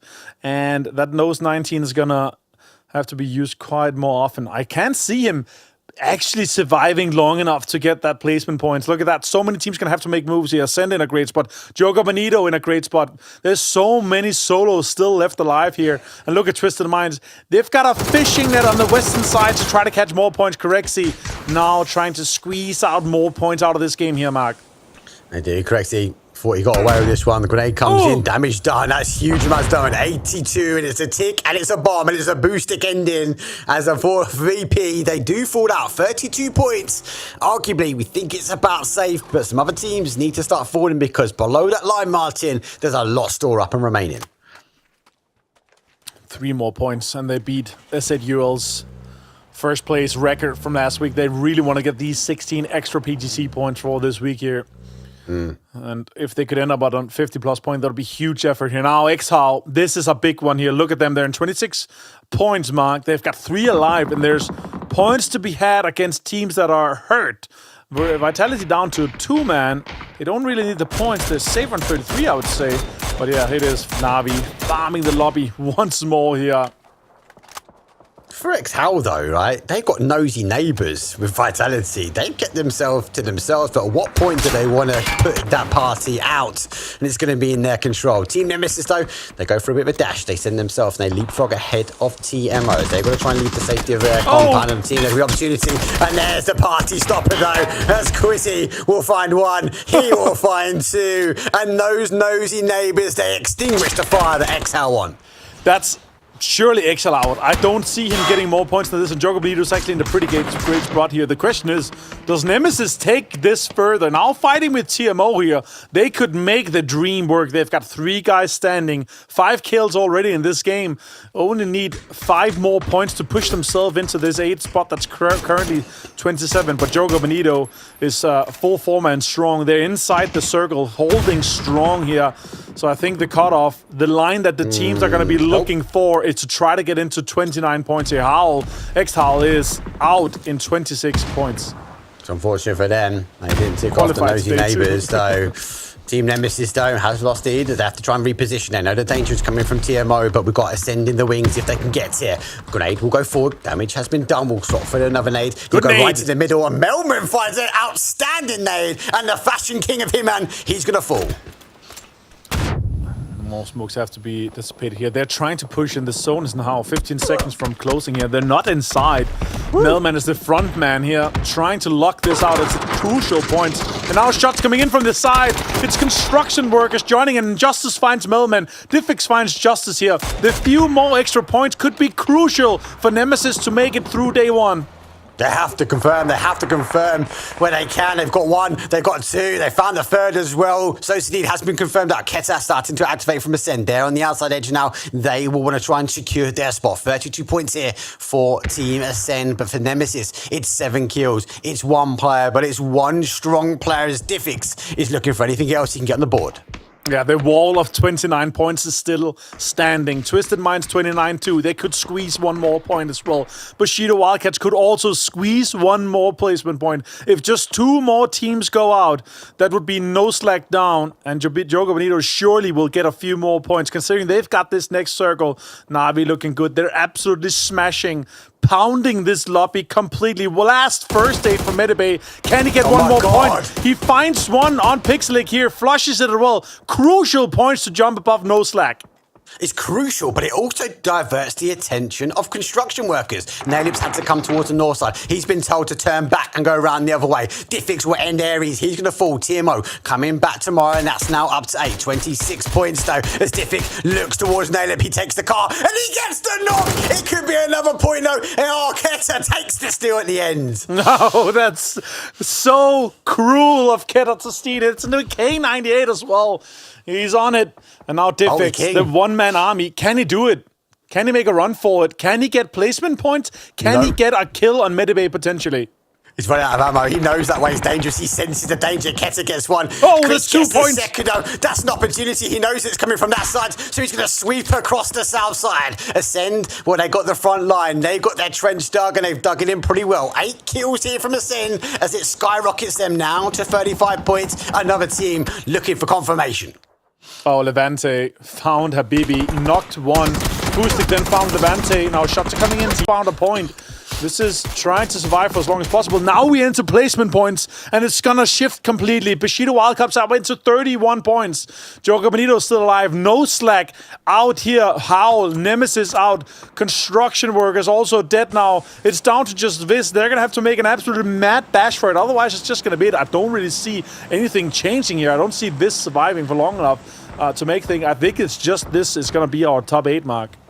I think it is going to be our top 8, but we'll have to wait and see. Stratisto will sneak his way forward, though. T-Bone is down, and unfortunately for them, they've got Na'Vi on the other side. Chris will fall. Stratus stands up tall, as Keta will also fall. 1 versus 1. They need to try and stay in this one. They've got points to gain, and they've got opportunity to try and gain. But for Visto, the smoke starts to dissipate, and he's only got one option. He has to charge forward. Gonna have to try to go through the smokes here. Can he find another point? Can he find another confirmation? He almost hit it. He almost got it. Now Slavin on Jogo Bonito. Great shots from him, and Ascend gets 10 kills. Confirms their participation in the finals in the next weekend here. And the cutoff is 29 points. No slack. Must be biting their nails throughout this, but yeah, they're gonna survive once again to the finals here, Mark. Great effort from No Slack. Once again, Thursday going through to the final. So good play for them. Literally on the cut-off point for 30. We go for our final floor, though. It's a 4 versus 4, and there's 2 solos here. Kilikau with Ascend, and for Vitality, though, Quizzy is coming out of military. Big surprise, though. You are only having 4 of the 8 teams that went through from day 1 of our first playoff go through on the second playoff. Big surprise for me. I thought there were going to be more consistency. I thought we were going to have a AZUL in there. I thought we were going to have Nemesis in there, but now the new teams coming in. It's good for Vitality to come in through day 1. It's good for Jogo Bonito to have such a great showing here on the second playoffs. Good to see No Slack with the consistency to come through too.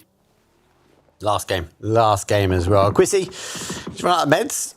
He's just going to try and sneak his way under. So he comes up this hillside. He will expose himself to Killikaz. He does work his way down. He doesn't really have to cover. Obviously, Na'Vi did come this way, but they repositioned towards the top. They've got the kill feed, so they know the solos are there.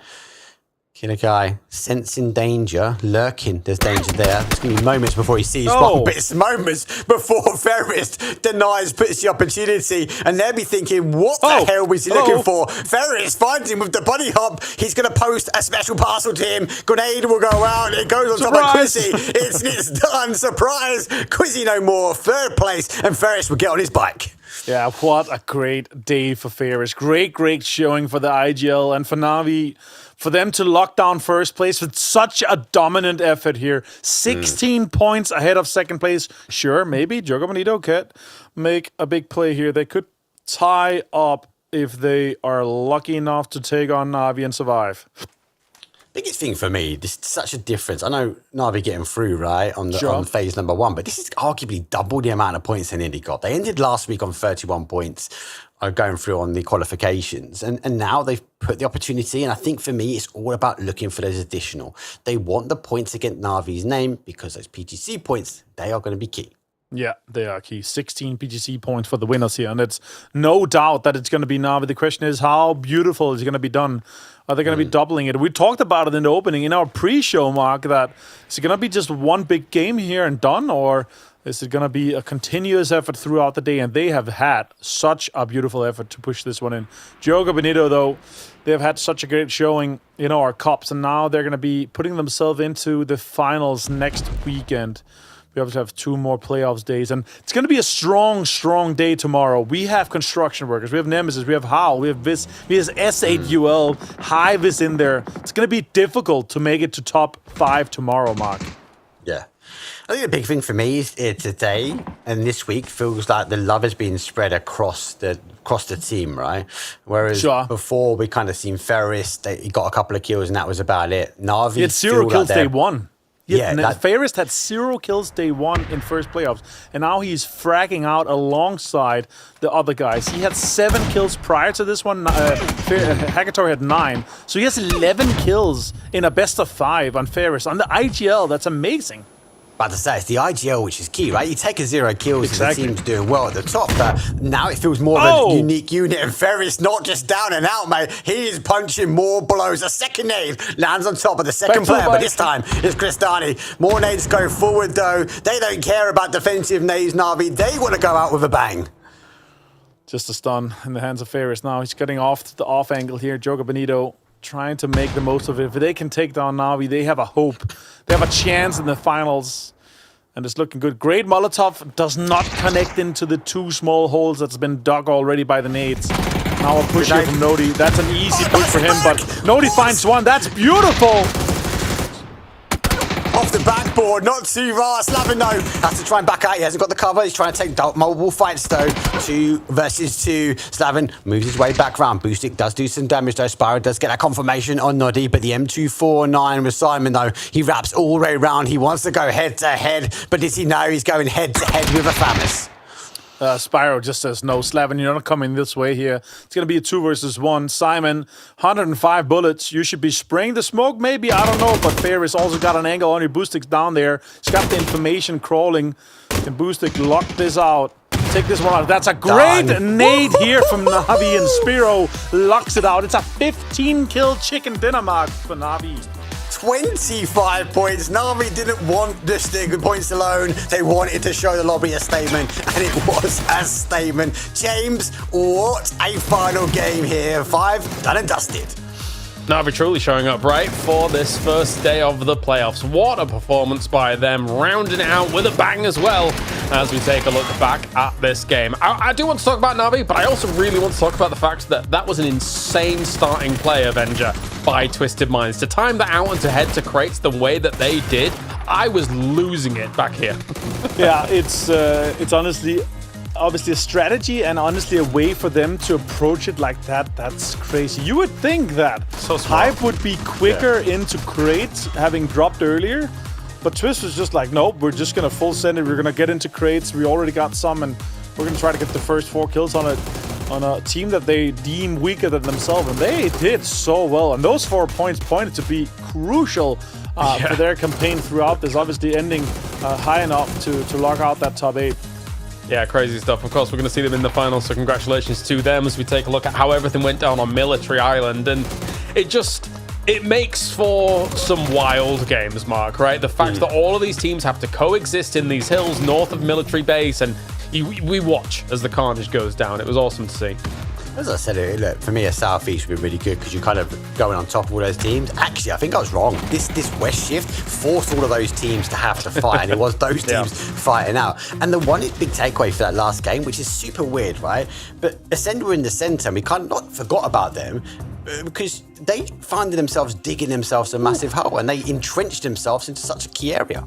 Well, will be 25 points going the way of Na'Vi. Congratulations there for the majority of the PGC points for the day number 1. But again, we said before all of this, Martin, it would be heartbreaking if Yoga Bonito doesn't make it, but they did make it here to the top 2 and also to their first finals for this PEC, considering they didn't make the previous one. Great effort for them. For them and for I mean, after what we saw from the Cops and what, from Krystallen here and how well they've been able to have this kind of play out. Obviously, a lot of the effort were from the 8 kills that we had in Krystallen and the Miramar. Great personal effort from him here, but from Yoga Bonito, their joy to be in the finals next week, that's going to mean a huge grind in the coming days, in the coming week, before we get into the finals. So that's going to be awesome. Them getting 34 points is massive. Yeah, and it will be Na'Vi with 66 in number 1. Team Vitality doesn't have to play out 3 days. Congratulations to them. Yoga Bonito gets into their first finals. And No Slack, by the skin of their teeth, is able to make it. As Avenger was saying during this cast, Mark, I think they had to be sweating buckets. I think they only got 1 kill in this game, and then they went down. Yeah, and then you have to sit there, wait and watch. Look, they scraped through 29 points. For me, it's quite shocking. No Team Nemesis, no Vis this time, no construction workers, no SAUL. All teams coming into today, I would have gone mostly on that left side of the table. Yeah, construction workers, 18 kills, but only the 4 placement points coming in here, Avenger. I think if they just tightened things up a little bit, maybe it could have been them in top 8, but not to be this time. It could, man. We talked about it, right? We talked about the points that were coming out from the Tego game. There's 5 points if they won the fight, the direct fight with the pull-up on Bushido Wildcats. That would have put them at 27. And then maybe they could have gotten 1 more or 2 more points in the Tego game. Like, it's the small fights, the small wins that they have. But 4 placement points is the reality, and that is not enough. The consistency in the top 8 has not been it today. Their kills are enough, but yeah, that's not high enough here. Great for No Slack, the great effort, but they're going to be playing different. And like we saw them in the finals last week, that's the approach that they should be going with. Yeah, 4 teams actually rotate out of our previous top 8 coming into this one. As I think it was, it's gone now, but 4 teams. It's true. But believe me, as we take a look at the numbers from all of this, it's all Na'Vi across the board. Surprise, surprise. Looking fantastic as time goes on here. So good for them. I will say, Mark, before we actually moved on to what is technically the leaderboard there, I am concerned for S2G. Like, not just this tournament, not just today and things like that, but they didn't qualify for the finals before. They've not been able to get themselves through on this day number 1 as well. So I'm concerned for them, not only here in PEC, but also PGSs. I think they really need to kind of like change tact a little bit. This is something not sitting right. And I thought maybe a new patch might bring a little bit of a creativity because we know Sheila can be quite aggressive. CCR Next, obviously, strong contender as well. And it's not like on paper this team can't perform because we've seen it historically. Something isn't right. Is it with the new changes? Is it the org? Is it the setup? Is it the TPP? There's so many questions that I've got for this team because it can't just be one thing. Yeah, I agree. Do you have any thoughts on that, Avenger? Or I mean, for me, what we've seen today here, like us swapping out for, sure, you were saying swapping out for, but it's swapping out, day 1 to day 1 here. Us swapping out for is just such a huge testament to how different both the patch is today, but also the preparation that we've gone through. And that is what I really feel has come to fruition here for this one here. You can see there's a clear consistency with the teams that have done well throughout scrims and throughout our last finals, that they are also doing well here. So really happy for Team Vitality, obviously, to do well here, but what a turnaround for Na'Vi and their preparation to have come into this. It's a completely different Na'Vi from we saw playoffs day one. It's always funny to watch the emergency pickups come in to try and make it work, but on spots like this, you are going to get gunned down by these fantastic players that can greet you when you come along for this. And for Vitality, unfortunately, as they were the team focus, all they had to do was sit and hope and wait, but they've done enough already anyway, Mark, which is good, because they're the kind of team that you do want in a finals and not having to sweat out all 3 days for the playoffs.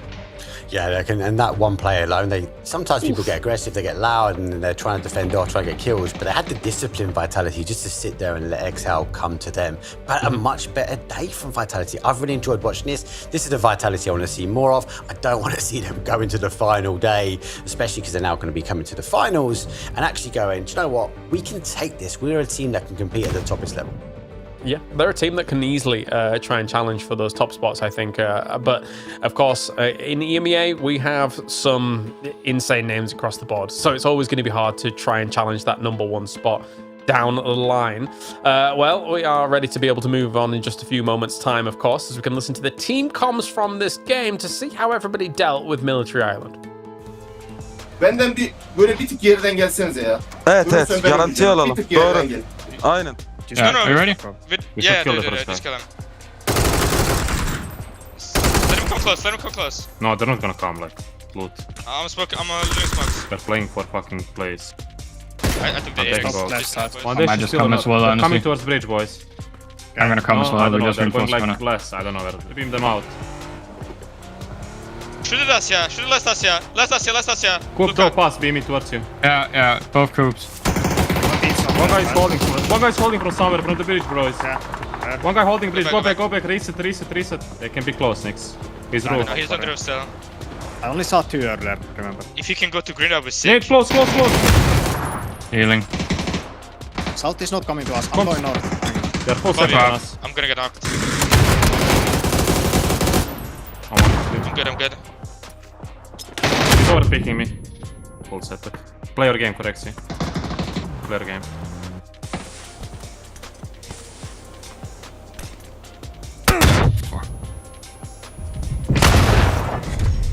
No, action speak.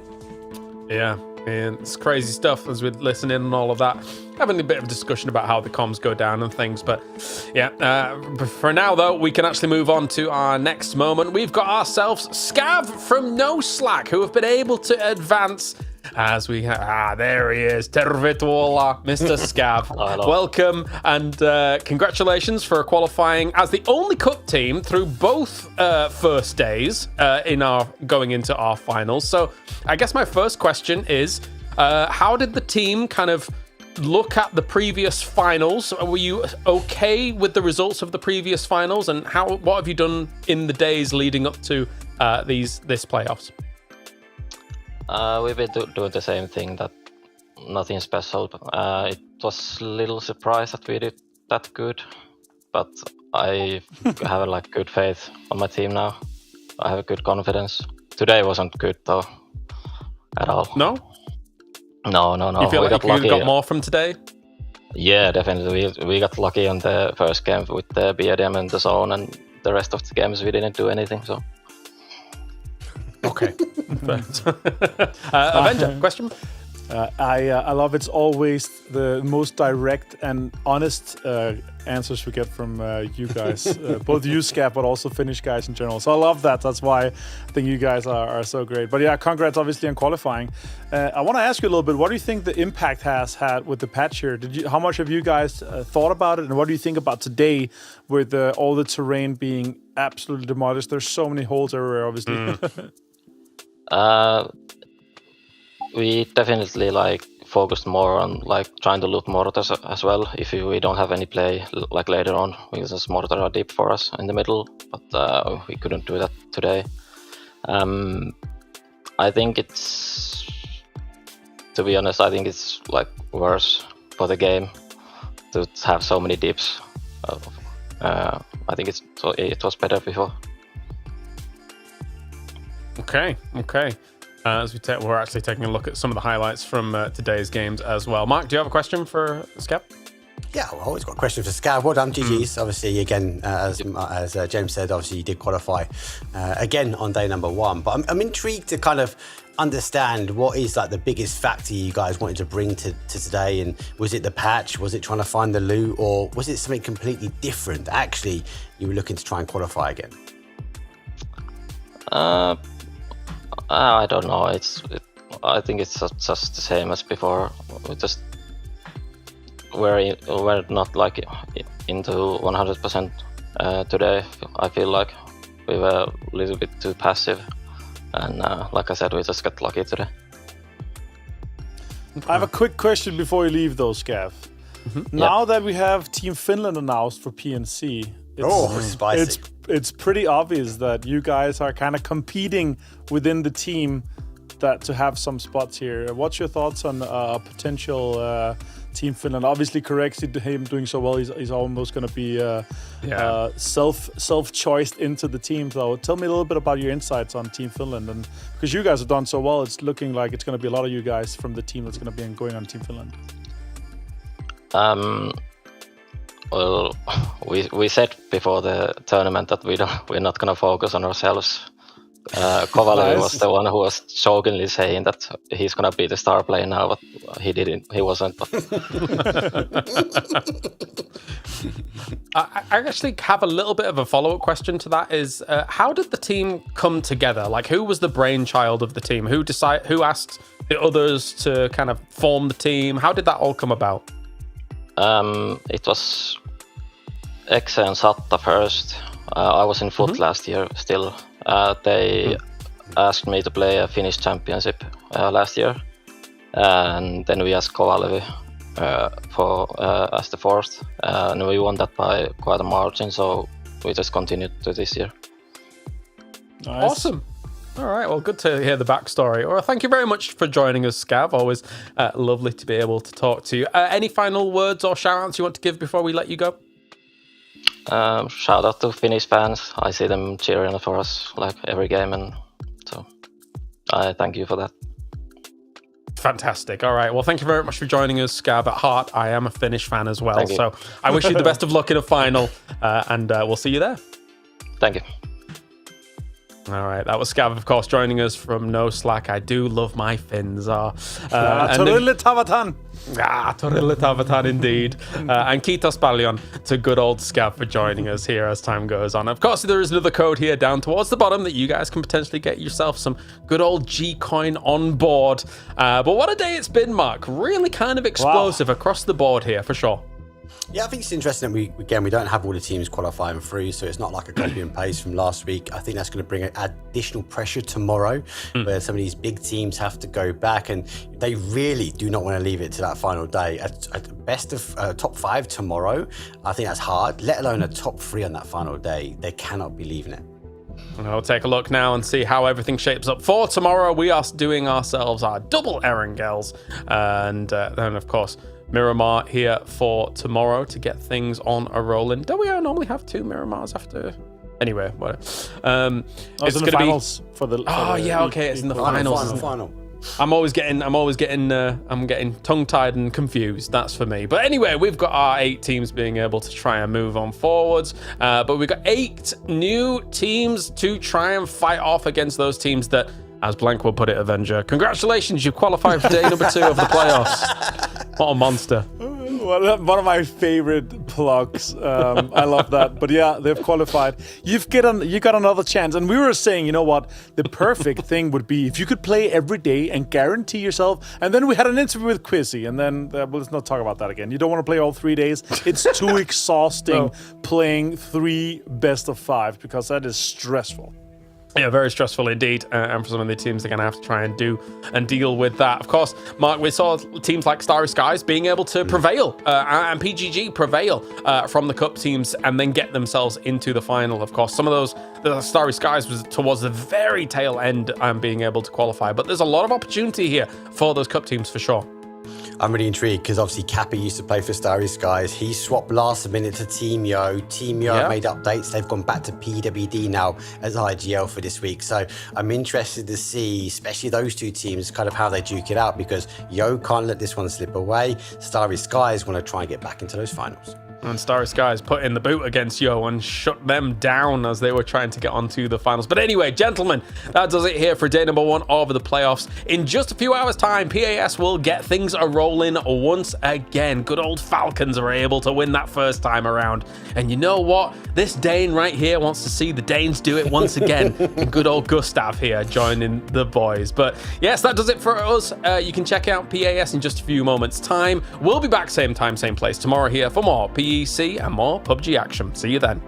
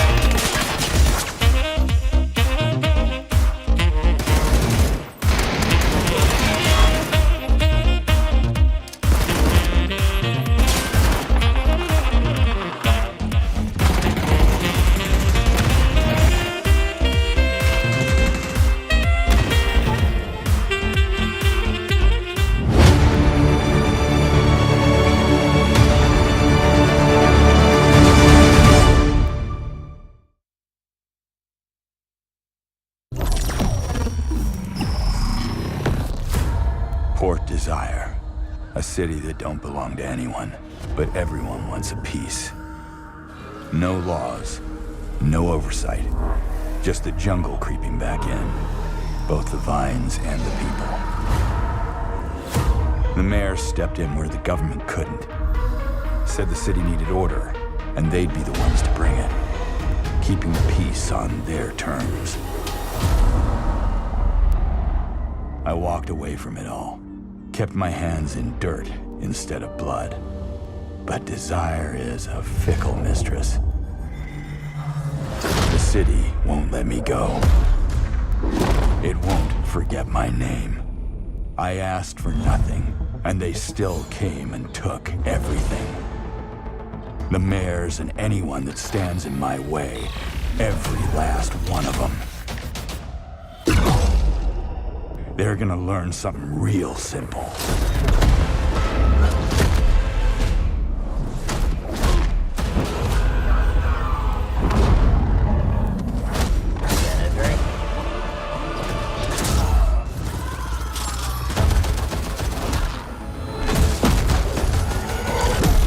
You reap